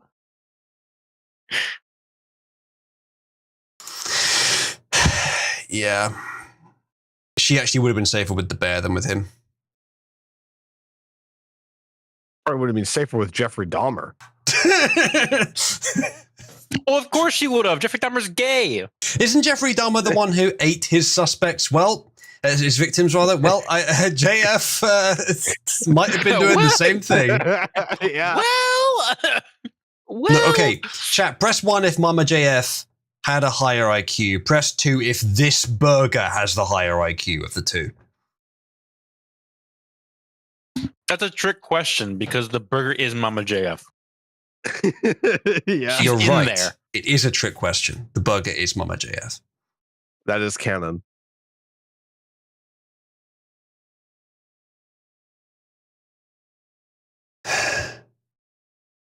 JF killed his wife, didn't he?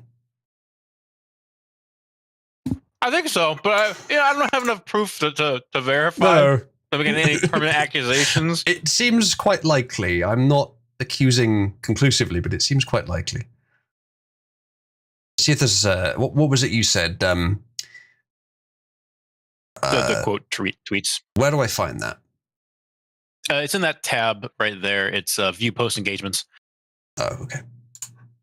And then you can do the quotes. Okay, that makes sense.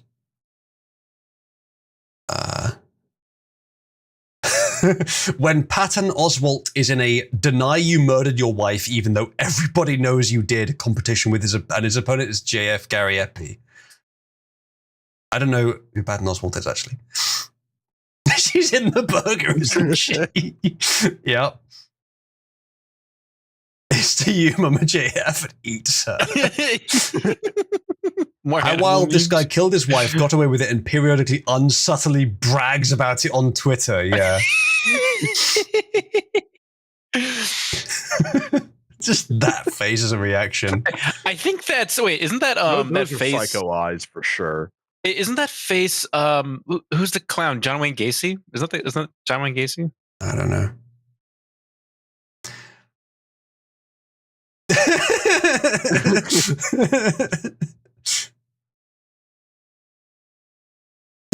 This guy says I'm unfamiliar with this guy's background, but apparently he killed his wife. What the fuck? Yeah. My wife disappeared without a trace 2 years ago. Oh my gosh, that's her. Bitcoin is the future.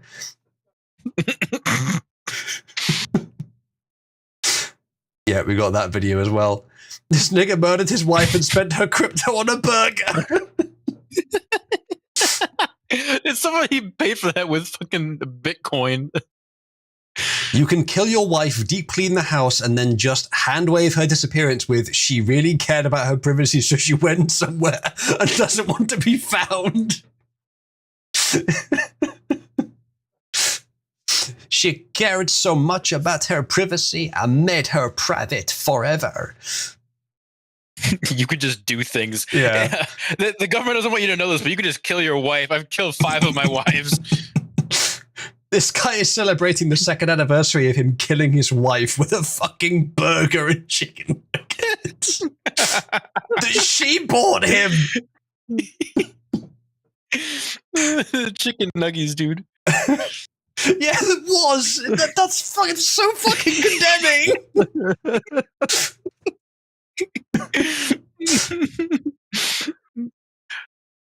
North America is a continent large and untamed enough that my disabled wife wandered off into the woods with no phone is a defense that will leave you unprosecuted for 2 years.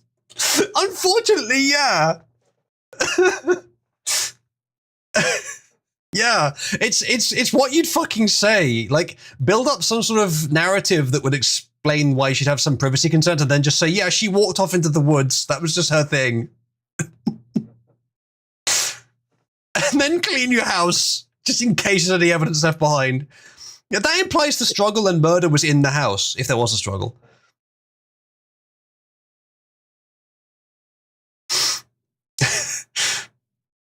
This guy says, as facetious as his tweet is, JF did not kill Mama JF. If you read the RCMP report, she was last spotted on Albert Street in Moncton, New Brunswick.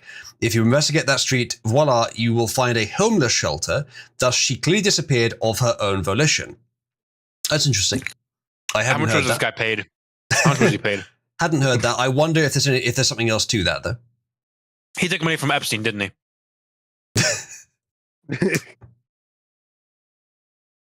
Laundered through JF. That's interesting. I actually hadn't heard that. That could mean something. Everyone says she wasn't spotted there. Someone who looked somewhat like her was spotted there. So, okay, so it could have been false. It was a mistake. We trust the North Korean police more than the RCMP. That means nothing. Revlon, have you actually looked into that about it not really being her? Because that would be interesting.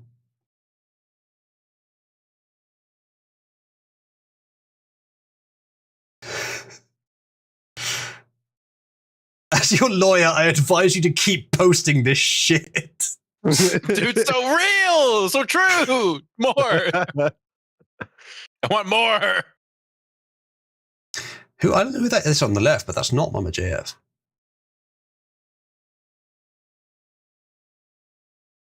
That nigga did that shit.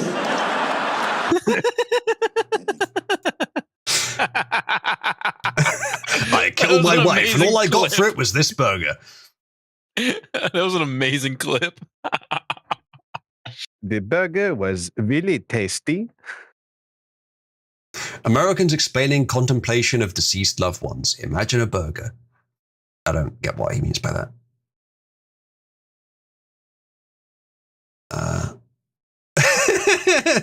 Jesus Christ, JF, you're the Toronto Tard Strangler. I really hate that name. Dude, that's a great Photoshop on his face on Dexter. That's amazing. Guy who totally did not murder his wife, yeah. Posting this on Father's Day. How was that relevant to Father's Day? He really did it, didn't he, with the was? Can't believe it's been 2 years since JF killed his retarded wife.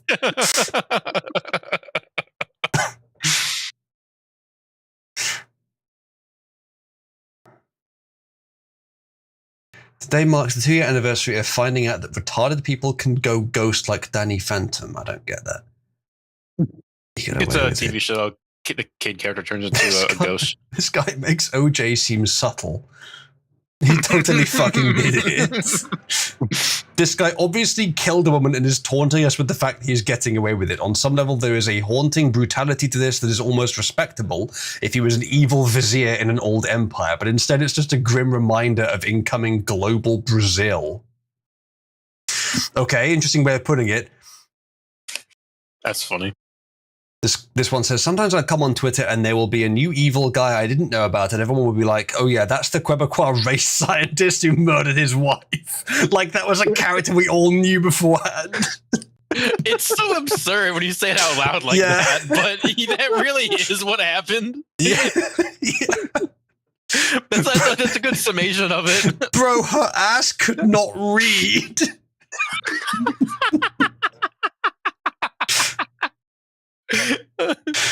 He had this time to invest in Bitcoin. He can't keep getting away with it. People saying Mama JF was mentally handicapped have nothing but a handful of soundbites and BS gossip. You'd think being so concerned about her well-being, they would have a little more respect. I watched JF's show every day for many years. She was not stupid at all, he says. Don't know. Well, you watched it every day, huh? Interesting. Being a big fan of JF would tend to lead someone towards believing that. I mean, I've seen more people believe in Wes's fucking camp, and JF is a much more successful dark triad manipulator than Wes My belief is that he shifted over the IQ scores by a decimal point. Yeah, 12.0. Wherever you are, Mama JF. Outside JF's house the first week.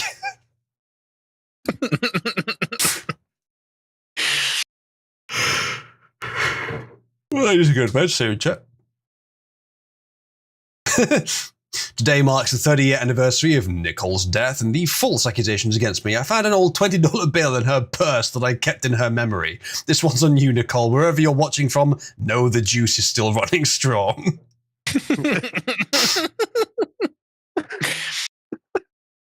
Was. When did Blue Jay Simpson get out of jail? This guy says, this dude is a race scientist that worked with Epstein and had written stuff about how to get rid of DNA and digital evidence and who was obsessed with mentally disabled women, and his wife vanished 2 years ago. This is genuinely insane. It sure is. It sure is. The level of societal decay I saw in Toronto kind of told me that Canada is a country where a man could potentially murder his spouse, then brag about it on Twitter for almost 2 years afterwards. He says.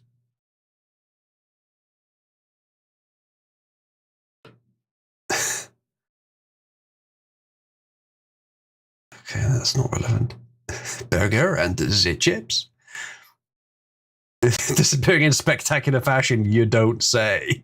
The blood spray was very spectacular when I bashed her in the head with a hammer.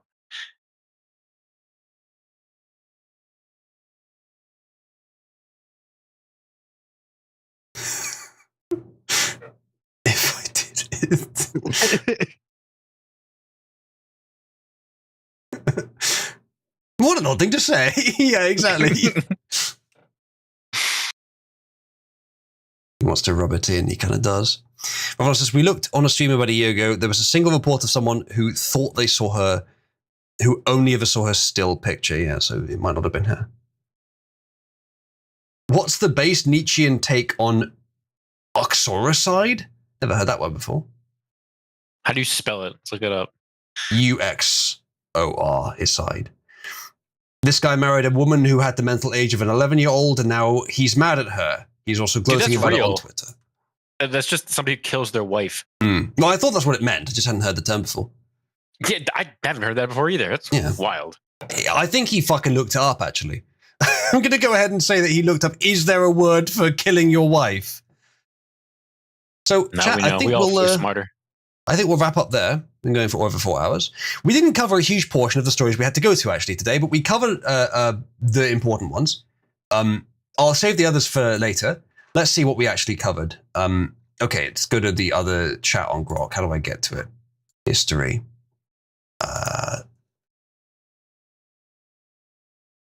So we haven't covered the Gooman Gangs report thing. The news on that is not that big. Rupert Lowe is starting one, which is very good, and there are suspicions that Labour might try and jump in and make themselves part of the solution rather than the enemy of it, because they can blame the Conservatives, so they might as well.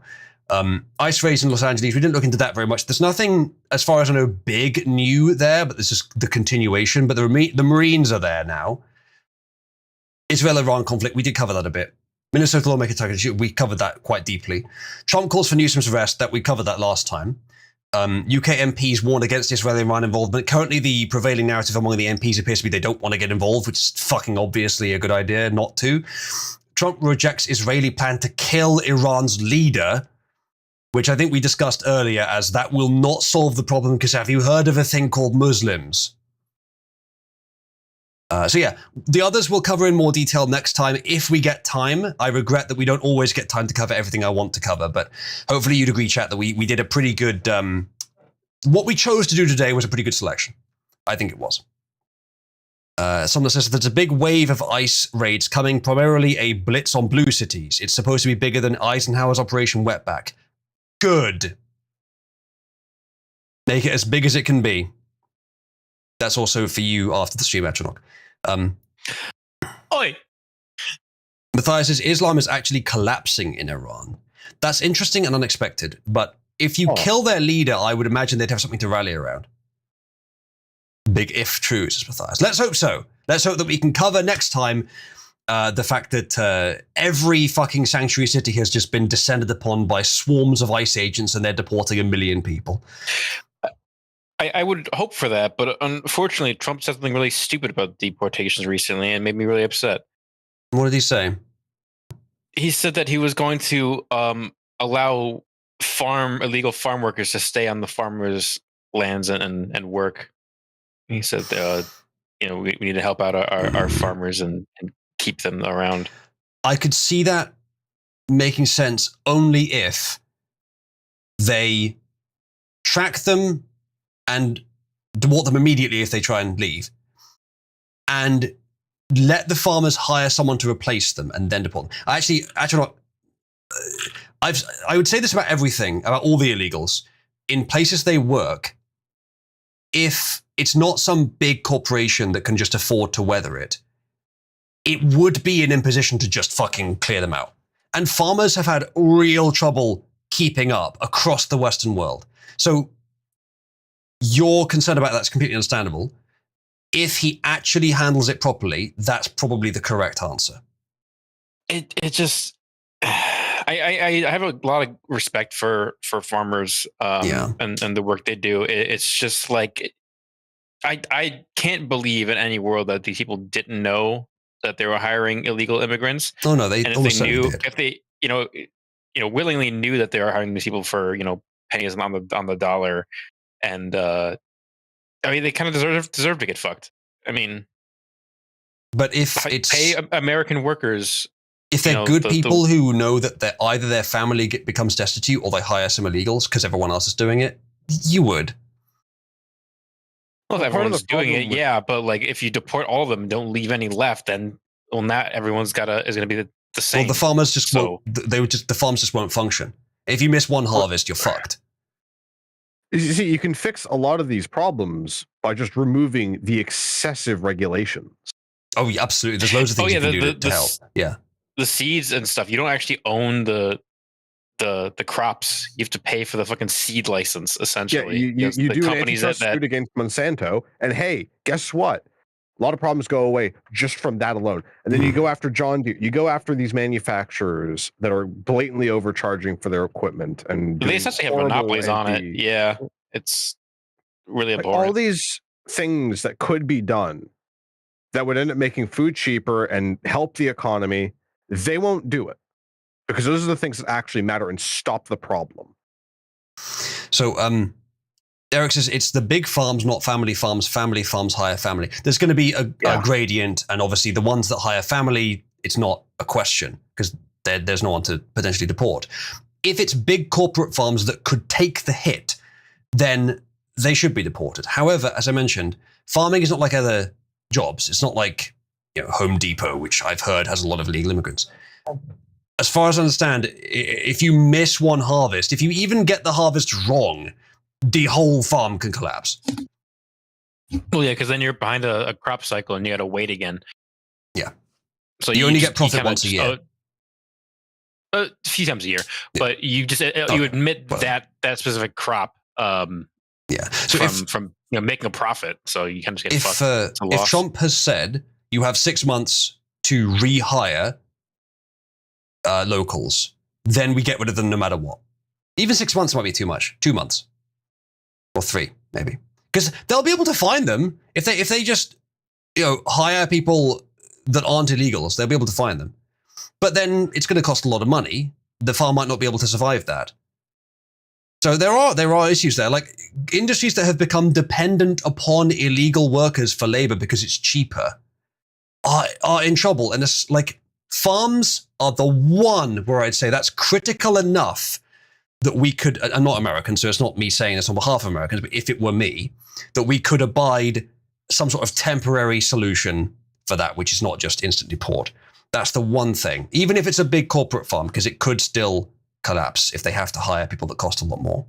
So again, with that one, I am willing to just trust Trump, but we'll keep an eye on it. That is interesting, Atron. Thank you for raising that. Yeah. Hoping for the best. Yeah. But it, it's a bit unfortunate, at least, from my point of view. It is concerning. Yeah. Anyway, we'll wrap up there. Chat. I hope you'll all join me in pit 1. I'm quite tired, but let's do something with the community anyway right after this. Maybe we'll watch something. Atronach, you put on some of those Scooby-Doo movies, didn't you? I did. I would be more than happy to put on a few more tonight. Yeah, if people are willing to. Did you put on the only one I actually saw when I was a kid, the Zombie Island one? I didn't put that on. I put on Curse of the Vampire and Cyber Chase, but I'd be willing to watch either one of those again too if anybody has any specific ones they want to see. But the list is in Oozaflix if you want to check that out. Yes. We have a list of ones that we definitely could watch. Yeah. Yeah. Okay. In that case, well, I would personally request the one I'm familiar with, because I've been watching these mostly for nostalgia value, even though I've seen that one a few times. So I personally request you put that one on, if anything, tonight. Absolutely. I'll put on Zombie Island. That sounds like fun. Fantastic. All right. Then that is the plan. I hope you all will join me. Even those of you that aren't in Discord, hop in via discord.oozloo.net. We have a very active community here. It does, in fact, prevail. And you'll be privy to a lot more stuff in and around these streams if you're in the server. And I expect most of you, even those that are watching on YouTube, are in the server. So that's fine. But those of you that aren't, hop in. Yes, that's all. I will try to stream again this week. I haven't been streaming much very much recently because I've been working, and Motch will attest to this when she's next here. I've been working basically every waking hour on code for Cabal because I'm very close now to actually getting into the code of the economy system. That, like, tomorrow I will probably be coding the economy system. So I will keep you guys informed. And my plan, as I mentioned, by the end of the week is that you will have a UI to get your balance in the economy system. And then I will add stuff to it that will allow the balance to actually go up when things happen after that. So by the end of the week, you will have a balance command. That's the plan. Right. Thank you for joining me, chat. I will see you very shortly in pit 1. Good night. Good night, everyone.